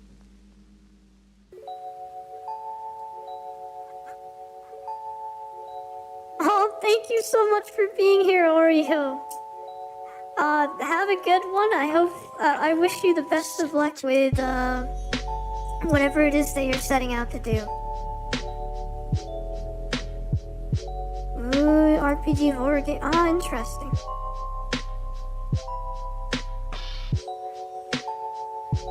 Oh, thank you so much, Joseph. Please get plenty of sleep. I don't know if I'm gonna sleep.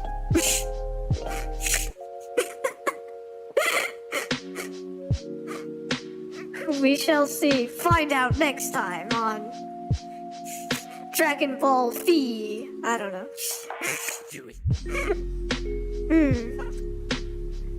Interesting. Sounds like,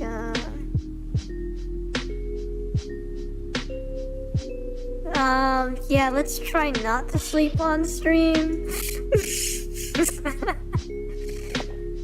Ay, ay, ay. Silly me, constantly distracted. Dragon Ball Super Rasengan 100 Years of One Piece?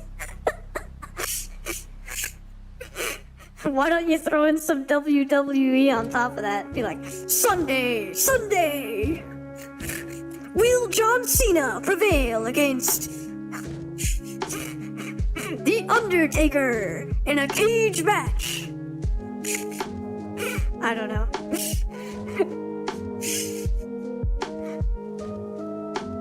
Huh, some people like sleeping streams. Interesting. Maybe I'll have to think about that. That's funny.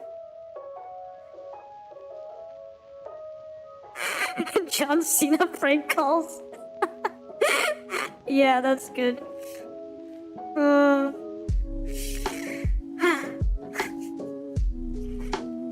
I have to say, John Cena's theme is still so insanely iconic for me. Just 4 notes. 4 simple notes, but it's so memorable.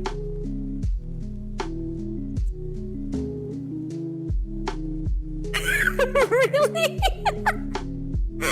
Well, I'm glad that you thought it was funny. But I'm also glad that you didn't have to spill anything. Oh yeah, that theme is honestly excellent.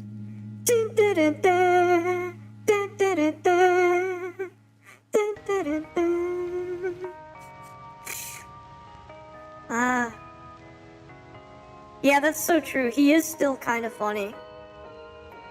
Oh, goodness. It really is quite something, isn't it? You know, it's funny because if you think about it, WWE is kind of like a predecessor to content like VTubing, because it's a narrative that unfolds in front of a live audience, which can interact with and sort of be a part, at least to a small degree, of that narrative. It's like, it's somewhere in the middle ground of like, how to say, it's interactive live entertainment in a way. Now, of course, I'm not saying that VTubers are relegated simply to that kind of content, but yeah. It's a form of content that unfolds with a particular story that was in mind. These personas, essentially. These personas that are performing in front of an interactive live audience. So it's really interesting to think about. There's at least some common ground between VTubers and WWE wrestlers.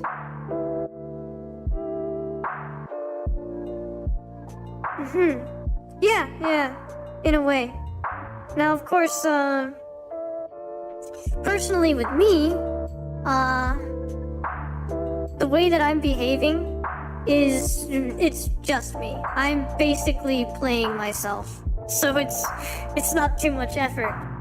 But I also don't necessarily I wouldn't dismiss VTubers that have to put on a bit of a performance either. Yeah, exactly. Yeah, you know what I'm saying. That would be interesting, though, a WWE VTuber. Oh, thank you so much for that, Isho. And, your doggos, or, Anakin, you're breaking my... Ah, right, IP issues, yeah. Yeah, they might have issues with that. That would be interesting, though, wouldn't it?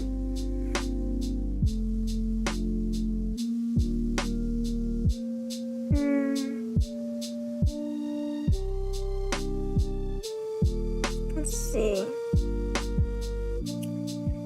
I've got to lock in.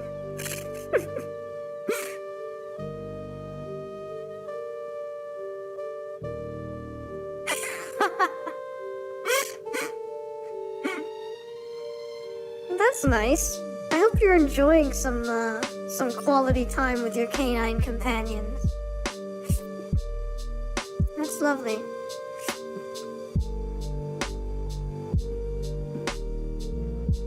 Yeah, you know what? That is a fair point.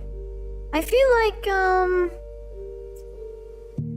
I will say that similarity to other designs shouldn't steer you away from one that you feel best fits your essence.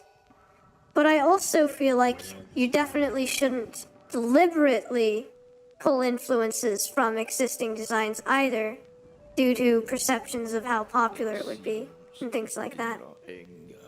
But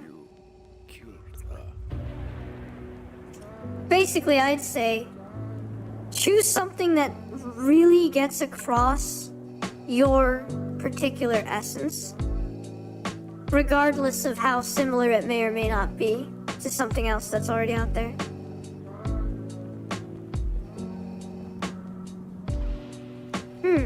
Interesting.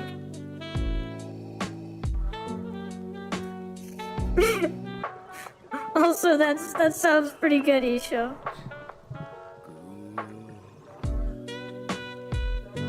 Yeah, no, I know, I'm aware of that drama, and honestly, I'm not entirely sure what to say over that drama. Like, me personally, I think that the more we can celebrate potential similarities that we have with others, whilst appreciating the things that do diversify us and make us unique, is a more positive response than just trying to immediately get angry at anyone that has similarities to us. For instance, I have a there's actually a VTuber, Fitsuna, who, again, I discovered, oh look, there's another Fi out there, or Fi or Phi. But instead of being mad about that, I'm like, I go, oh look, I have a Nimkin. I create a word for it, Nimkin, for name sibling, basically. And I'm very happy to have a Nimkin. And some humorous exchanges have happened regarding that. Like, one time in their server, I typed something, and someone was like, wait, there are two Fis? And I just love that. I love the little interaction. Like, we can almost gremlin together because of it. Lost. Without you, Padme. Right? I could even Like the idea, like, yeah. Yeah, I know what you mean, Alraun. I just hope Absolutely. it won't be too much longer till I'm able to be with you again. Yeah, that's true too. Filion got in trouble because they chose a model that basically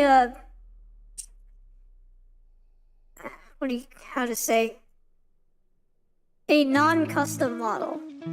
And I think there was also another difficulty to it though, because it's a model that you're still supposed to pay for. I don't know how much it costs, but apparently they said something at one point that indicated that they got it for free.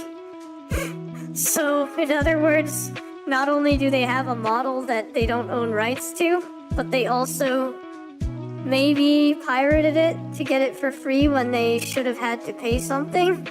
So, I don't know what to say about all of that, but yeah. Again, I don't know for sure, so please take anything I say with a grain of salt and do your own research. But either way, unfortunate circumstances. Yeah. Yeah. I guess you can pirate just about anything these days, right?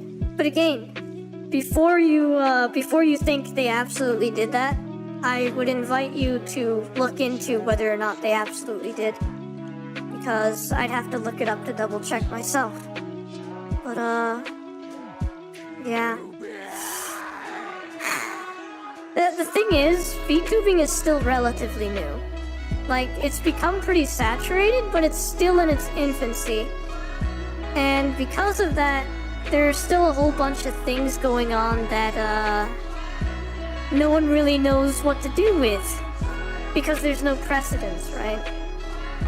Okay. Thank you for being here, Isho. Have a good one with everything that you're doing. And, study in quotes, right? Oh my goodness. Quotes indeed. But, yeah, I feel like that's what's gonna happen with anything that's in its infancy. Not enough time has, for precedence to set in, and so people are just doing whatever. Yeah, no, they're... Yeah, oh no, you encountered that issue too? Huh, I don't even know if I want to touch on that one. Someone that just... And you see, that's the thing. This is also part of why I like being positive, or like trying to be as positive as I can be. Because you know what? If you're at least positive, any amount of negativity or malice is not on you. But when you deliberately go into someone else's chat with malicious intent, now there's something that is on you. You have deliberately done something to make someone feel worse. And for no real reason. Like, someone beats you in a game, so you feel the need to go make fun of them in their chat or something, and then one of the people who tagged along with you criticizes the person that you're sort of bullying or teasing, if you want to put it that lightly, though I would argue it's difficult to say that. Someone insults them with a, "This is why you'll only ever have 18 viewers." Like, what is that toxic mindset? I don't know. I definitely don't vibe with that. But, yeah. Ended. The Clone War has.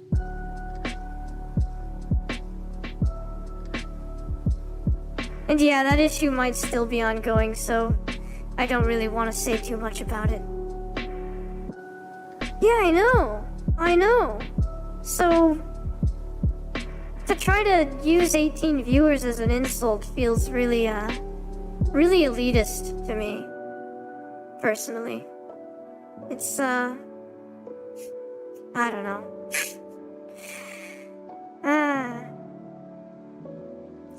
In me personally, I see that, and I just, that's not the kind of vibe that I would like to promote for sure.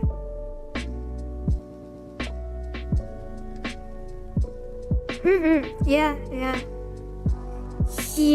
Oh, I know what you're saying. I know what you're talking about, Sanity, and I think I don't even want to get into that. It's, you see, when things like that happen, I go take a look at some of the really wholesome things that are happening in the community. Almost like a brain cleaner. Almost like ginger to your taste buds. Yeah, I clean my brain by observing wholesomeness in the VTuber community. That might be the Mandalorian way, but it's not my way. Not anymore.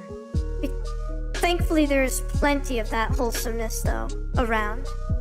And I'm always very grateful of that. In fact, in my time sort of spreading out a little bit, and... Oh, wow. Yeah, no, I can understand why that would be the case. Oh, wow, really?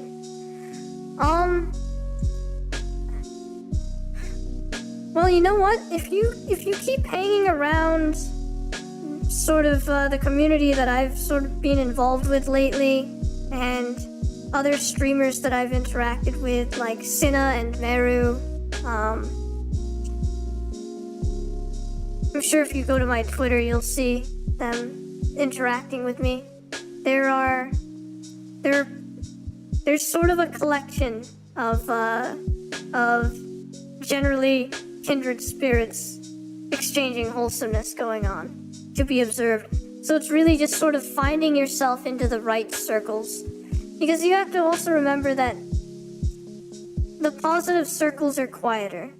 Because what makes a better headline? Negative news. That's why we get into the whole noisy minority versus more easily ignorable majority. Yeah, exactly. So, all you really had to do is sort of find your way around the more positive circles that don't really get reported upon, which is something that I think should change. There should be some VTuber news outlets that focus obscurely on positive things, even if it's silly little positive things like, oh, this VTuber met this VTuber and they made friends. Like, who is to say that even just that cute little thing isn't something you can report about? But, either way. A distorted outlook on the streaming scene. Yeah, exactly. Yep. That kind of mindset where you, just start seeing numbers instead of separate experiential beings that have chosen to take some time out of their day to engage with your content. But, hey, good morning, did I already pronounce that? Is it Olive? Olive? How are you? Welcome in. Yes, I'm glad to say that correctly. I wasn't sure if I remembered exactly how to say it. They're still figuring out their control. But yeah, welcome back, Isho.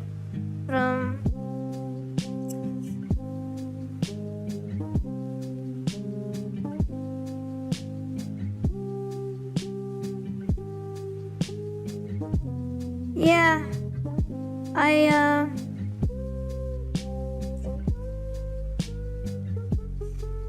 whilst, there is an amount of truth to that when it comes, like, even Markiplier has talked about this, right? I'm not sure if you saw one of Markiplier's videos a while back where he was apologizing, essentially, for a difference in the nature of his content, but,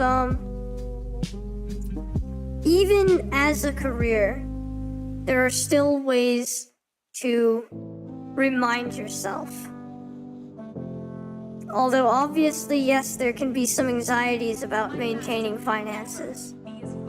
I feel like those sorts of anxieties go along with any career, but even in those careers, it's still possible to remind yourself of just how valuable it is that every single one of those people watching is another human being. And to remember to cherish that, whilst also hoping that you can pay ends meet.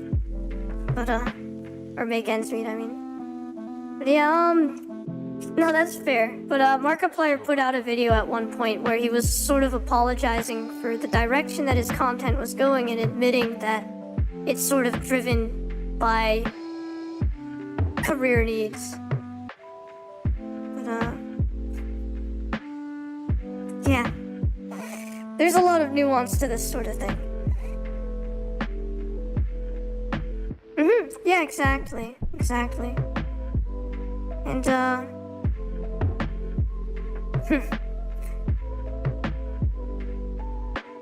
yeah, no, Markiplier is an interesting person. Well, again, I mean, he's an entire, he's a person unto himself. He's not just a persona. He's even if he puts on a little bit of a persona, he is a whole person with his own complex issues to navigate through.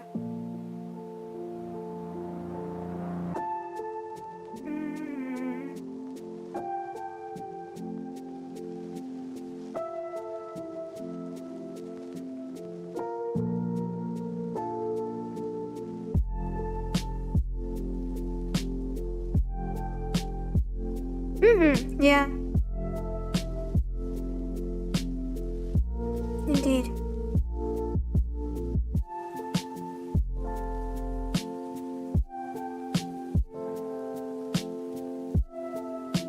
Yeah, I will say that, of course, being in a virtual space Commander Rex. can lead to those negative sorts of, well, maybe not necessarily negative. Well, Treason against the Republic. in this particular case, when it comes to not seeing them as humans, I would argue a negative side effect. But I found that there are also positive side effects. For instance, I've found that in a virtual space, sometimes a lot of people can feel a lot more comfortable opening up and building deep emotional connections than in IRL, simply because they've got certain types of anxieties to do with that, but also because in IRL, it's like I'm saying ATM machine. IRL, not in IRL, but anyway, IRL a lot of the time, certain social dynamics can be distracted by what I would say are somewhat trivial bits of noise, like aspects of one's personal aesthetics, their appearance, and things like that. Things that in an anonymous virtual space just aren't there. So,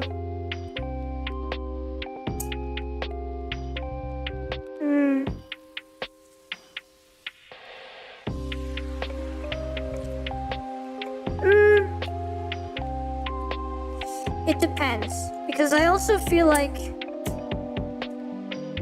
there is a lot of value in building a connection that has essentially abandoned a lot of the distracting noise that often takes place in physical conversations. And I also feel like a meeting does not have to be physical to be a meeting of meaning, of value. So even meeting on a virtual space, it's still a valid way to build a connection with someone.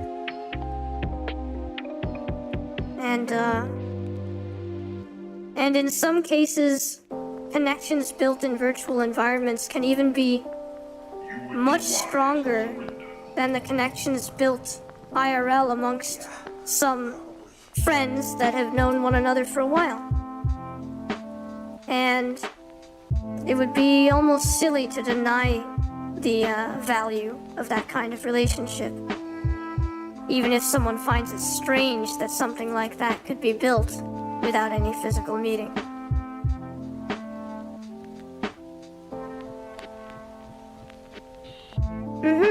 Yeah. Oh, absolutely. So, in my eyes, both the virtual and physical spaces are somewhat like apples to oranges. They have their pluses and minuses. I wouldn't even say it's rare, though, for valuable online connections. Again, I feel like perhaps your experiences have been limited to specific circles. But from what I've seen a lot of very valuable relationships form in a virtual space. In fact, I'm very happy to be a part of many of them myself. And I never underestimate just how positive those relationships can be, and just how much I should cherish and be grateful of them.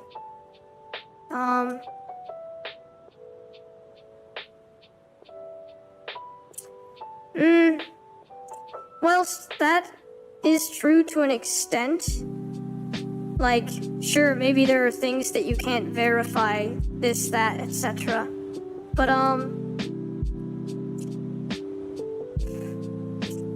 there comes a time where it's kind of like, it's almost like I could describe it as a diminishing returns thing for anyone that wants to fake a certain type of persona online, to fake a specific type of boring one's heart out. And there's a point at which it would be almost like claiming it was easier for humans to fake the moon landing than to land on the moon, if that makes sense to you. There's a point at which them just being fake about something that they're pouring their heart out to multiple people with becomes almost an unreasonable assumption. And I'm pretty sure you can at least sort of intuitively feel when that point has been reached. The point at which the likelihood of it being faked out is so low that you saying that that's the one that's probably true would be silly of you. And in that case, if it's gone that far, then the value of that sort of, quote, fake care is still something that has potentially helped you out emotionally. Even if it was done in a way that was not genuine on one side. So there's a lot of nuance even in that. But I would say that there are so many genuine connections that you can indeed still build whilst completely remaining in a virtual space. Yeah, exactly. Exactly. That's sort of my main, that's pointing at one of my main points on the advantages of the virtual space. And that's also why I think it's actually healthy for human beings to try if they can. Like, I know that certain anxieties can make it difficult, but if possible, I'd like for human beings to engage in a good amount of both virtual and physical IRL social interactions with friends, etc. And in fact, for even some of those friends to have a degree of overlap. For instance, friends that you interact both physically and virtually with. I'm not getting sleepy. Yeah, no, I also agree with that too. It's at least with identifying information, I do tend to tell people, please don't disclose any information that you don't feel most comfortable with disclosing. Again, partially this ties a little bit into the value of the anonymity in a virtual space. But of course, ultimately that's something to leave at everyone's own discretion, but I think it's still a good disclaimer to have. Like, please think about what you would like to peel back as far as the layers of anonymity.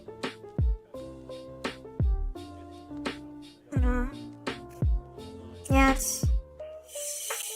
it's an interesting world to learn to navigate. Oh, hey, welcome in, 55 or HJI.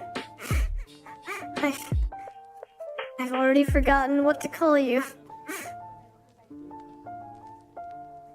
Yeah, well, I see. I hope you had fun there. Yeah, Oh, I know. Doxing is pretty insane these days. Indeed, the internet is, it has evolved quite a bit.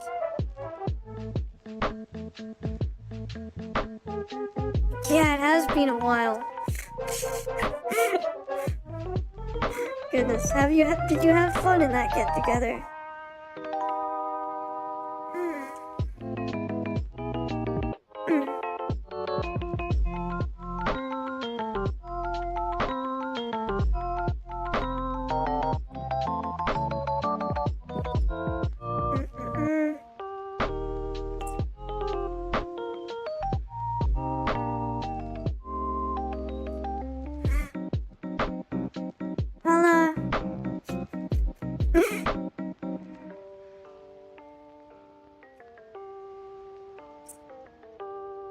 We've at least sort of like, had virtual exchanges.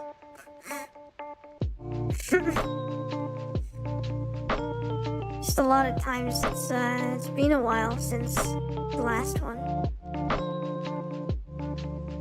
Ooh, that sounds very nice, herbal tea. Yeah, no, I'm glad that you preemptively did that before losing your voice. I know how crazy that can get.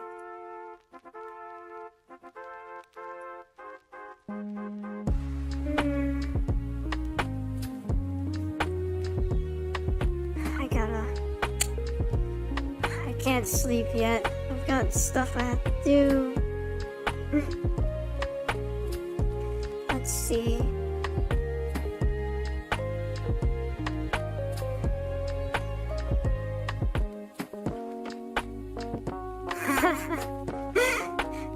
Right? I don't know, I guess I'm such a yapper that my body has partially adapted to that. But you know, you'd think that with my adaptation to it, that I'd be good at screaming, but I suck at it. I don't know. That's something I want to improve upon. I would love to improve my ability to scream, especially if I can incorporate it into singing, the way that like Ado does, and the way that Callie does even. Calliope Mori. No. I see a lot of people in one space.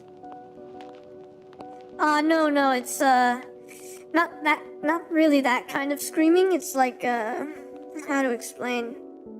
Have you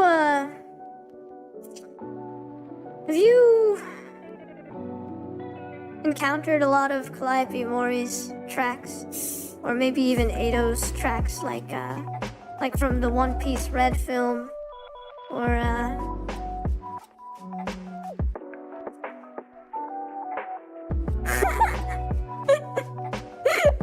I see, so that kind of screaming from a VTuber is not your cup of tea.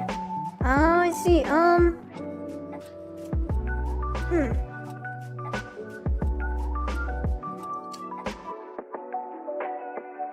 I'd probably like get, I don't know, feel like I'd get shadow banned or whatever the heck happens, DMCA'd something. Oh, my model went nuts. What happened? Maybe it's because my hand got in the way because I was pouring some water. I have no idea. Well, want to see my model wig up, actually? I found a pretty funny, consistent way to do it. Let's see. Let's see if this works.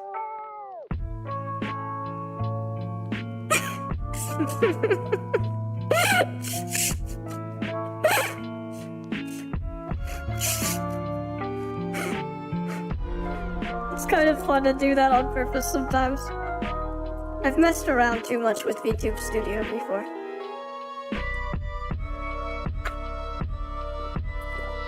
The trick to that is honestly very simple. Just like, you know, finger drumming? Like, no,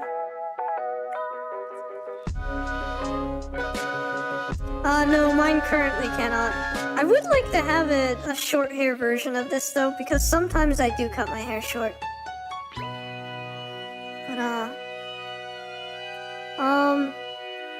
But, yeah, I basically just finger drummed on top of my face, and it made the face tracking go wild, because it's like, huh? Where's the face? And, yeah. Oh, I see, when it's like a very manufactured scream. Fair enough, fair enough.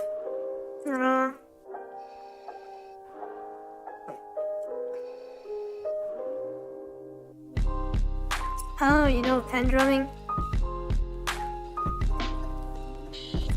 The thing is, I don't know if like the mic would pick up my finger drumming very well. Can I hear that? Let me see. But no, I fidget sometimes. I fidget on occasion. And finger drumming is amongst the fidgeting things that I can do sometimes. Oh, I bet.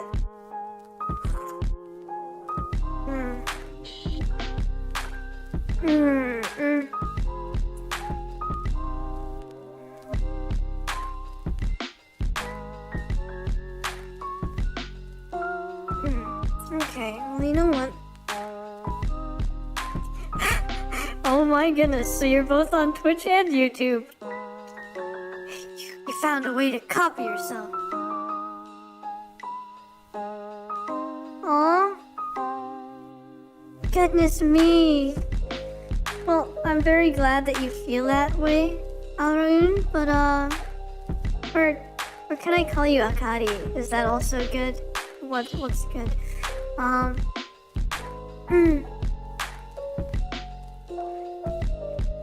Whilst I'm glad you feel that way and comfortable here,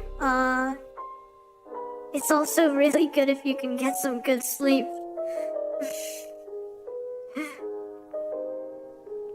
Especially since you're feeling tired.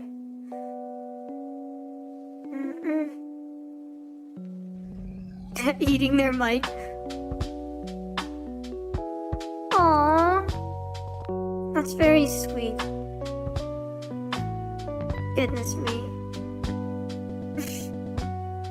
That's so sweet and cute. Hang on a sec. How can I... Let me, some decaf coffee? Goodness. I'm almost wondering whether or not I should have an espresso myself. Well, an espresso would be too much effort to pull a shot. Maybe just a dark roast.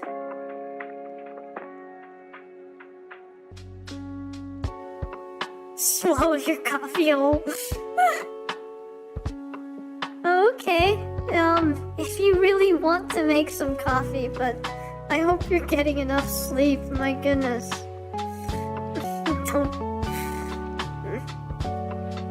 Don't do anything to, take care of yourself, basically. Oh goodness. Oh no, I wouldn't make that mistake because, I like to pull my own espresso shots, actually. I modified my Breville with a naked portafilter so that I could actually, get proper extractions. It took a little finagling, but it works for the most part. Right, I suppose it's nothing to worry about since it's decaf. Yeah, I've been playing with brew ratios a bit, trying to get that sweet spot on the crema and extracting in a way that gets the flavors without, too much of the, without over extraction or under extraction, so, not too bitter, not too sour, just expressing the actual flavors of the bean as maximally as I can. Oh, I know what you mean about sometimes sleep being a slippery slope. Part of why I wonder if I'm gonna sleep at all tonight. Might just decide to, up the blood caffeine level and push through.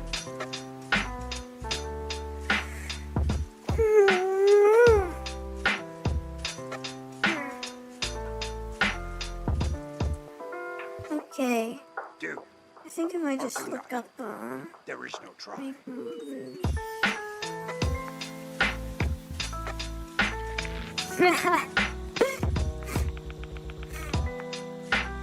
Oh, things get funny. Oh yeah, I forgot to mention, when you were asking about content, occasionally during my, Overwatch streams, I'll drink, quote, creativity juice, which,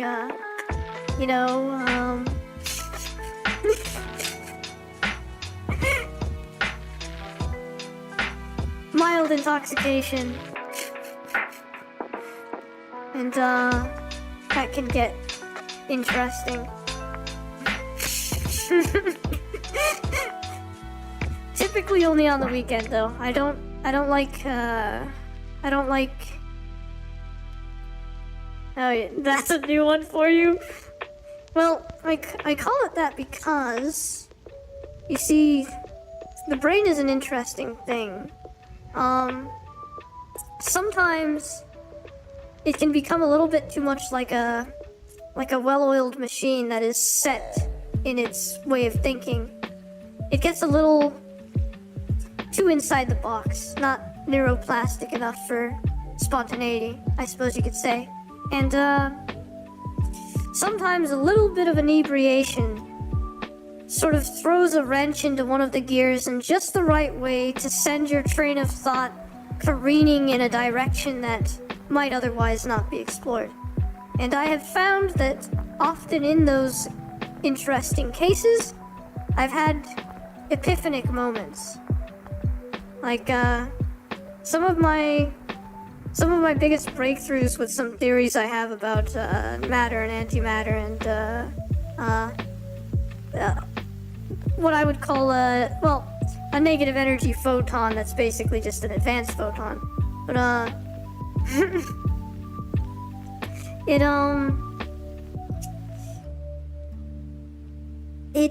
opens the mind up to a more spontaneous mode of thinking that can shake up your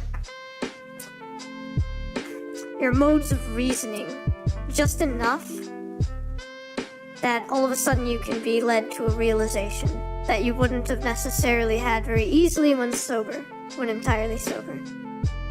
So it's interesting. I'm not necessarily like, I'm not telling you to get super hammered for ideas, but sometimes being a little drunk might help you figure out a problem that you've been trying to solve.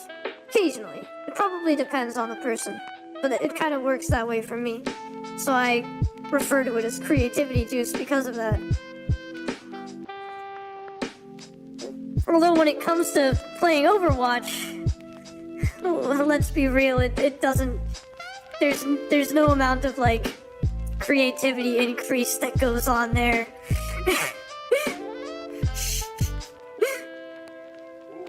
I see. Interesting. No, it's again, moderation is key, right? So long as you keep the amount of drinks you have sort of like, I believe under 14 a week for the average person, something like that. Then you're not drinking too much for your body to naturally recover from. If you drink in moderation to that healthy extent, then you shouldn't really have any long-term issues. It's kind of like how absolutely everything there is in the world can be overdone. Even water becomes toxic if you consume too much of it. So moderation is simply a key aspect of how just about anything should be explored and engaged with.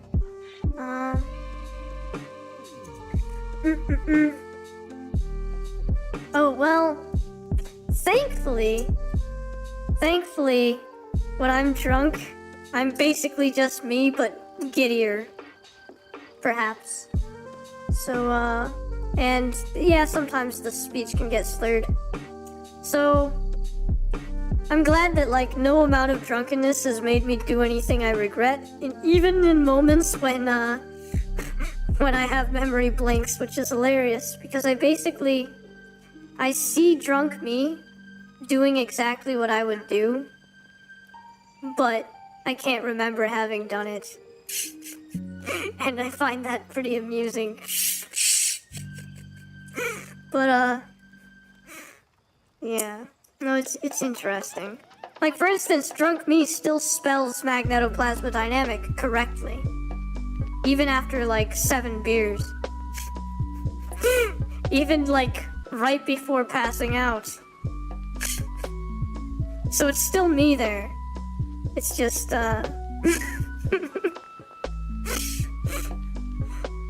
yeah. It's interesting, to be sure.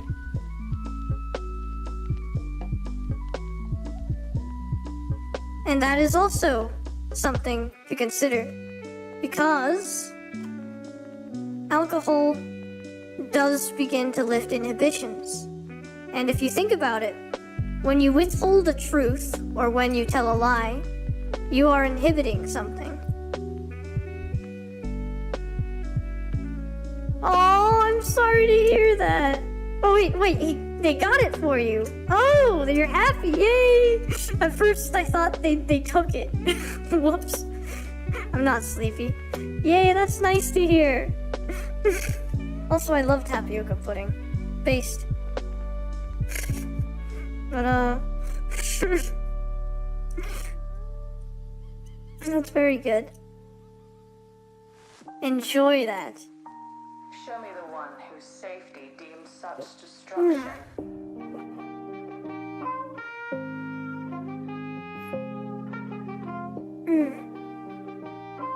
I hope you enjoy that thoroughly.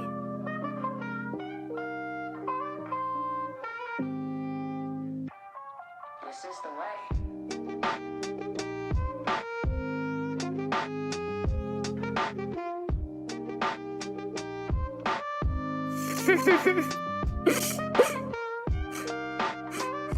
That's true.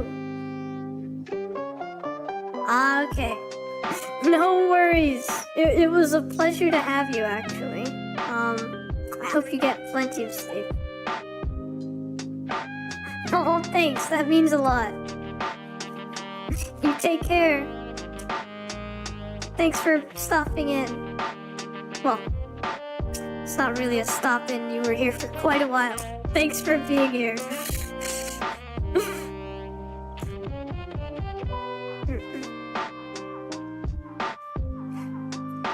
That's true, though. That's an interesting way to look at that.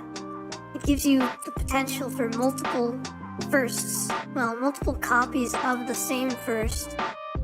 Very interesting. There's still so much that, in the consciousness video essay, in the script part of it, there are still some bits about, the spectrum that exists amongst various forms of plurality, characters that someone is writing, I'm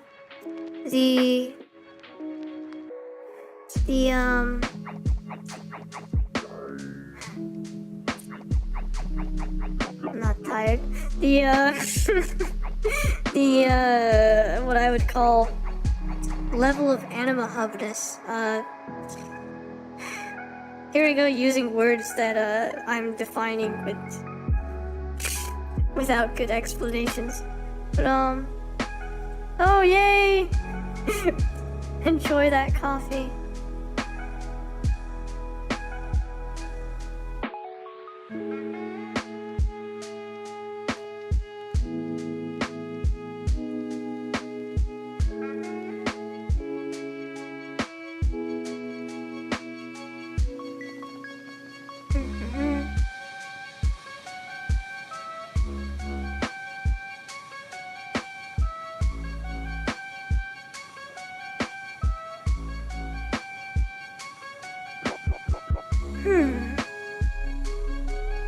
What does this look like?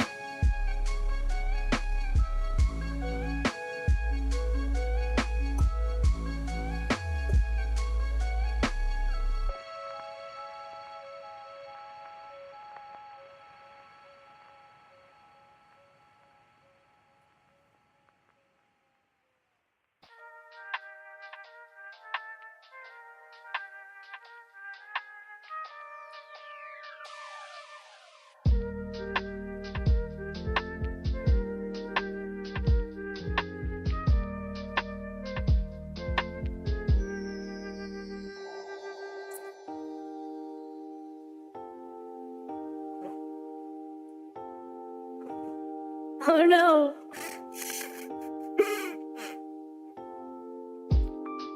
I hope it's easy for you to go get it.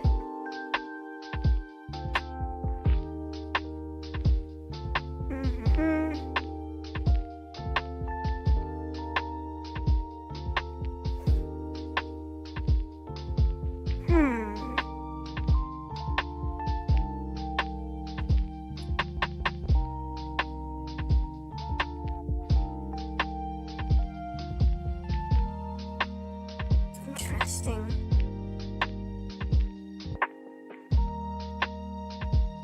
Okay, so they look like that.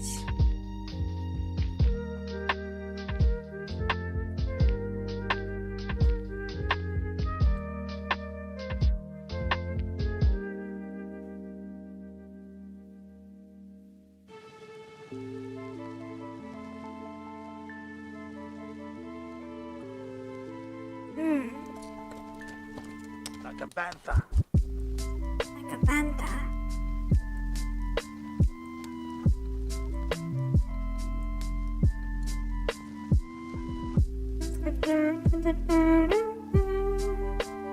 This is the way. Oh, honestly, I don't mind any, but most people tend to just use she, her, and I can totally vibe with that. Yeah. Honestly, I don't mind. Thank you for asking.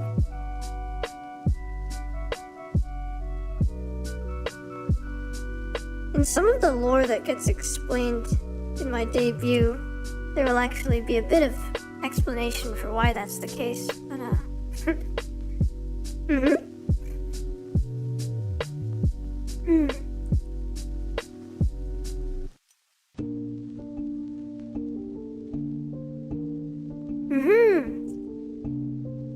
Nice. Yeah, that makes sense. I like that. That's a cool, that's a very interesting one.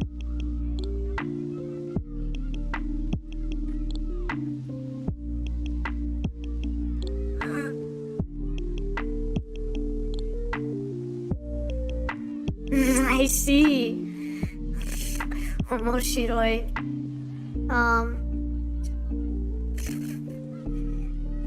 Do you realize that's sort of teasing the, how to say, the challenge accepting portion of my personality?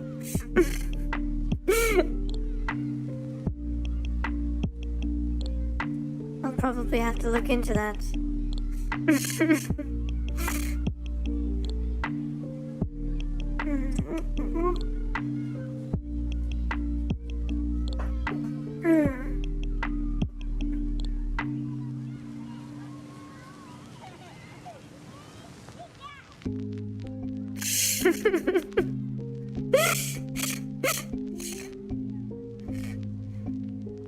My goodness. Yes, very deliberate, isn't it? I like that.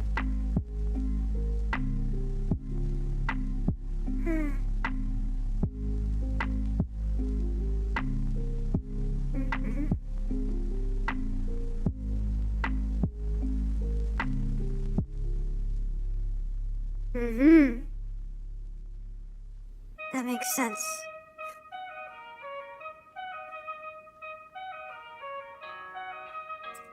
I'm guessing it's pronounced I'm right. Faye and fair or fair.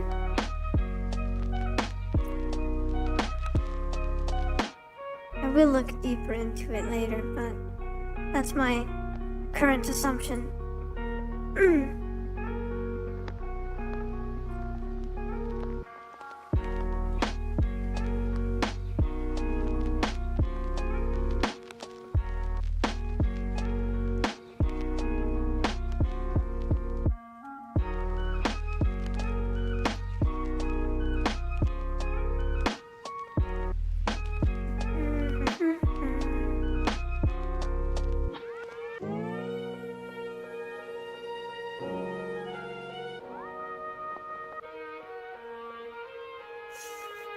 That's good. Lovely. Tapioca up. I do enjoy a good tapioca pudding. Who could say no to that?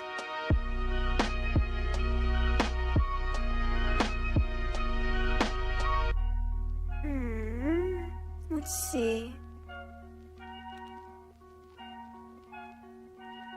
The base. Looks like that.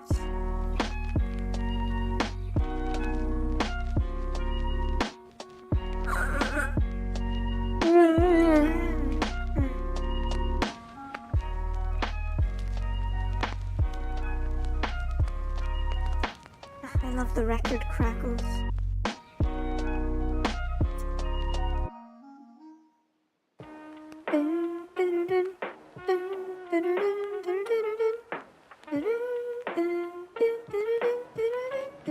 This resistance.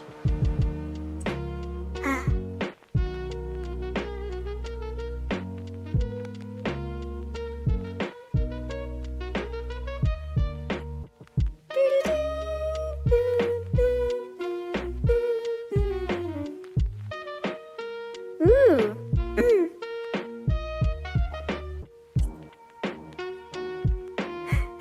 Facing it is. Facing it. My goodness. Also, that sounds lovely. I also very much enjoy customizing my keyboard and mouse, and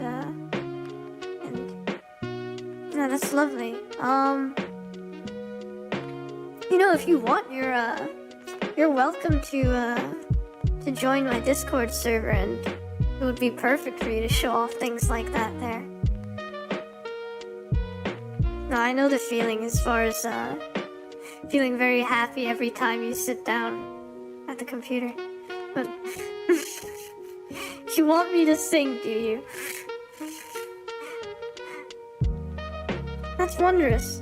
Yeah, I think on my Twitter you can easily find the server link if you, Oh, that's right, the command's not working on YouTube. That's funny. Oh, sorry, Isho, that's right. You don't see the... Well, if you look at my stream, there's YouTube chat going on, too. So yes, I'm not just talking to thin air.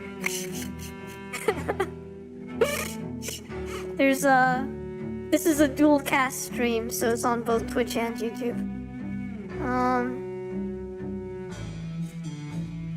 Maybe I should make sure that something about that is included in my descriptions every time. I think there's something like that in there. Oh, you can't really tell, okay. No worries, Isho. But,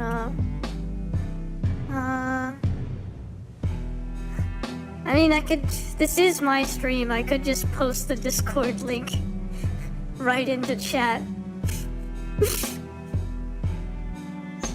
Let's see. I'm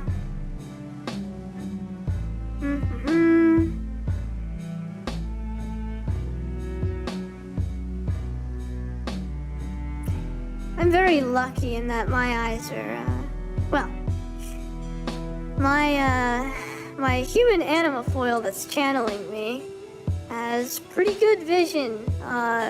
Tends to range between 2010 and 2015. What some would describe as pilot eyes. Let's see. Don't ask me why I'm taking forever to grab a link.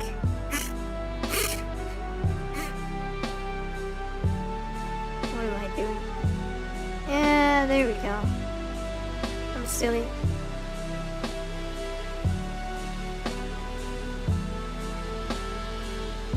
Oh, never mind. You already found it anyway. You didn't need me to. Welcome in. Goodness. Oh wait, someone else joined too earlier.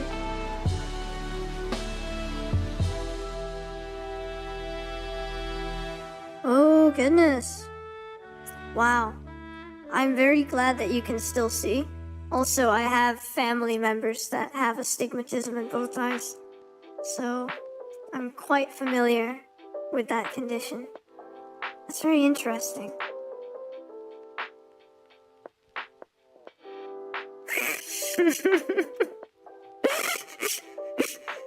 Indeed. Indeed you can.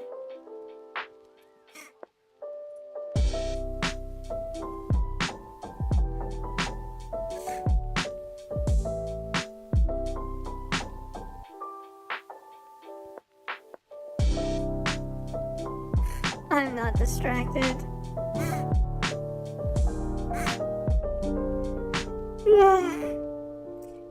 Yeah, they do. It's interesting.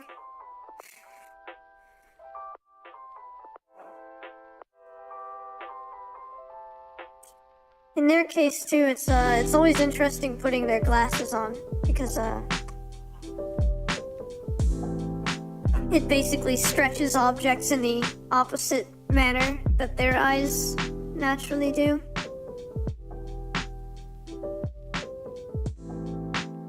Probably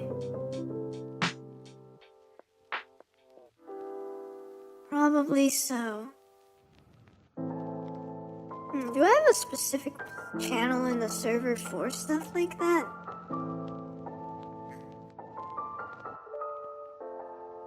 That makes sense. Thank you for letting me know.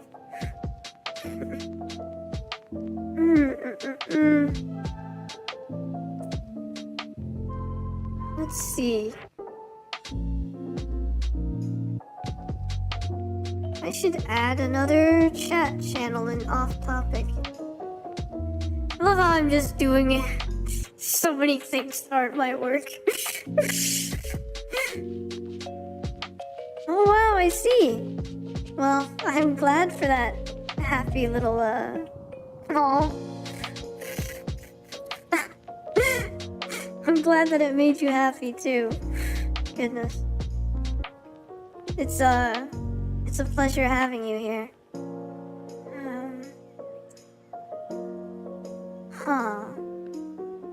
Setup might be a good name for the channel.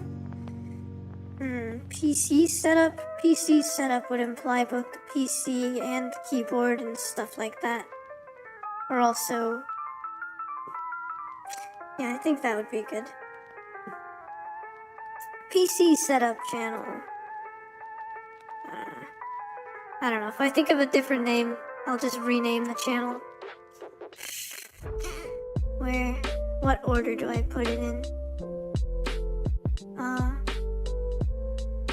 I think it would fit right between video games and board games. Custom order special lenses. Yeah.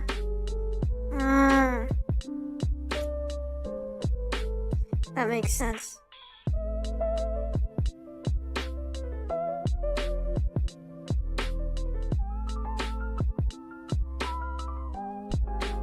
Aww.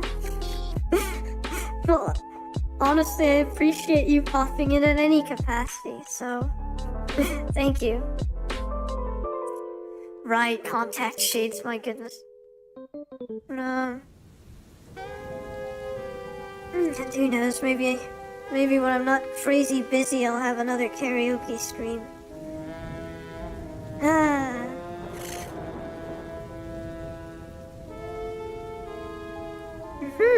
Right. I've liked what I see from Persona playthroughs. I see. My goodness. Well, that might be entertaining to observe in chat. I do. I very much enjoy singing. In fact, goodness, I love how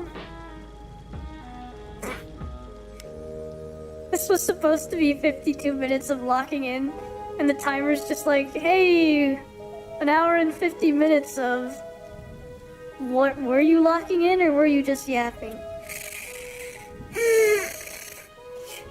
But you know what? I could take a 17-minute break to karaoke, perhaps. I don't know. What has this stream turned into? The stream has no control anymore. It has no rails, no hinges. It's a door that just, oh goodness. First, let's please wait for the drop of this piece, though. This Camino Lo-Fi is so good. Specifically this part of it.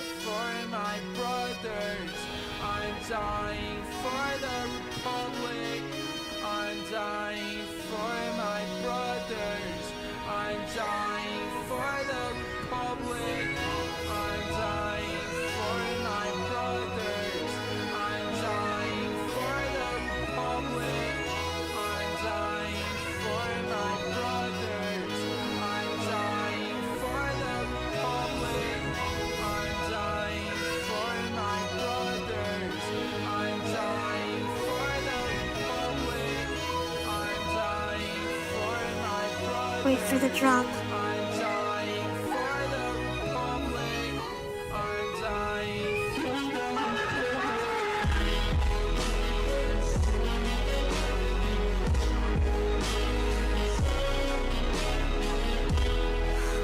That drop is just so blessed. Sorry. Yes, I do really like this song. Yeah, I have been having fun. I'm glad that you find it lovely. Yeah,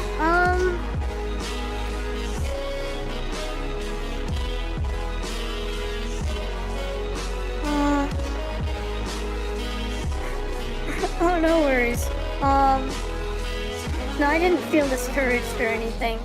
In fact, I've had very similar conversations with a lot of people, some of which were people that I helped to feel better about themselves and about their ability to help people. But, well, I mean, again, I don't want to say that in a way that makes it seem officious, but, no, I was, I'm not sure if Sanity was getting it all heated, but I didn't really feel heated so much as simply feeling a need to respond to what was being said with my true thoughts on the issue. But thank you. I'm glad that you can that there are a lot of things that you find agreeable about what I was saying. Play that song by Train, I see. But no, I generally, I think it's pretty difficult to discourage me.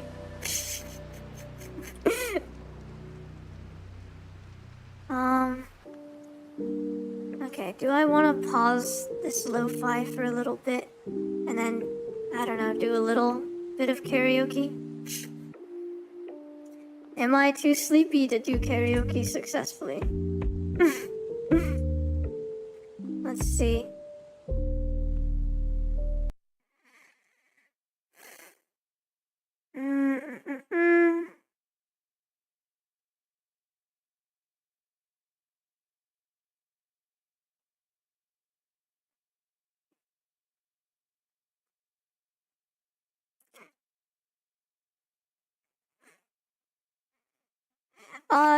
So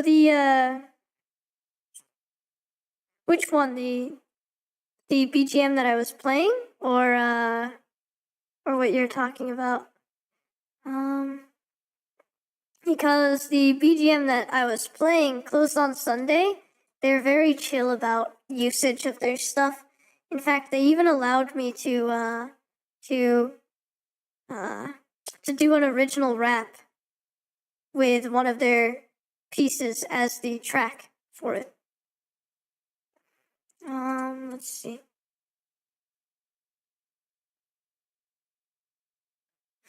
I see. That's funny. Sounds like a challenge to accept. Alright, let's start a 17-minute clock. Maybe if I get some karaoke out of me, I can focus on actually locking in. Or at least mostly locking in. Here we go. Oh wait, can I find Resting Power karaoke version? Is there a karaoke version? Or do I have to do something to rip it?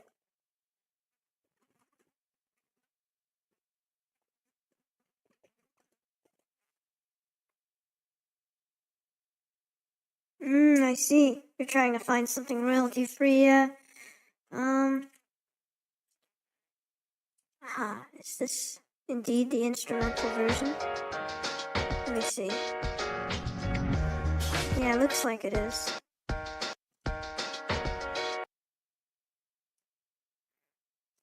Dungeon crawl and hero management sim with an eldritch flavored stress. Interesting. Wow. That does sound like quite the vibe. More of a roguelike experience. Nice. Let's see.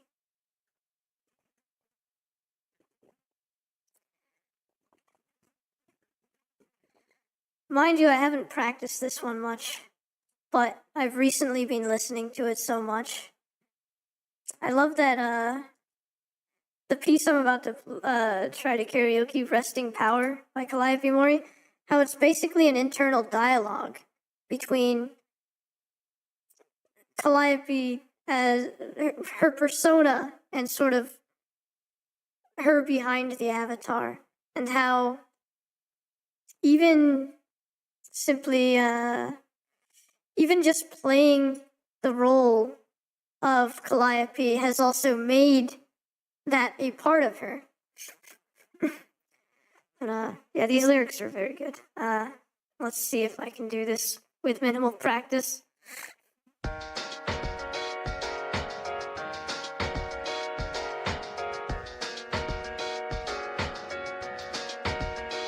Started like a whisper, but grew as I flew. Times I almost miss her, just do as I do. We can't lose, it's confusing, but I need you to trust me. She's plugging up her ears in pure rebellion, must be fear of contradicting, the life in the unliving. A voice of vitriol, pistol, yet forgiving. Even so, I am failing to walk toward her nails on a chalkboard. Swing aside, but she talks back with a bright chord. Leaks out from time to time, shouts loud, and speaks her mind. Cloud chasing, more like racing the clock of modern minds, leaving us behind. Just step back, I'm sure you'll find the two of us in tandem. I will not let us die. So let's try to stand against the odds. You can call us anything, bitches, cowards, and frauds, but we're the ones who get heard, then reap the applause. It's deeper than identity crisis like this because, well, it's a lifestyle, ain't it? Wanna sketch it out, first the crowd says paint it, but always eggshells walking over any vibe I'm sending. Ain't you ever sick of pretending? So I'll take a solid look in the mirror. Should I give her all of it? Should I fear her? Here and now you're part of me, resting power.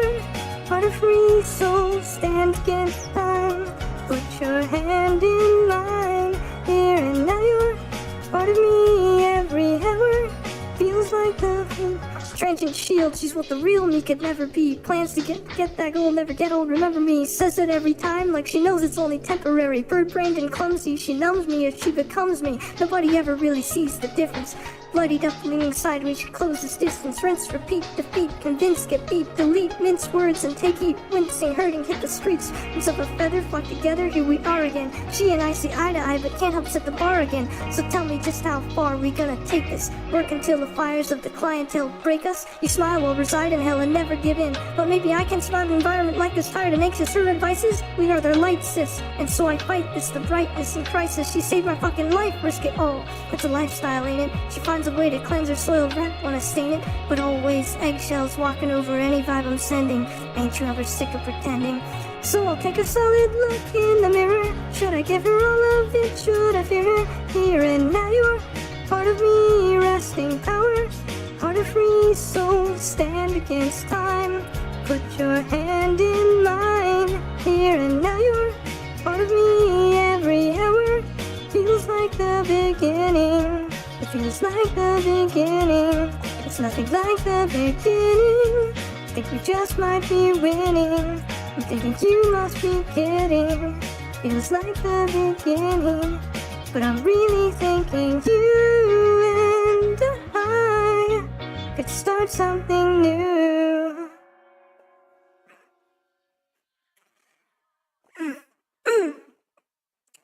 There we go. That was, an attempt at wresting power. I did scuff some of it. I'll practice that one more later. Oh, thank you. Also, have fun with Philatro.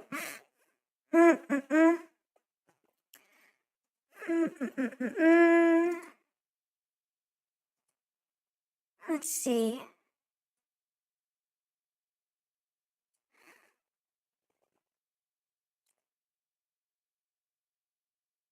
Ooh. You know, I can add that to my list of ones to look up and practice. Color your nights. I'll definitely, I'll take note of that.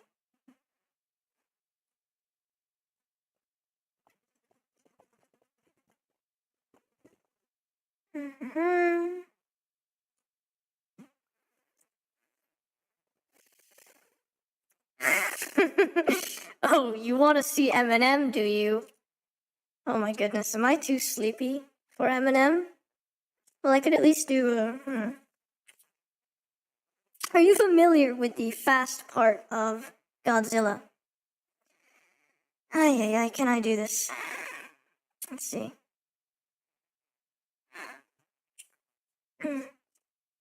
Okay, well, how about if I start with the slower part that leads to the faster part? And then gauge where I am from there. Trigger happy pack heat, but his black ink, evil half eat. No. Alright, I don't remember that part. Never mind, I'll skip right to the fast part. Kill him with the venom and eliminate him. Others a minute, man. I don't want to hurt him, but I didn't. If Federate or murder and again, but he will evade him. Finna kill him and it's like his in like a blood red and everything incinerated right and make anybody want him with a pen of it, but don't even want to again anyway, because I'm made enough to feel like a mentally ill until kill me, make the beat when I grow you bring the kill within me out of me. You don't want to be the enemy, the demon, when MVP and the receiver, and I'm stupid idiot, beaver, but he's the pit of a spitter when I'm in the vicinity, motherfucker, you better lucky fever to death to make sure enemy. 100% he's 50% even about to finish you from fatal. You want battle and veil, I'm blown up like an inflatable, I'm debatable, I'm avoidable, I'm debatable, I'm untoldable, I'm truthful. And I'm painful, not afraid to pull up. Man, stop. Damn, I ran out of air. Whoops. Didn't quite make it through.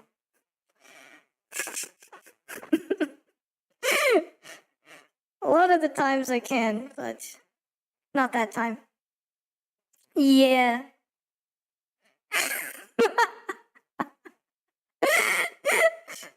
Right? Summoning demons right there. Ah, goodness.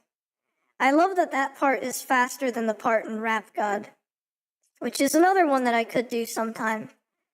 Maybe later, though. Not now. For now, how about I do...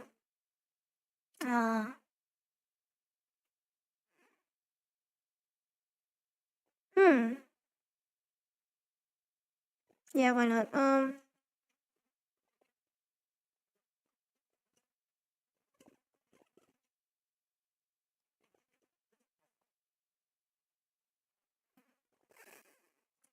Do I still remember how to do this one?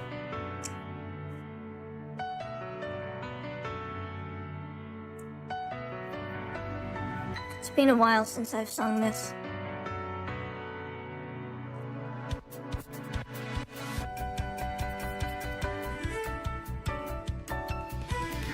目覚めて繰り返す眠い朝は襟の体をきつく締め教室のドア来るともう少し胸を張って歩き出せるそんな日常に吹き抜ける風聞こえた気がした感じた気がしたんだ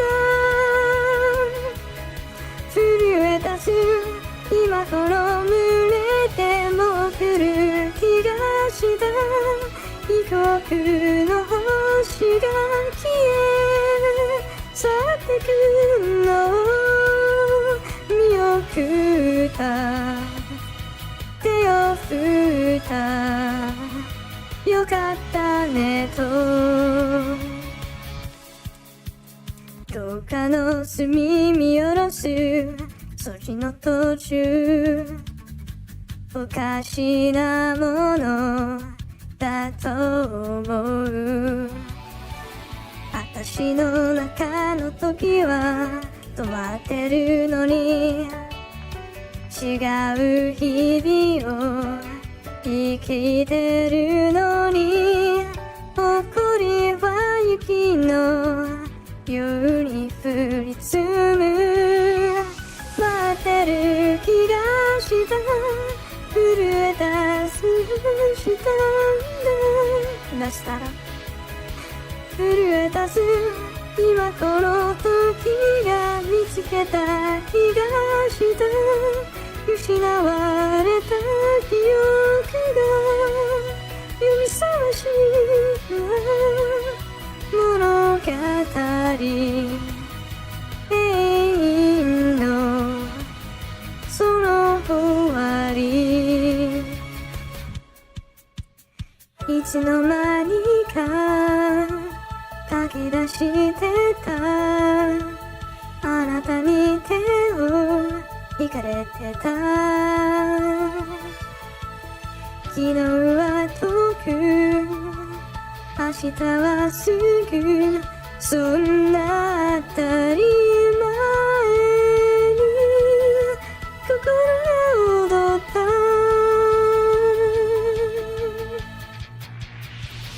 聞こえた気がした感じた気がしたんだ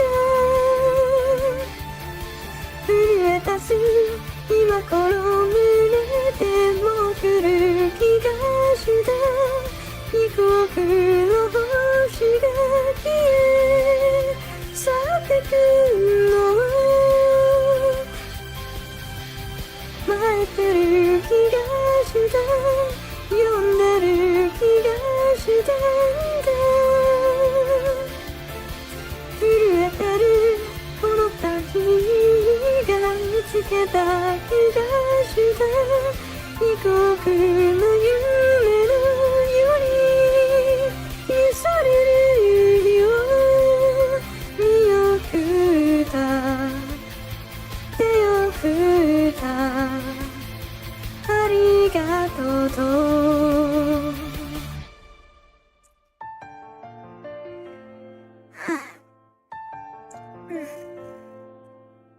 Now it makes me tear up a little bit too.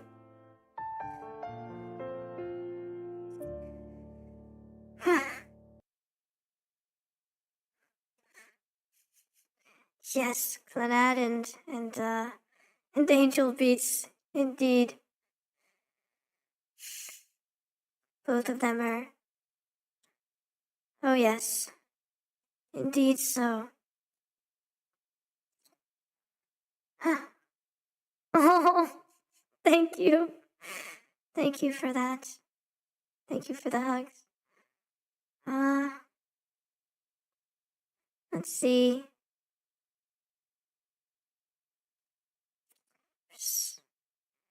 For some reason, sometimes this one makes my mic wig out. So I'm not 100% sure that this one will totally be okay. No, I know what you mean. I know what you mean very well about that. Ooh, yes, the Dongo song is also great. You know what? Maybe I should end the stream with the Dongo after I take this break and then lock in for another 52 minutes. Maybe I could end the stream with Dongo. Ah, interesting. Now I can kind of understand that. Hirameki no hana yume no seki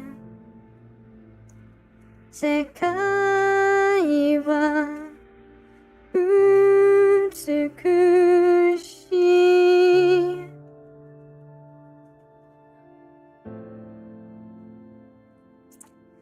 Okubyo to fuau chiba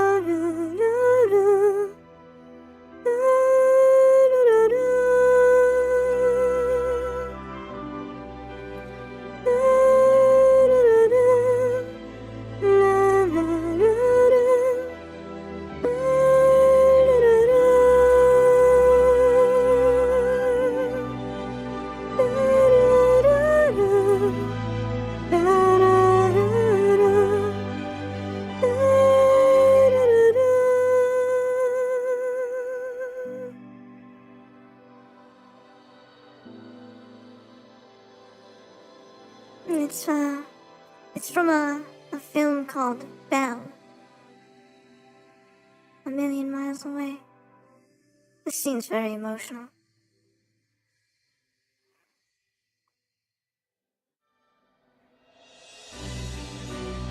Honestly, this scene made me cry.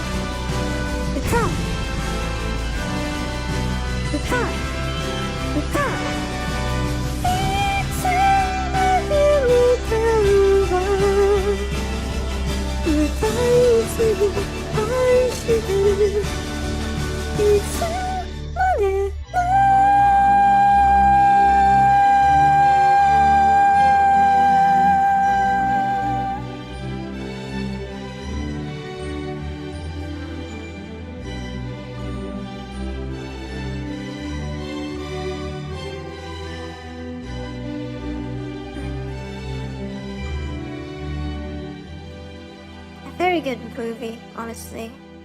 I enjoy that film anyway. I think it has quite a bit of heart to it. Covers some of the things that we've talked about today.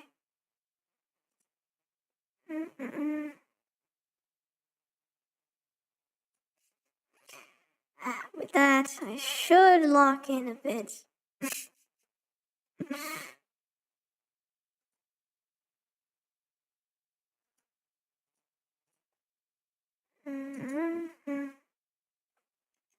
Let's get the lo-fi back up for now.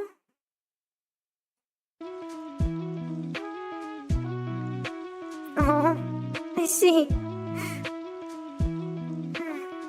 I hope that. Oh, goodness me. That really means a lot to me. I'm glad that, well,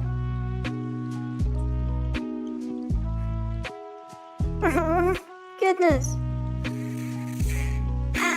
Well,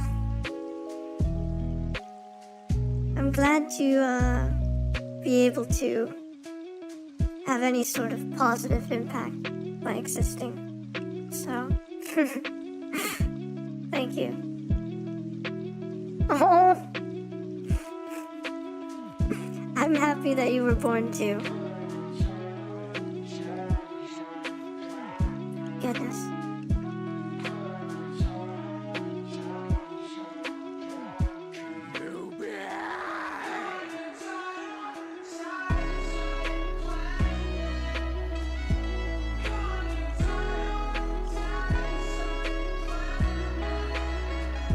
Let's see.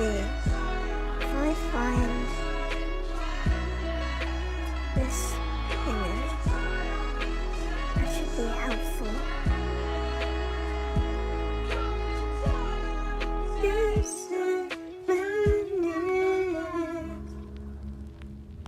Tell me, is it the chosen one?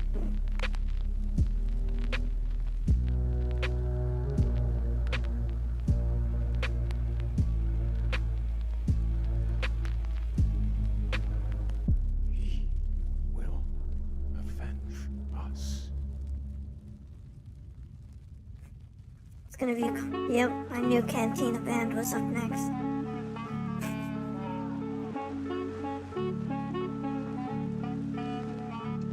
Sometimes I like when when a playlist isn't shuffled. And the order is just so familiar that you can almost preemptively hear the next track before it actually begins playing.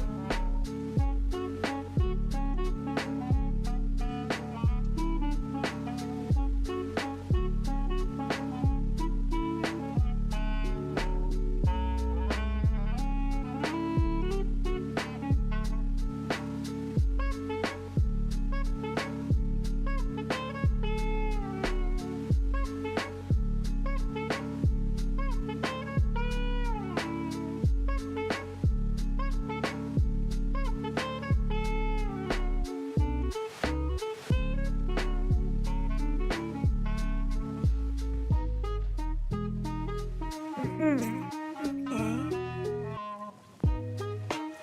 About this one.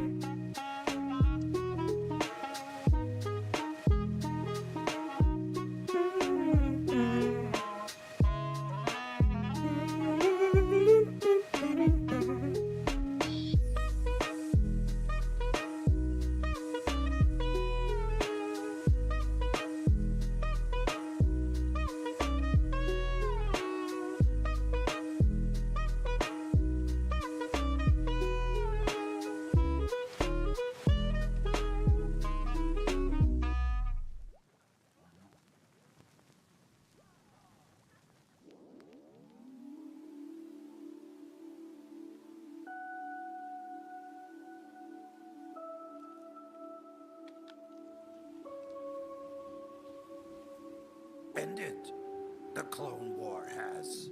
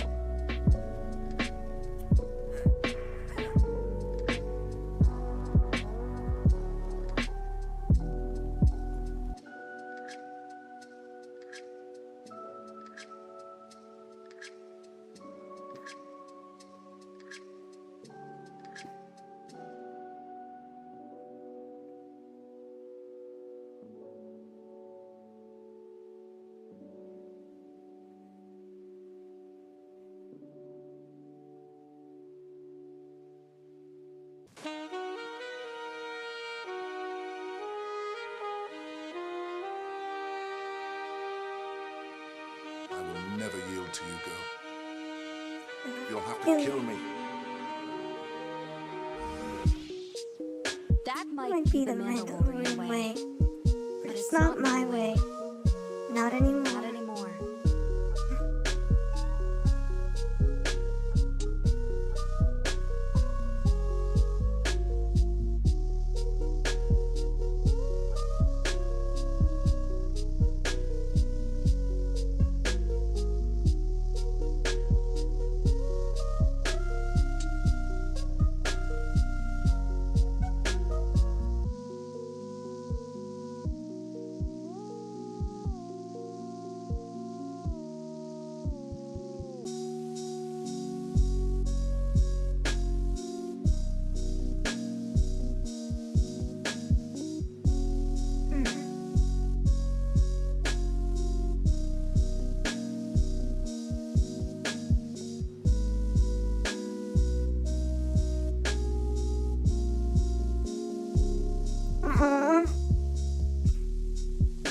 Thank you.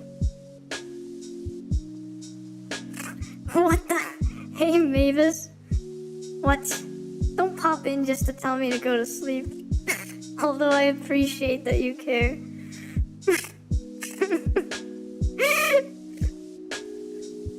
And, Well, I mean, after I reach affiliate, I should be able to at least set up, like, head pat redeems and stuff. So that you'll at least be able to do that. Thank you either way. Even just the sentiment is very nice.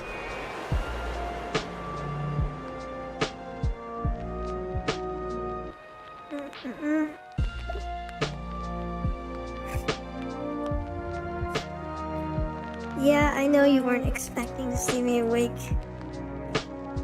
What reasonable person would? Then again, knowing me, assuming that I'm awake at practically any time is potentially a safe assumption. Not that that's a good thing.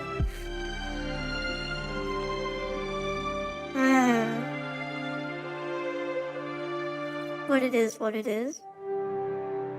I do try to get sleep though. No, Mavis, don't do that expression. I'm okay. I'm alright. I'm still alive.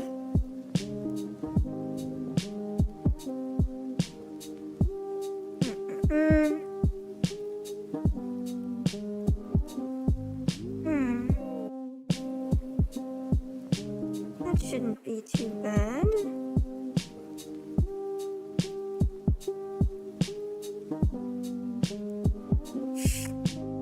Yeah. Well...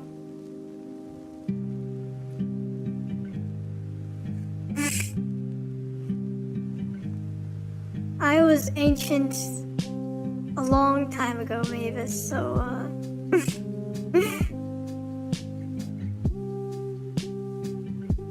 no issues there.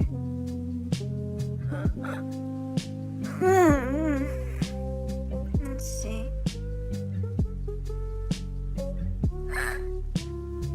Yeah. I think that's a good one to base it off of.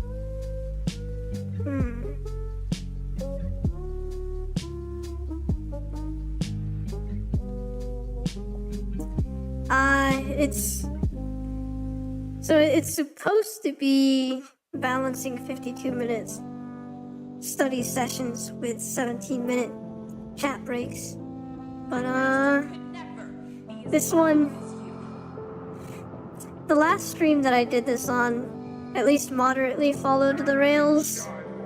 The train this time decided that it wants to be an off-road train.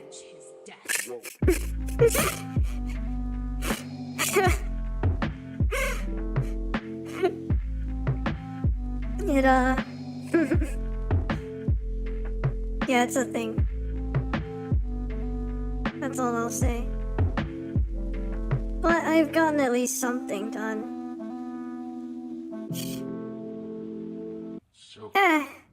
Mission failed successfully, perhaps. I've at least gotten something done. Maybe that's a good image there.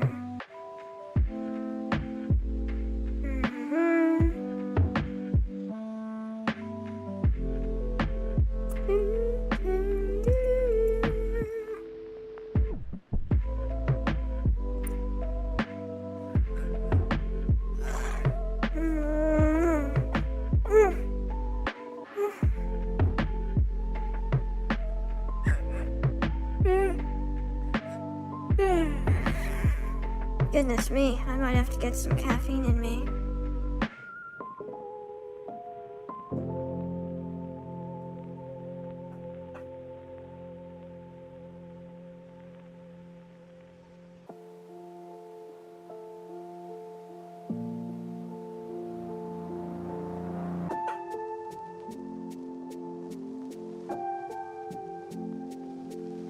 Let's see how well this works.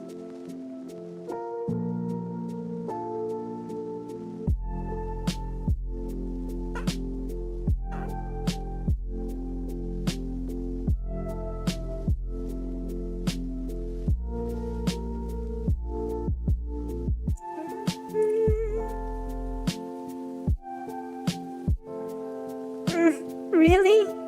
Thank you. I'm glad you think so. Commander Rex, you're in violation of Order 66. I suppose I've always sort of had a habit of Republic. saying that. You will be dealt with, and we will deploy the garrison.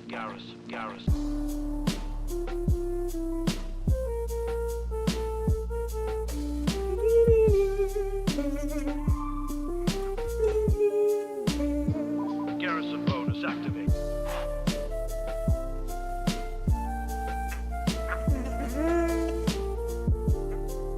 Yeah, okay, I could do it that way. I draw this one with the page horizontal. Do I have to do it that way?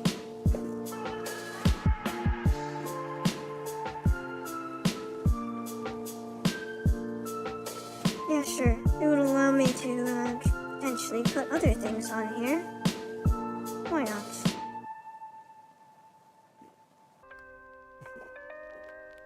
Let me temporarily move keyboard coon up there so that it's out of the way.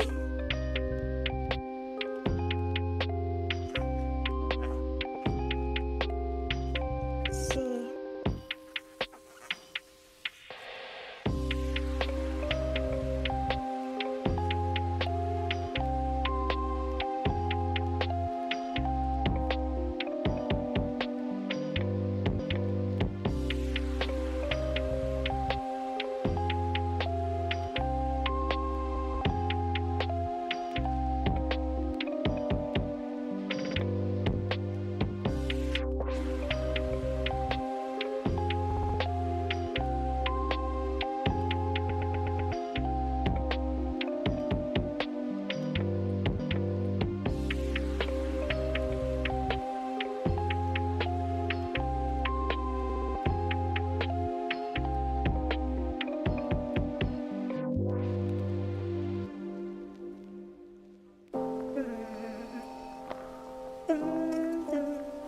You'd be wise to surrender.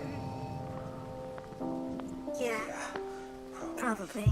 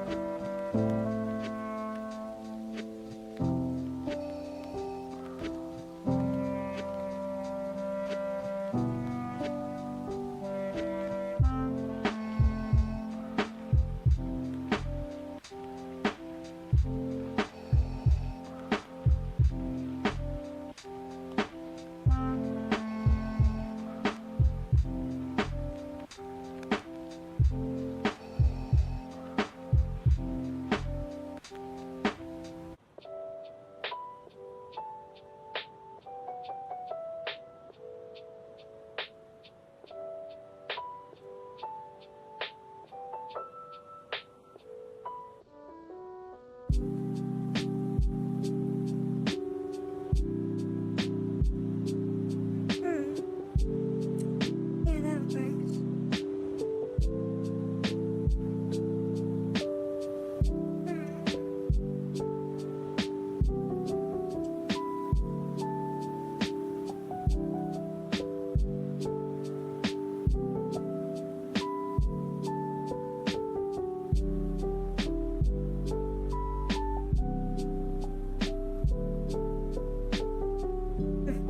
One disadvantage of my writing / sketching hand being my left hand is that it doesn't take long before there's a lot of graphite all over it.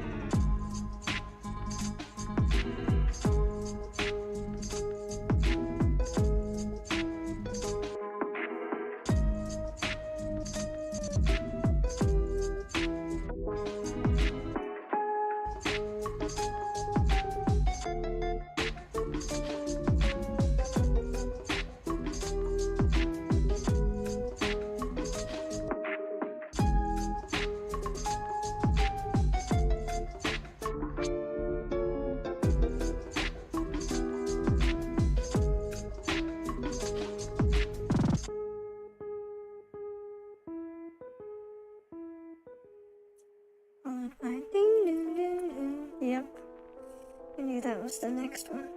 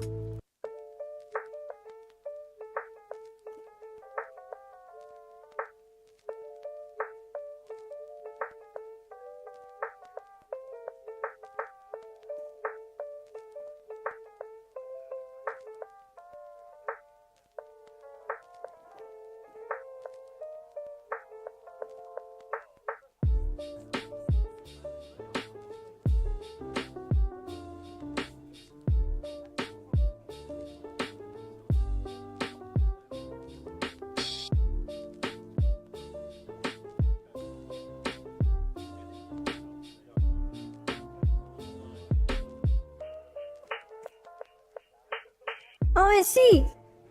No worries. Please, I hope you enjoy your meal, whatever you choose to eat.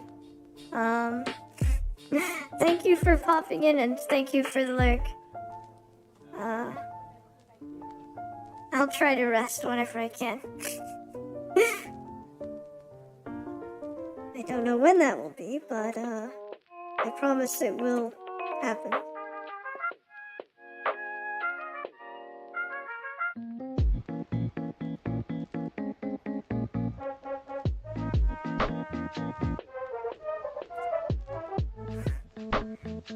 No.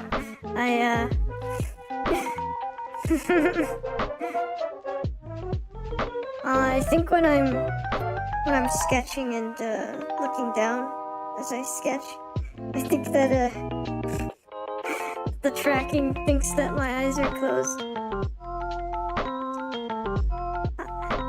Okay, I will, Isho. Thank you. Have a good one.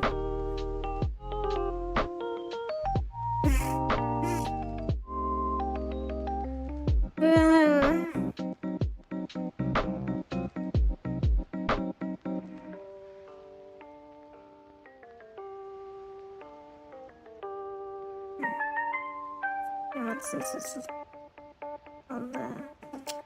why not? In a mood to have my nictitating membrane up anyway.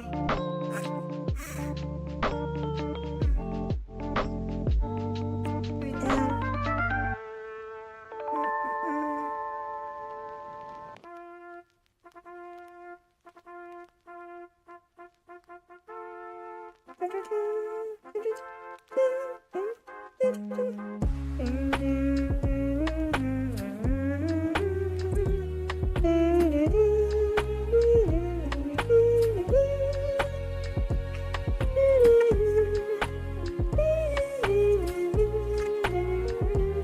Oh no, your internet died for a bit? Welcome back, Mavis. Good to know that, that you wrangled... I don't know if you're on Wi-Fi, but if you're on Wi-Fi, you've wrangled Wi-Fi Coon back into, cooperation.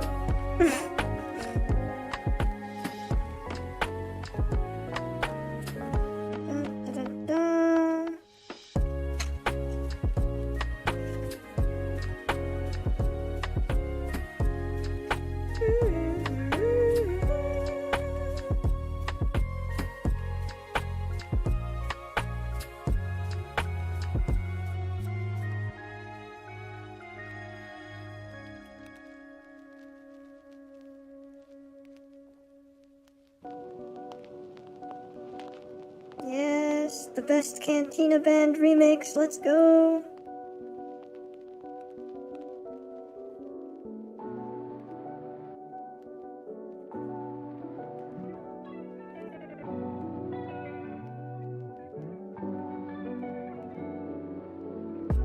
Oh no! Laptop Coon couldn't handle Overwatch, huh? Ah, Shogunai. Is what it is. Shikata ga nai na.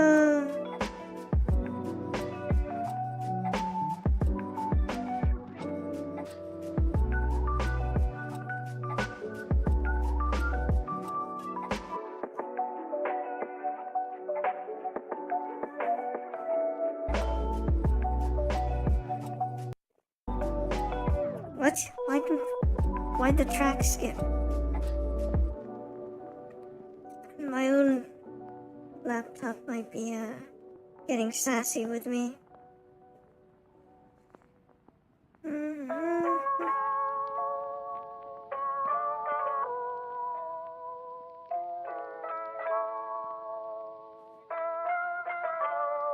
Either that or it's trying to kick me into bed.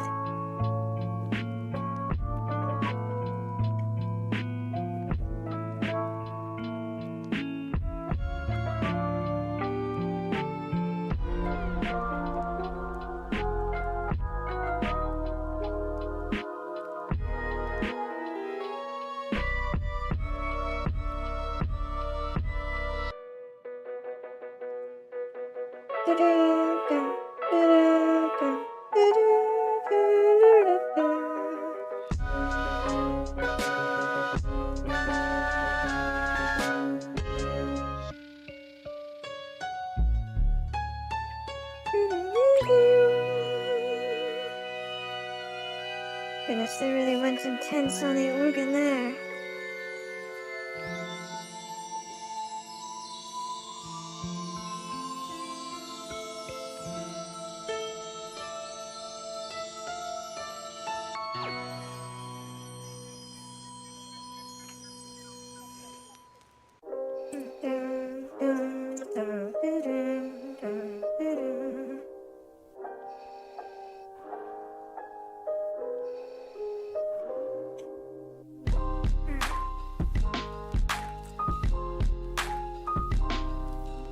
Eh?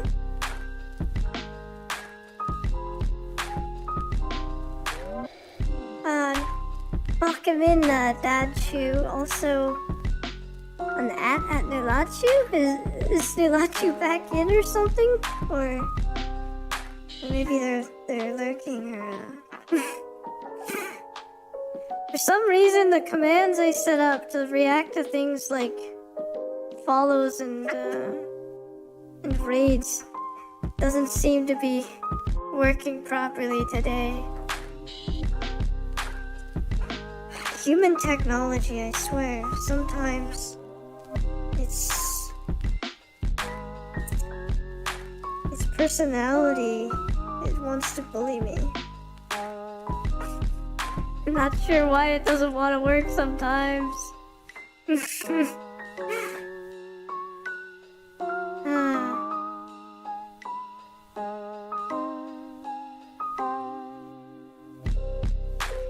I'm working on it, Mavis. That unitizer of mine is still in progress.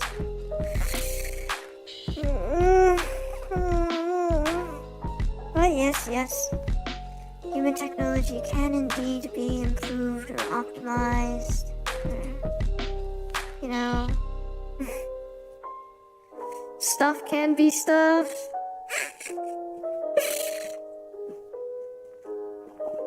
When all wording fails, proceed to word without words. Yeah, don't pay attention to my completely nonsensical ramblings.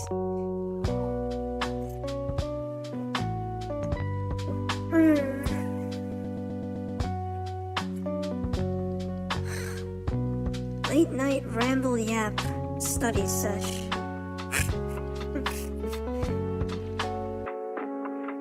I'm not sure.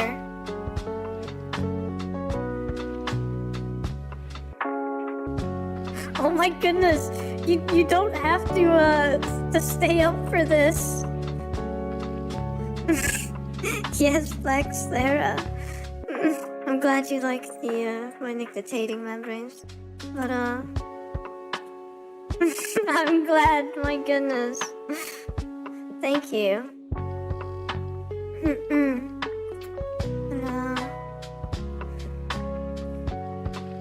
Yes, don't feel a need to stay up for the stream. My goodness, if you need rest, please get some. Oh, you just couldn't sleep? Oh goodness.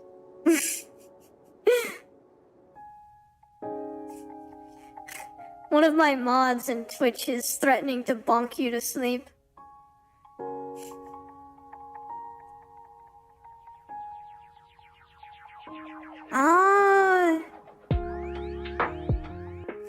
Yeah, I'm not sure what the consensus was either.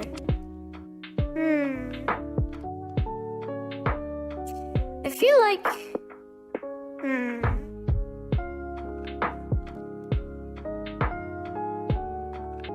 I feel like most, the one with the most votes was the smug expression with the Black Sarah. Oh no, my goodness. Sorry to hear that. I hope that your stomach feels better now.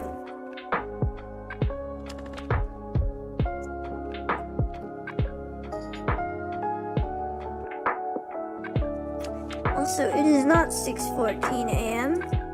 How about this clock doesn't exist? You know what? We'll go with that. That's good. I'm glad that you're feeling better.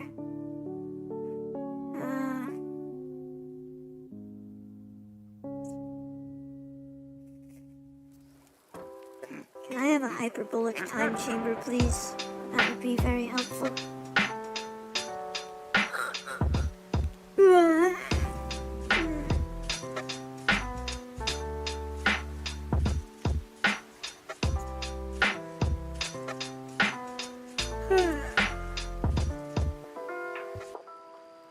Do or do not.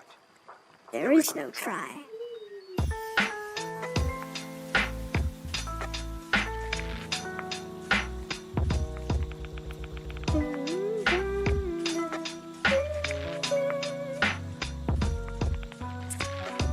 I hope it has. Hey Nia! Welcome in!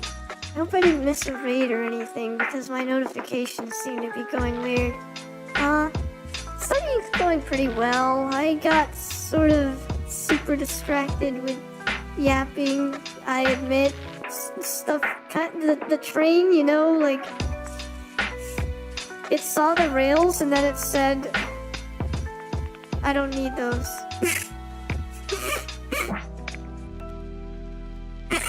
No! Don't out me.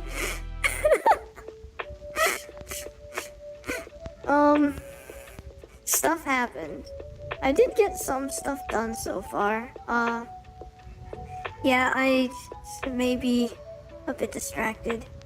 But, I suppose, I feel like the last one I did, I managed to stay on the tracks a bit better. But this time, I guess it just, I don't know. The chaos theory dominated systems of the universe said, hey, why not throw in a bit of stochastic spontaneity there? I don't know. It tried to emulate quantum fields. Yeah, I guess I was in a chatty mood. And so my stream said, yeah. Superposition. So what's the deal with airplane food? Yes, systems. You know what? I love that. Like, any mention of any terminologies that utilize system or systemic, and then, yep, there we go. I like that. Very interesting. Oh, well, thank you. I'm glad. I do want to make sure that I still get everything I have to get done. But yes, I do enjoy yapping. I'm totally not under any pressure at all.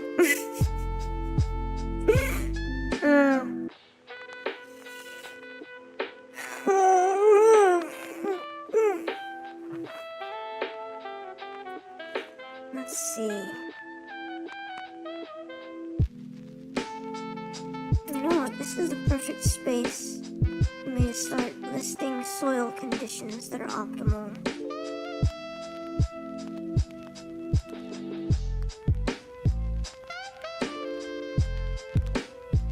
Oh my goodness. If I could collab with Neil deGrasse Tyson, that, you know what? I'm gonna put that up there as like one of my crazy dreams that's like far-fetched, but who knows? Also, welcome in, Fanto. How are you today?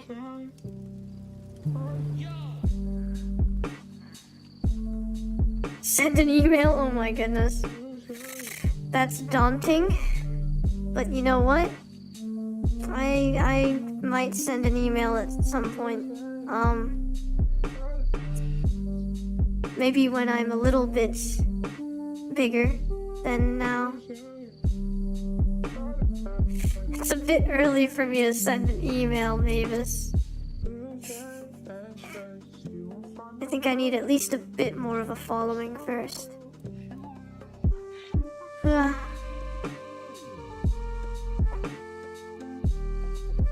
I think I need to put out some of my important content first too. So that like, if they were to stop by my page and see what I do, there's something for them to actually look at, besides me just singing. I mean, my goodness.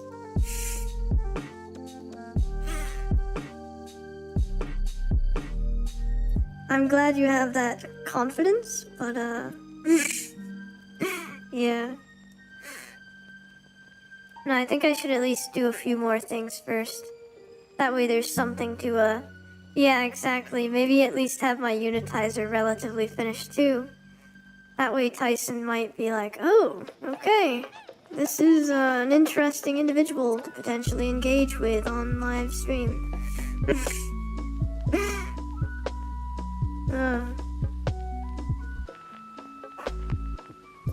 That would be very cool, though.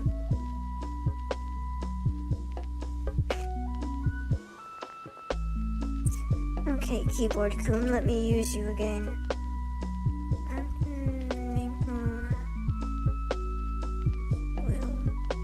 Preference.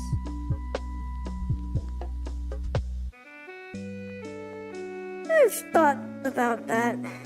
Maybe I should sometime.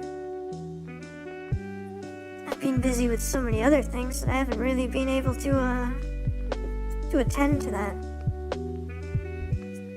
Rich moist souls,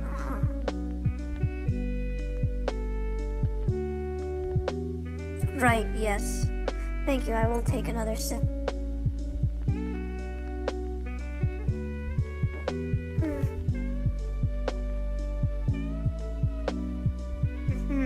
Rich moist soils, well-drained moist soils. Yeah.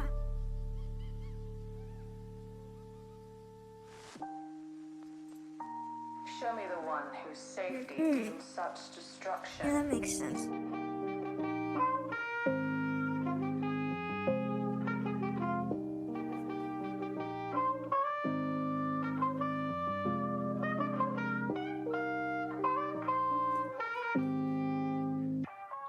This is the way. Let me switch to a tab that gives me more light. That's better.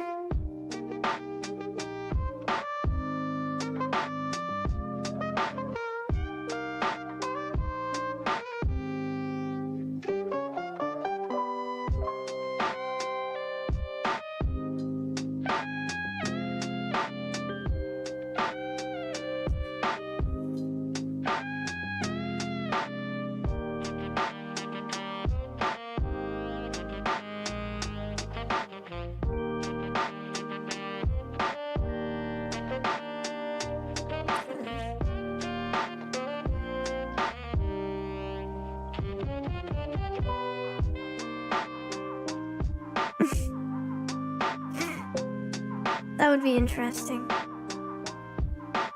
That's a good question, Mavis. I'm not the most familiar with Twitch's policies on stuff like that. Oh yes. No, Neil deGrasse Tyson is great. I'm so glad that Carl Sagan reached out to him all those years ago.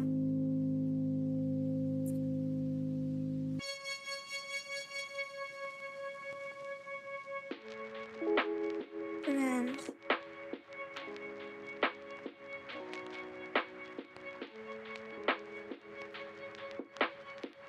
deeper.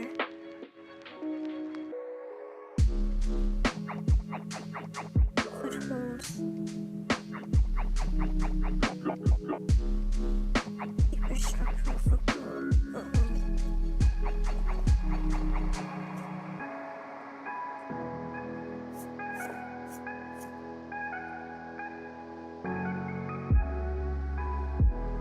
Does not demand the support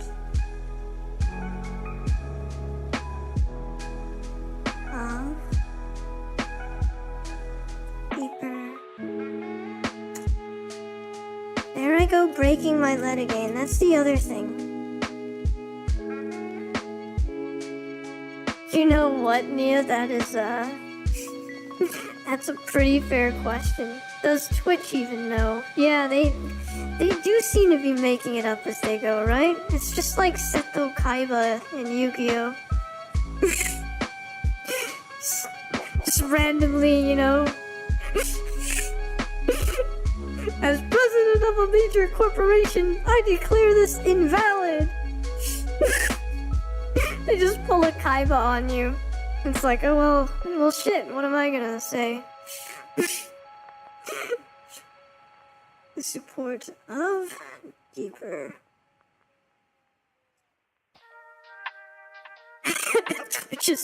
Twitch is totally Kaiba. Oh. I don't think I'm going to be able to stop picturing that now. Every time Twitch decides to shadow ban or ban someone, I'm just gonna see Kaiba's face.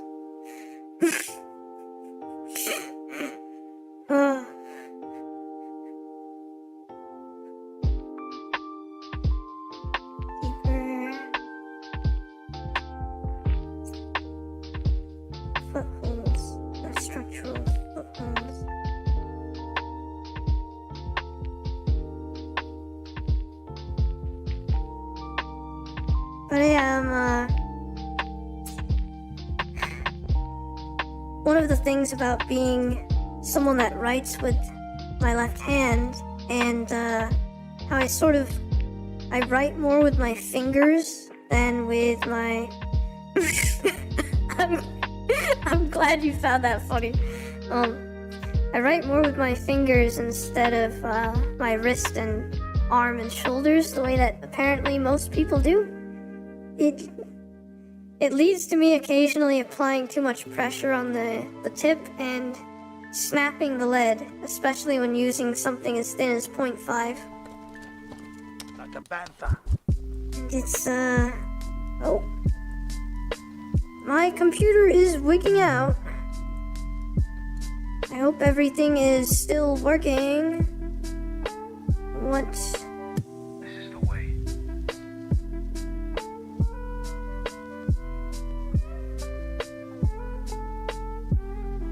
Huh. Well, my computer just had a moment.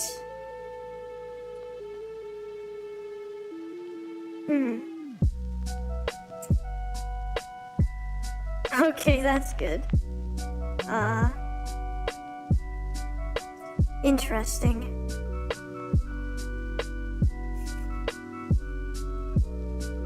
Yeah, it does that. There are some things I need to do to, give Laptop Kun a bit of TLC. For structural phones.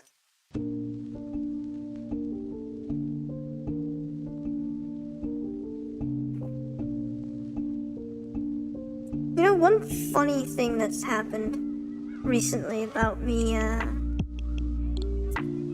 about the fact that I'm, well, just the way that my interests are as multidisciplinary as they are. I've had a few physicists assume that I'm a fellow physicist. I've had engineers assume that I'm a fellow engineer. English majors think that I'm some kind of English prof. It's kind of funny.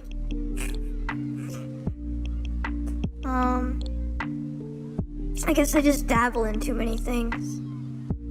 Got too many hobbies. And it can lead to some very interesting scenarios.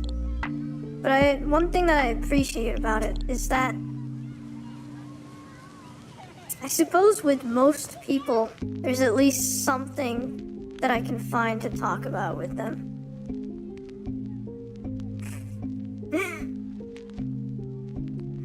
Jack of all trades, I suppose. I don't know if that's giving me a little too much credit, to be honest. But I just happen to be someone that's very interested in a lot of things. Oh, well, thank you very much. I'm flattered, Mia.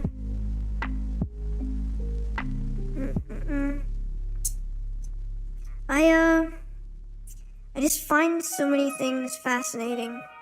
And when I find something fascinating, I tend to, I don't know if binge it is the correct word. I'm right. I very intimately study it, I suppose. Something like that. But that goes for so many things, even things that, well, even stuff like Star Wars lore. Yeah, hyperfocus. Yeah, I suppose that's a thing. I end up hyper-focusing on a lot of different things.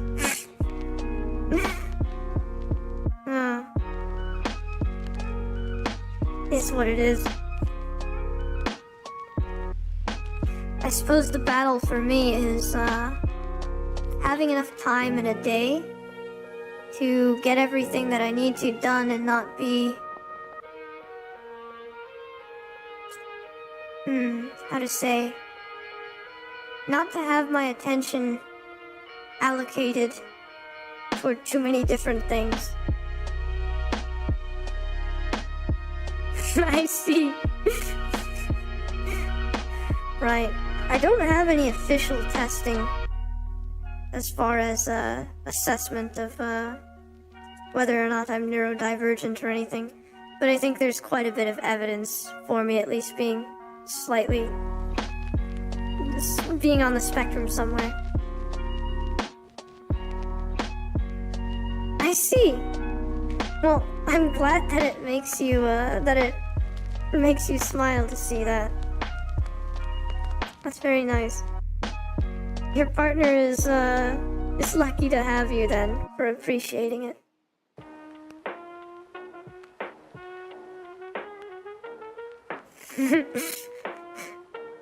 I suppose that's a very interesting analogy. Goodness, there's so much to say about color too, actually. Chromacy is such an interesting field. I wear it on my sleeve. Intriguing. I suppose testing's not even necessary.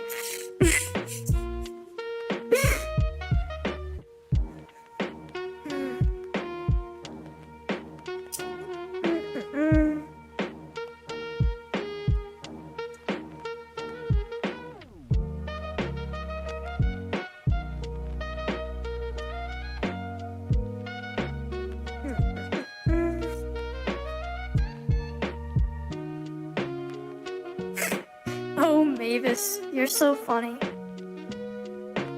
Goodness.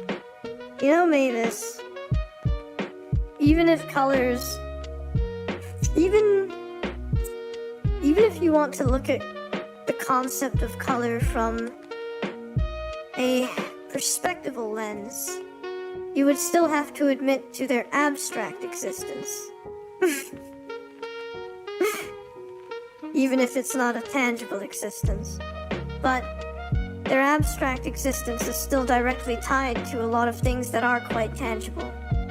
But, this is already starting to delve into a lot of things that I want to cover in greater detail in my consciousness video essay, where I actually start to go into a bit of how much of reality actually exists on a spectrum from abstract to tangible, and that the two are actually not exclusive at all.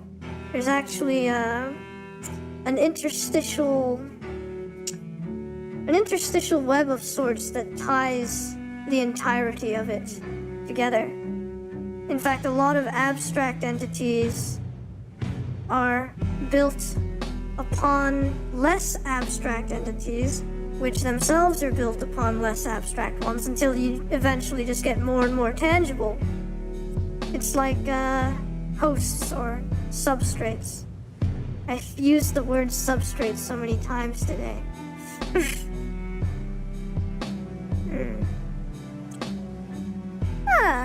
I mean, yeah, axioms are amongst the things that are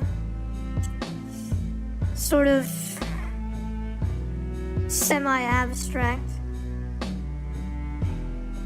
But it's like with mathematics, right? Mathematics is simultaneously discovered and invented, because a lot of the subject matter of that field does actually have tangible existence to it. Something that exists whether or not an experiential being such as a human is there to reason it out or not. The reasoning out is more so a process of labeling and figuring out systems that are capable of utilizing those already existent elements. It's fascinating, to be sure. Honestly though, there are plenty of things that sit somewhere on a spectrum. It's not black and white, this is tangible, this is abstract. There's a sea of gray.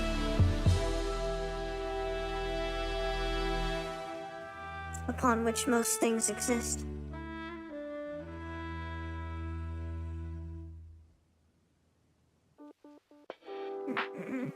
Which is also why I think that it's interesting that philosophy has kind of,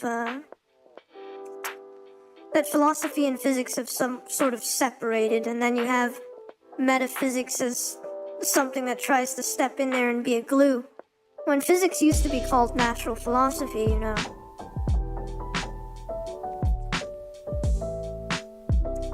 Or rather, what I would call tangible philosophy. Because I think it makes more sense to consider them in a framework where they're both describing the same thing, even if different aspects of that same thing. In which case, you know, you have philosophy, pure philosophy, leaning toward the very abstract end of the spectrum of reality.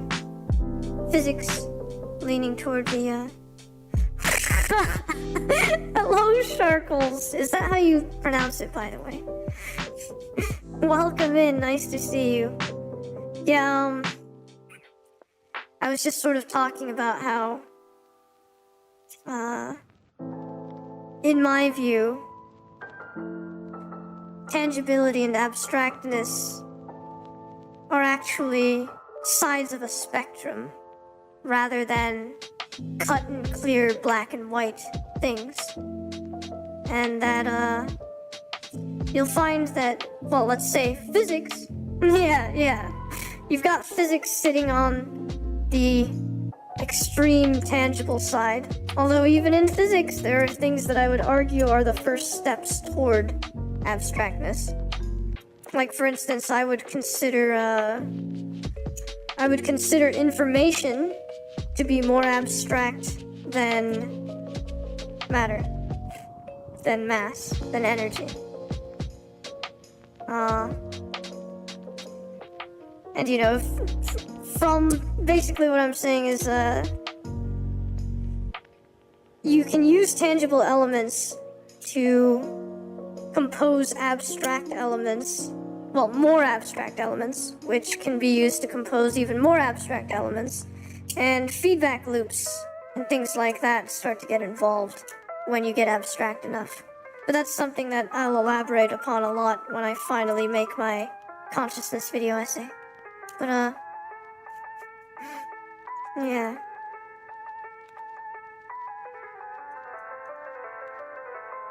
Well, yeah, theoretical physics still largely deals with more tangible things, though, Mavis, than something like a pure philosophy would. Pure philosophy would sit much further on the abstract end of the spectrum. Psychology is a bit more liminal. It's between abstract and tangible because psychology also involves a lot of neuroscience, which neuroscience is, of course, tied pretty heavily to some tangible things and the dynamics of neural networks, how the neurons firing action potentials in your brain operate. That's the tangible element of psychology.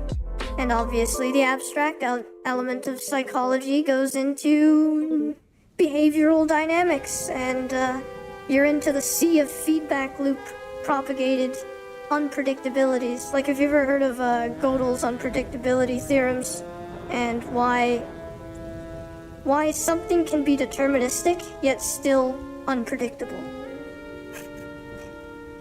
And with any chaos theory dominated systems, such as those which take place within a human brain, you're deep into that unpredictability territory. So, yeah, psychology I would consider to be a liminal philosophy.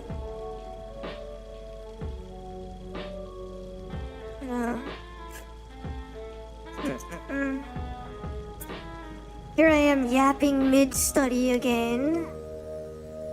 What else is new? Back in physics class again? Well, I would hope that whatever kind of class or lecture I'm yapping away is a bit more engaging than a lot of what I've encountered academically. Because I've got to say, I do have some gripes with the educational system. I'm dying for my brothers. No worries, Mavis. In fact, I often... Oh, I'm glad that you would say that. I'm flattered.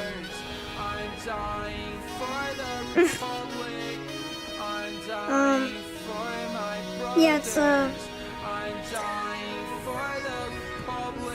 one thing that sort of made me think that there are quite a few issues with the educational system is that I would often find myself in a position of sort of being like a secondary prof or something like that. Because, oh, exactly, I'm sorry to hear that you had that experience. I think something similar would happen where often my classmates would just not be clicking with what the teacher is saying, but I would be able to get them to wrap their head around it in a different manner. Even if sometimes that took certain types of analogies that allow them to sort of wrap their head around the conceptuality better. Oh, I know, this music is quite the vibe, isn't it?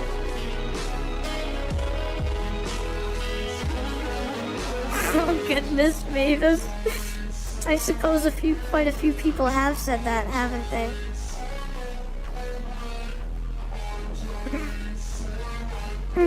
But it means a lot. I'm flattered you'd say that. Perhaps you'll be interested when I release that video essay.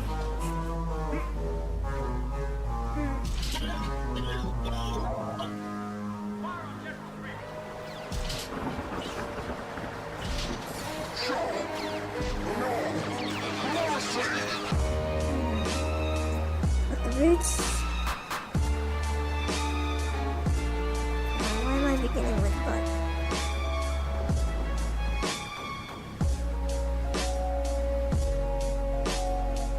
Ooh,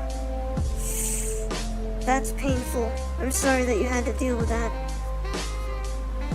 Honestly, there are a lot of issues with standardization in general. You know, it kind of reminds me of the, I think I said it already on this stream.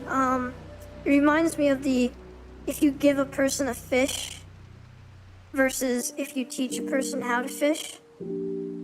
And I see that applied to knowledge and the way that a lot of teachers have been teaching, at least under a standardized system, where... Nice. That's awesome, Sharkles. I wish you the best of luck with that.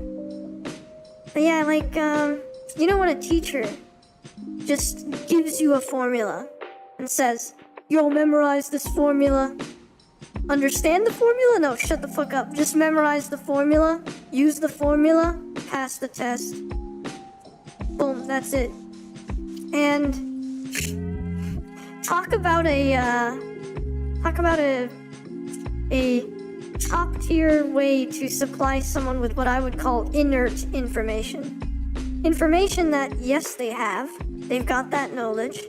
But do they deeply understand that knowledge? And are they able to apply and extrapolate that knowledge to situations that are outside what you've forced them to memorize for? Whereas instead, if you find a way to get them to have a bit of a conceptual epiphany about why that formula works, about what that formula is talking about, what the individual elements are doing in that formula, and some form of a analogistic way to wrap their head around why the formula works.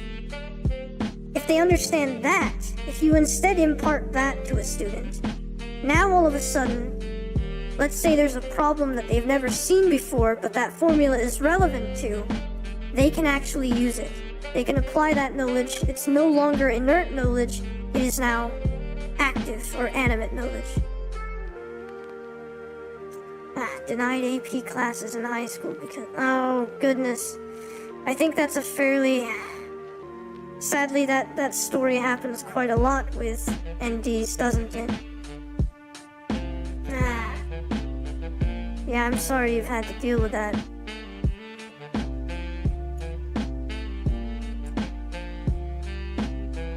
How far people would go if allowed to go to the extremes. I've seen quite a few social experiments, including some that would be very much ethically frowned upon today, like the Milgram experiment. Good soldiers follow orders. Good soldiers follow orders. Good soldiers follow orders.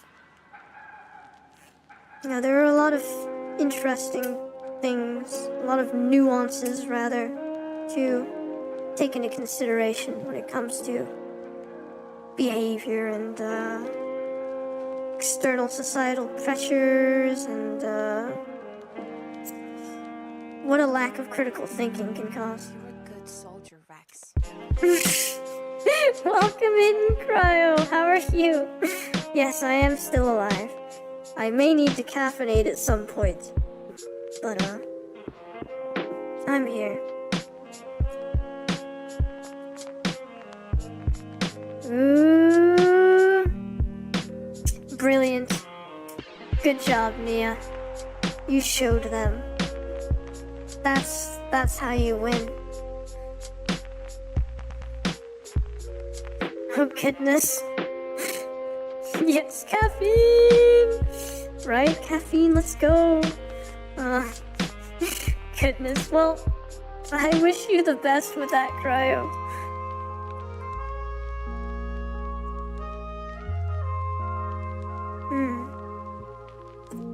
Oh, yeah. I've heard that can happen in Canada sometimes. Unfortunately.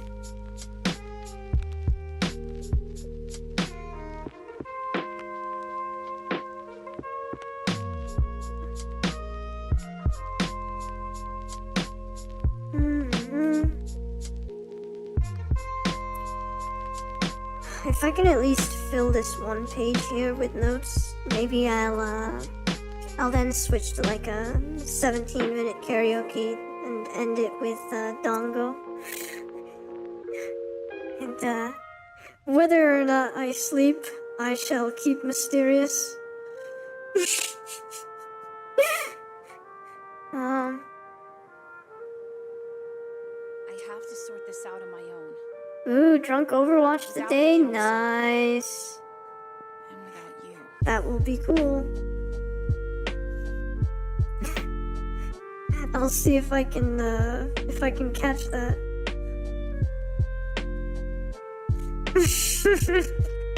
Now that's the question, isn't it, Sharkles?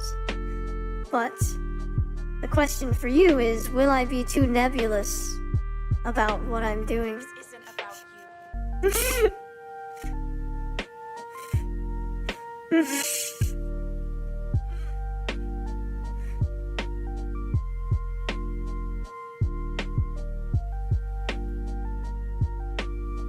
Yay, sounds great.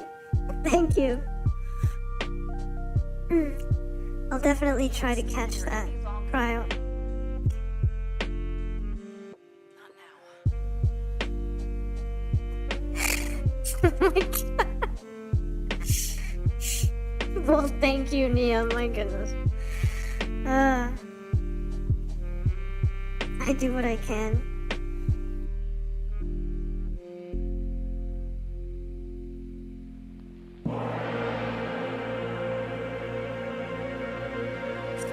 Oh my goodness, Big Mick thankies from McSpankies.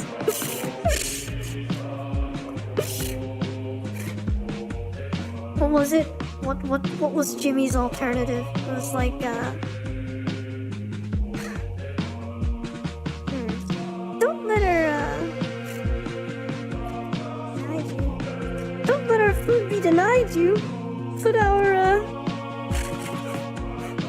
triglycerides inside you. No, there's something else he said to it. I haven't seen that clip for a long time.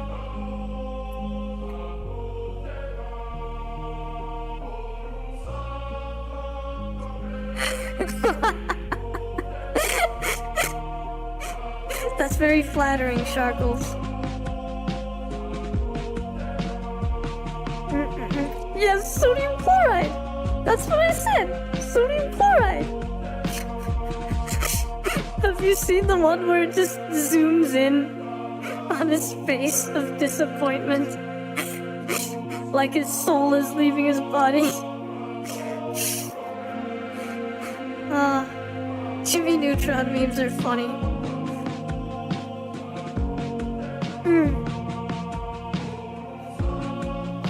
But yes, astrophysics and cosmology are indeed, deep interests of mine. Yeah, Skeet did deserve better. Did you see the one where Skeet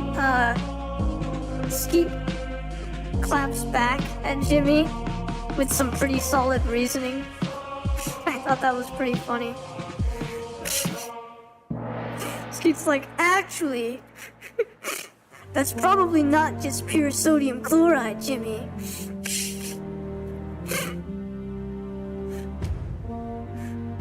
No, it's amazing. And he starts telling him about how even if you can do the math in your head, it's still important for you to punch it into the machines so that they have a record for their business. So Jimmy showing off was just being a pain in the ass. Oh, that's so funny. Oh, Skeet.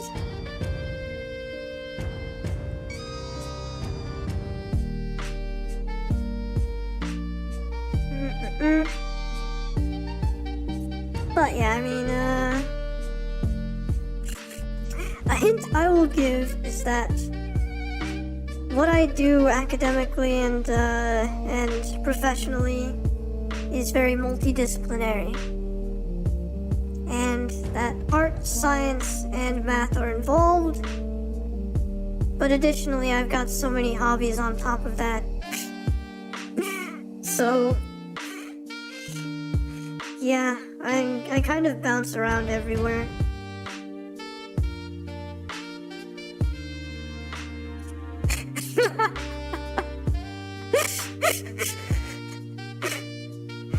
That's a pretty good way of summing it up, Cryo.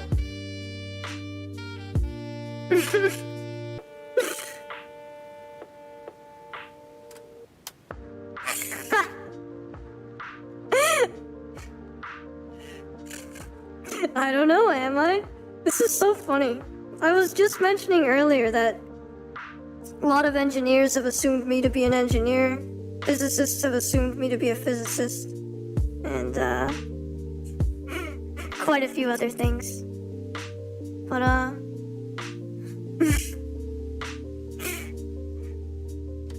that's part of what makes it fun for me to just not tell, you know? Ooh, Kerbal Space Program stream, that would be pretty fun. Apologies if it makes me a bit of a gremlin to, take a bit of pleasure in being mysterious.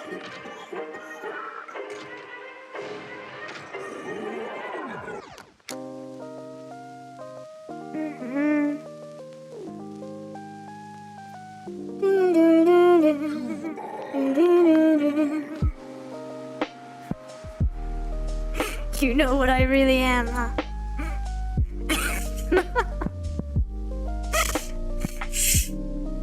I suppose I can't escape those allegations. Thank you for the head pat, though. My goodness. Also, welcome in. Did you just show up? Yes, welcome in, Red Dragon.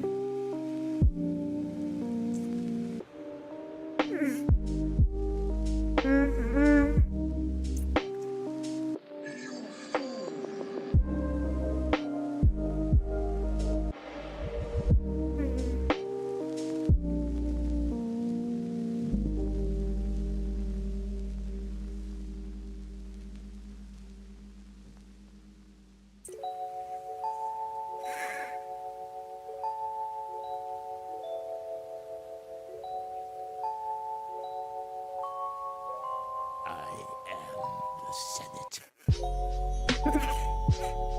That's an interesting description. Maximize resource allocation.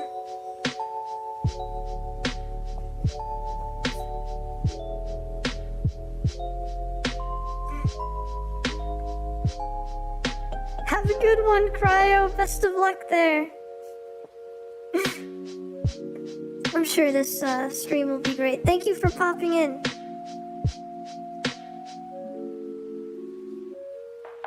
Do it. Oh, wow. Thank you very much, Sharkles. That's, wow. I really appreciate that. Thanks for letting me know. That's very interesting.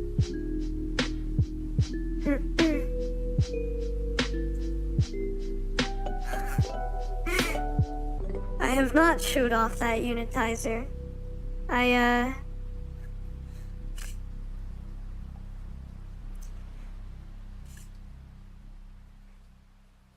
don't necessarily like being a show-off, you know, so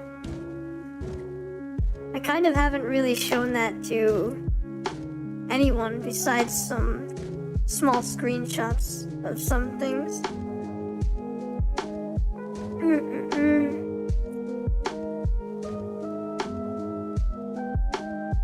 Maximize.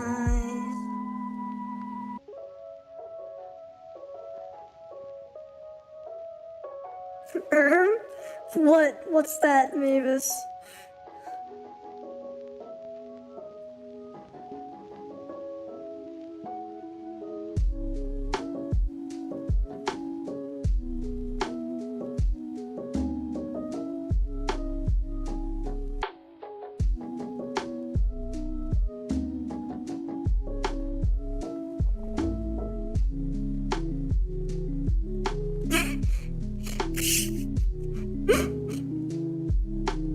Well, that was because you asked for it, didn't you?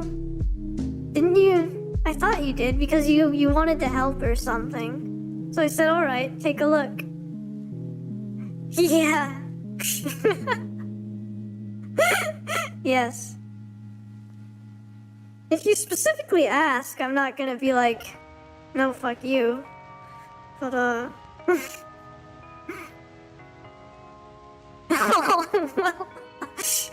I'm sorry if it made you feel that way. I'm sure you know plenty, Mavis. It's just, sometimes I hyper-focus on things and,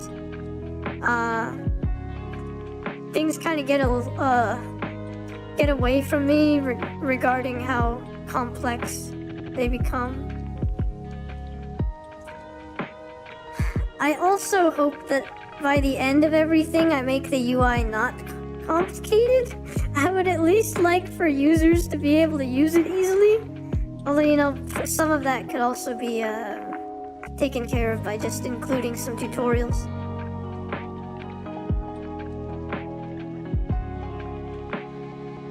Oh, I see!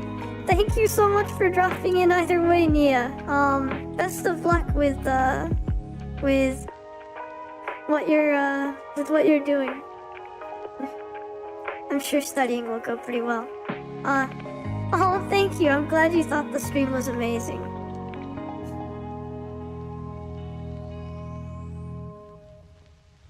Yeah, how best to explain the unitizer?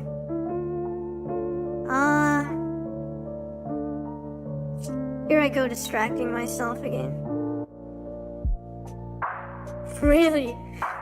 Well, I'm glad that you're excited. It's a bit of a doozy in itself. I would love for it to be, finished when I debut. But, yes, if you need rest, please get some good rest. Right, that's how to process what you typed up there. I'm not tired.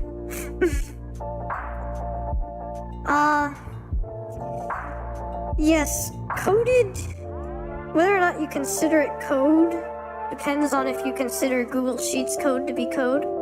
It's cell coding. I do know how to code in C++ and Python, at least to a moderate extent. I'm not like...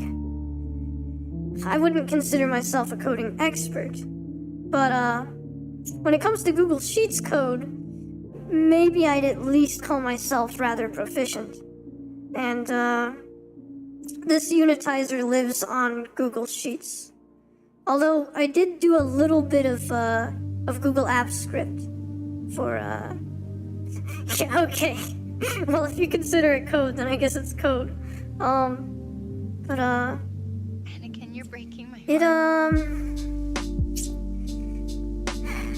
I'll also say this. Some of my cells are so full of code that, when I hit enter, Google lags for a second or two before the cell opens up.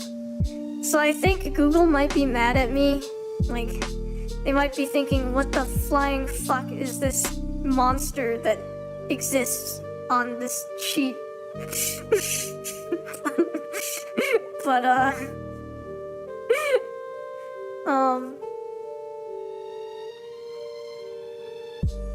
oh wow, nice! That's awesome. Wow, good job getting that. It'll be interesting for me to try playing that game. Oh, thanks, you haven't even seen it, but, thanks for that anyway. I'll just sort of explain some of my intentions with it, I guess. That's the best way to talk about it. So, one of the main reasons is natural units. My species uses natural units because fuck arbitrariness.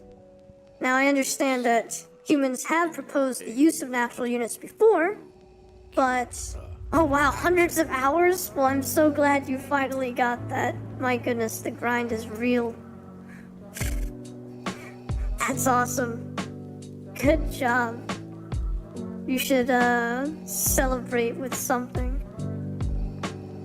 But, so... Natural units, one of the main reasons that... Yeah, I've had to use it for similar reasons. But, natural units, one of the main reasons that humans have, not used them is blah blah blah, the numbers are too small or too big for us to reasonably utilize. Well, they seem to have forgotten the fact that... Oh wow. 10% of the Steam player base? Wow, that's awesome. That is quite the accomplishment. Take a lot of pride into the effort that you put into that.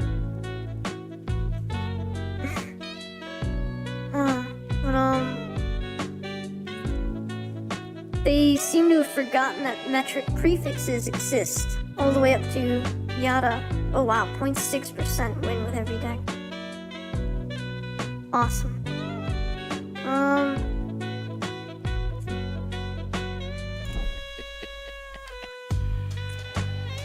No. These are not arbitrary, Fanto, because the physical constants of the universe are the same whether you attach numbers to them or not. The speed of light will always be the speed of light. That's something that's not arbitrary. Therefore, if you use that as your metric, you are using something that's not arbitrary, by definition. If you express speed in terms of relation to speed of light. But I suppose, prefix choice and number base, those are a little arbitrary.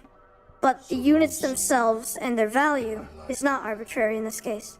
And, so here, one way to make it easier to have reasonable numbers to work with is to just use metric prefixes. And you know how they go, you go giga, tera, all the way up until you eventually reach yada. Now, the convenient thing about yada is that it's a Y, right? Therefore, what if you reach yada and you say, oh, well, I need to go higher? Then, kilo yada, KY. Want to go higher than that? Mega yada. So, and guess what? You can say it as kai or mai.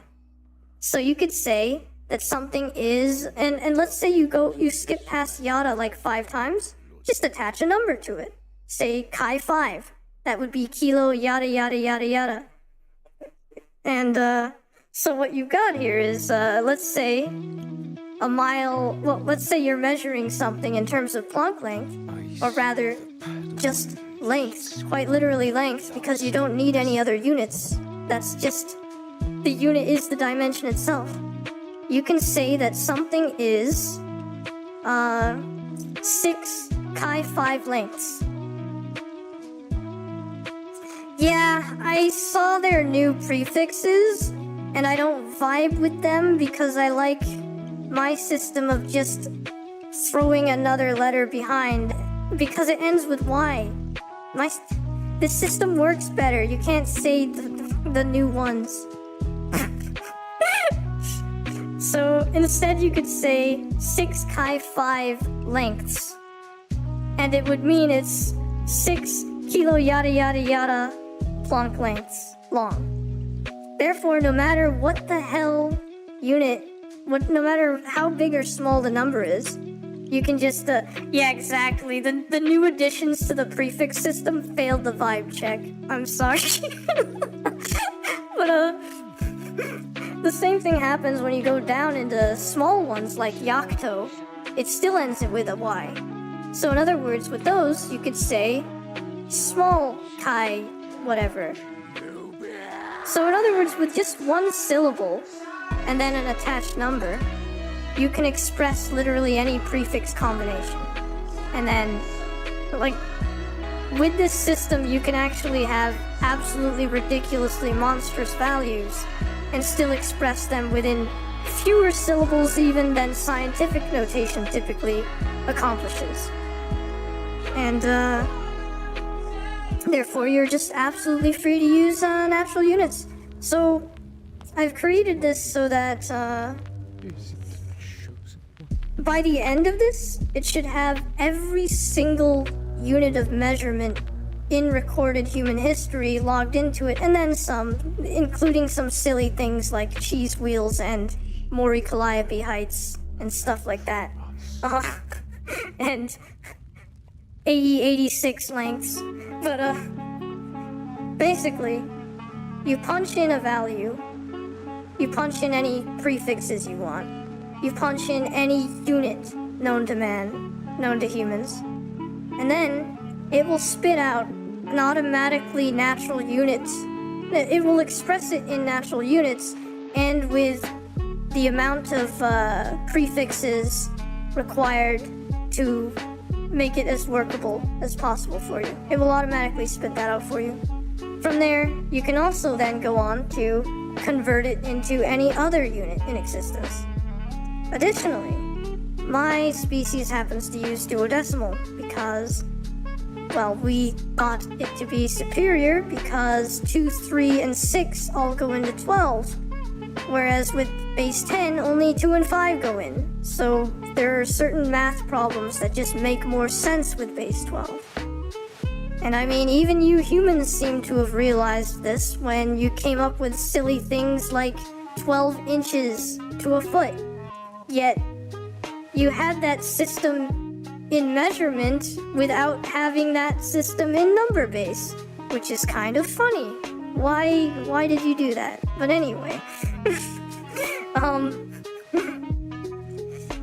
because we use a base 12 system, it also automatically does duodecimalization for you, expressing it in terms of our numbers. And I've noticed that duodecimal calculators, for some reason, there's a severe lack of them on the internet, and a lot of them don't work with decimals well, and I don't know. Like, you don't have enough proper duodecimal converters. But, this one works. It works with decimal values and everything. On top of that, you can also do any math with all the units. So you can express something in terms of length. You can hit a division symbol over in the math portion of the unitizer. And then you can then you can punch in a unit of time, and it will automatically handle the dimensional analysis for you and ensure that the answer that's spit out is expressed in terms of speed, a unit of speed. So you don't have to do all the thinking about blah blah blah, I divided this unit from this unit so they cancel out. It handles that for you. Mind you, I haven't completed the coding for that because I've recently gotten into some annoying things to do with the parenthetical recognition without having to resort to Polish notation. But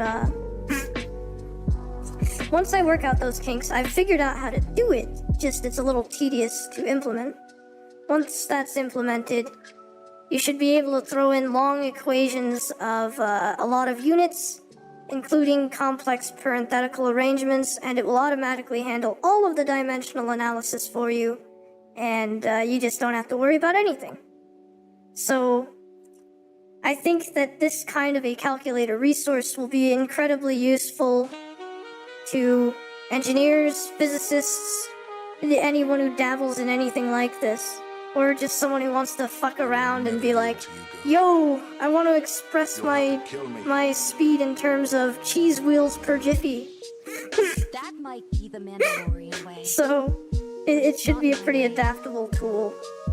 And the reason I started making it in the first place is because I'm someone that constantly uses a lot of different calculators and was very disappointed with, similar to a lot of what Wolfram Alpha, etc. does. But within one framework that you don't have to visit other stuff with. And I intend for it to do a lot of other things too, like musical notation stuff, and it's... I basically just want one calculator that you don't have to go to other calculators. They're all right there. Because I'm someone who has been annoyed at constantly bouncing back and forth between this calculator and that calculator and realizing that this one doesn't necessarily allow me to do this. And, you know, that's basically why. I was basically of the mindset of, I guess I'll just do it myself. But yeah, that's how the unitizer works. Also, I wanted to throw in some funky, cute personality elements to it as well. Like, sometimes the calculator will get sassy with you if you're trying to break it by saying a unit that doesn't make sense, or calculate a value that is just way too damn high. Yeah. That is also another thing that I find annoying. All these subscription services. But, yeah. I'm glad you like that. So hopefully it should be a tool that's like entertaining to use and very accessible to a lot of people. That's my intention with it. There's a lot of things to do with it, but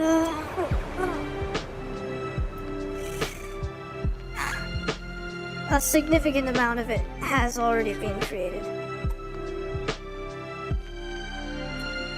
Welcome home, Danny! And welcome into the stream. How are you? Was work well? Was work good? Does was work well make sense as a sentence? I'm not sleepy. Alright. That's good. I hope you can, I hope these chill vibes here, if they are chill, can help you wind down.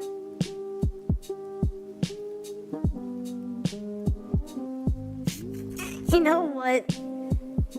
Maybe I'll send you a bit of a spoiler of its whip. Its work in progress. I sent one to Mavis after all, and he had an interesting experience taking a look at it. I apologize beforehand if some of the code is a little unoptimized, perhaps, but Like, there are actually some parts of it that I think maybe I would code differently now. But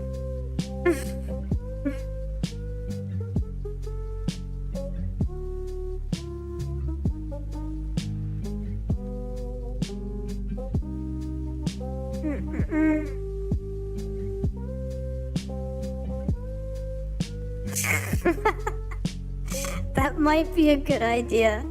Get into your house and do something that can help you relax.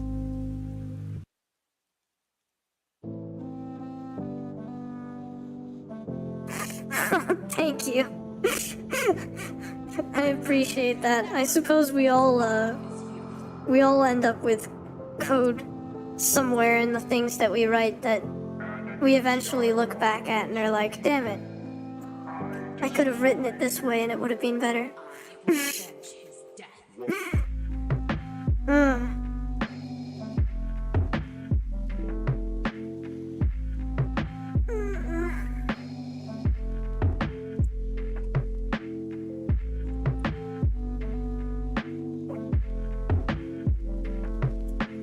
Spaghetti code. Oh goodness. Let's see.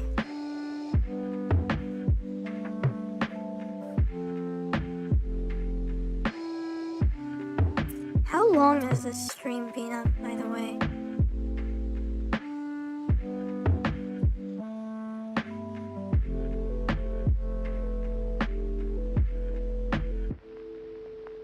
I love how I'm just like staring at the screen as if it's gonna tell me. Oh, 17 hours. Wow. No, wait, 7 hours. Why did I say 17? Wipe that from your memory. I did not say 17 instead of 7. Shut up, Mavis. Shut up. No, that was me misspeaking. Only 7. Only 7.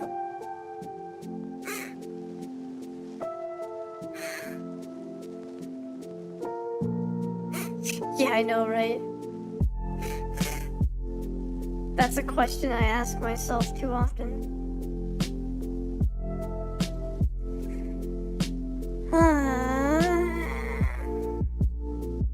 No, not teen. Get out of here. Let's not go. 177. Commander Ross, No, you're in violation not that of long. Order 66. I accuse you of My treason against the goodness. Republic. You will be dealt with, Huh. and we will deploy the garrison. Guess.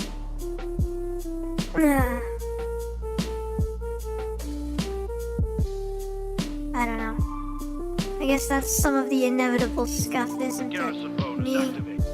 just being silly and misspeaking. What it would be like if I combined this level of fatigue with drunkenness. Oh, I guess I don't know, I laugh at a lot of things.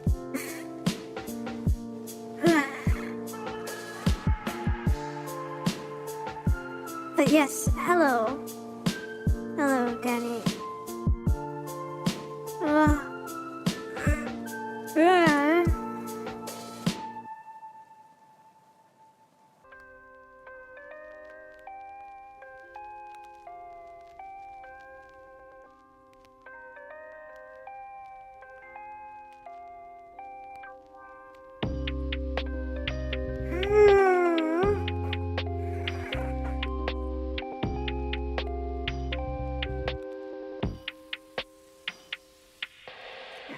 Should at least finish this page with notes. Okay, what else am I gonna say? Where's the, yeah, that's right. That's right. Can I stop breaking lead, please?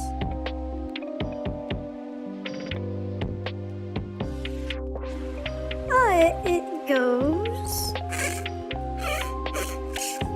Progress has been made. Well trained.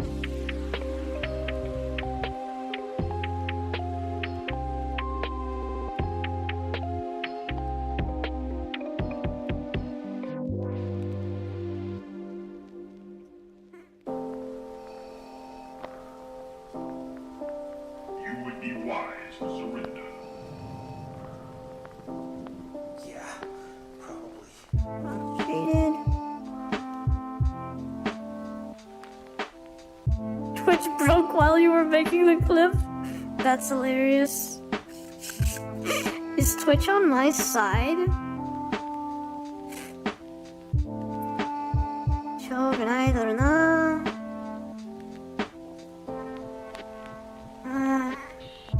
Yeah, that's right. Interesting.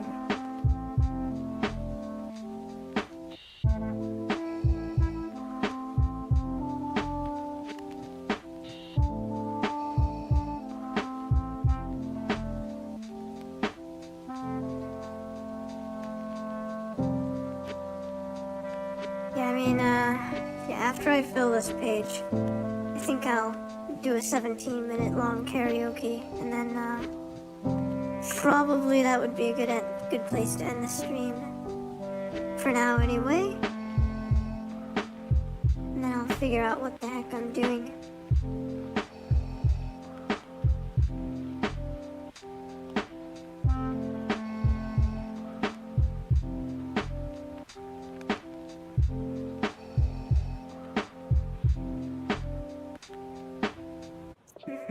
Blow me. Which you don't get. That makes sense.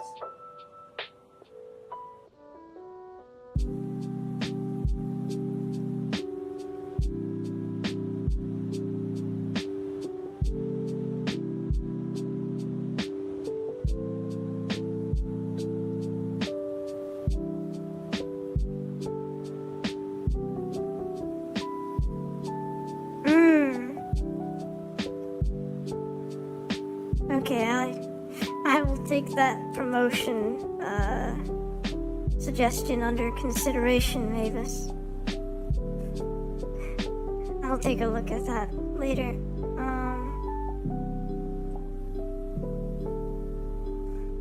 Lumi. And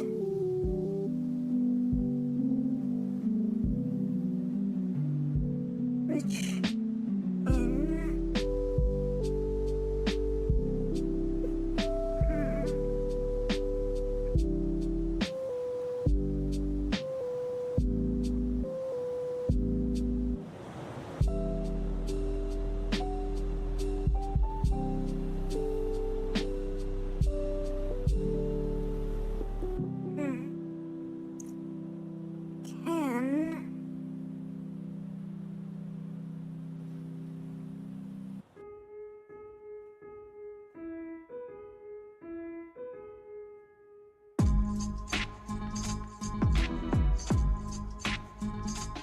can acid.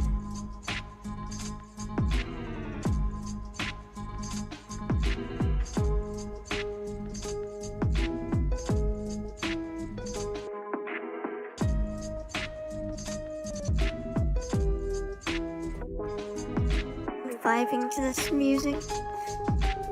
What about temperature preferences?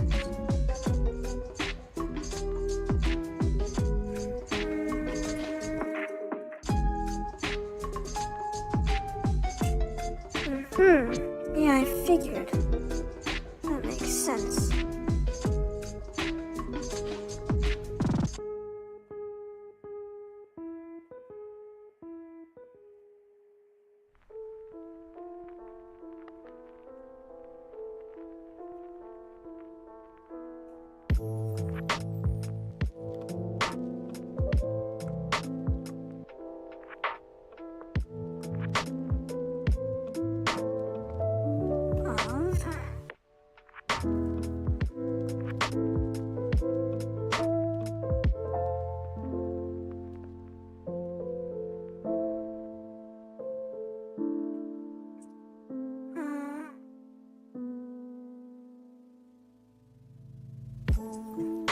That emoji.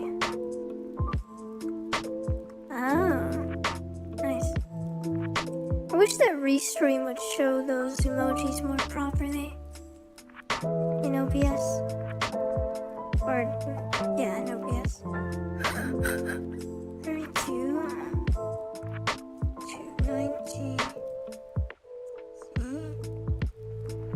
No. F. Ay, ay, ay.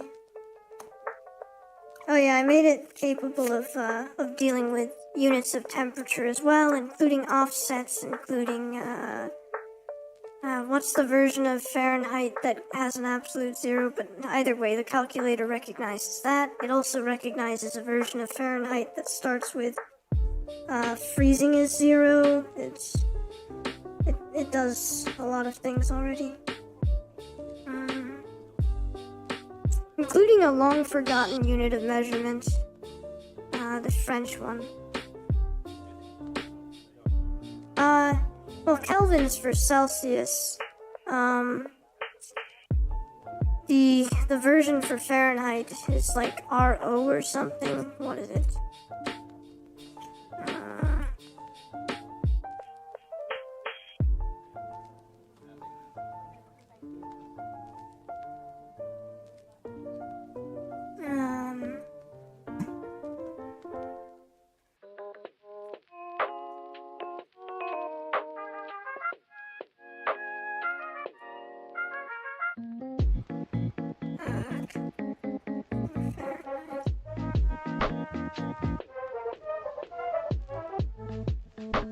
Rankine.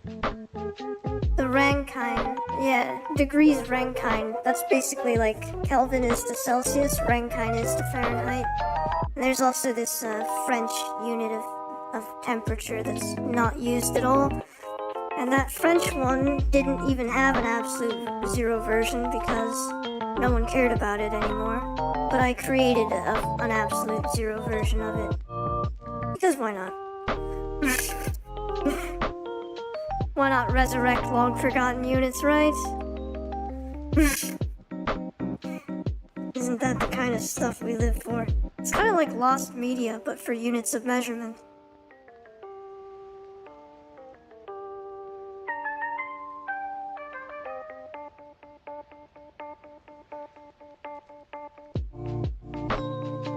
Yeah, hooking up sensor data to the unitizer would be pretty cool.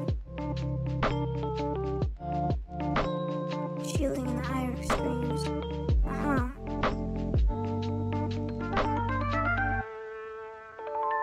I know, right? Yeah, that's so funny.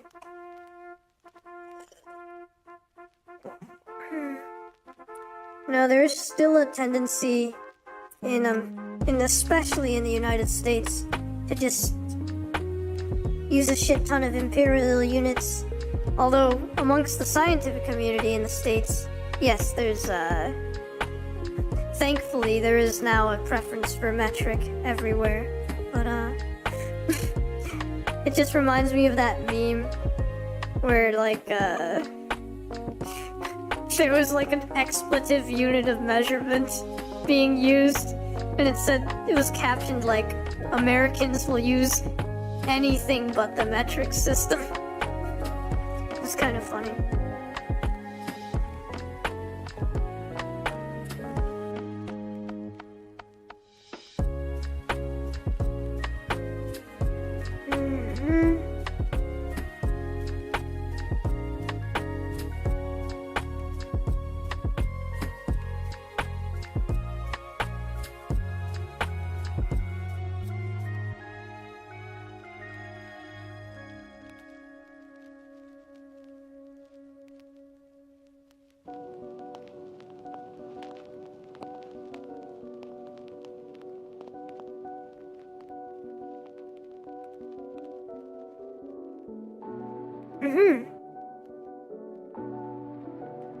Right.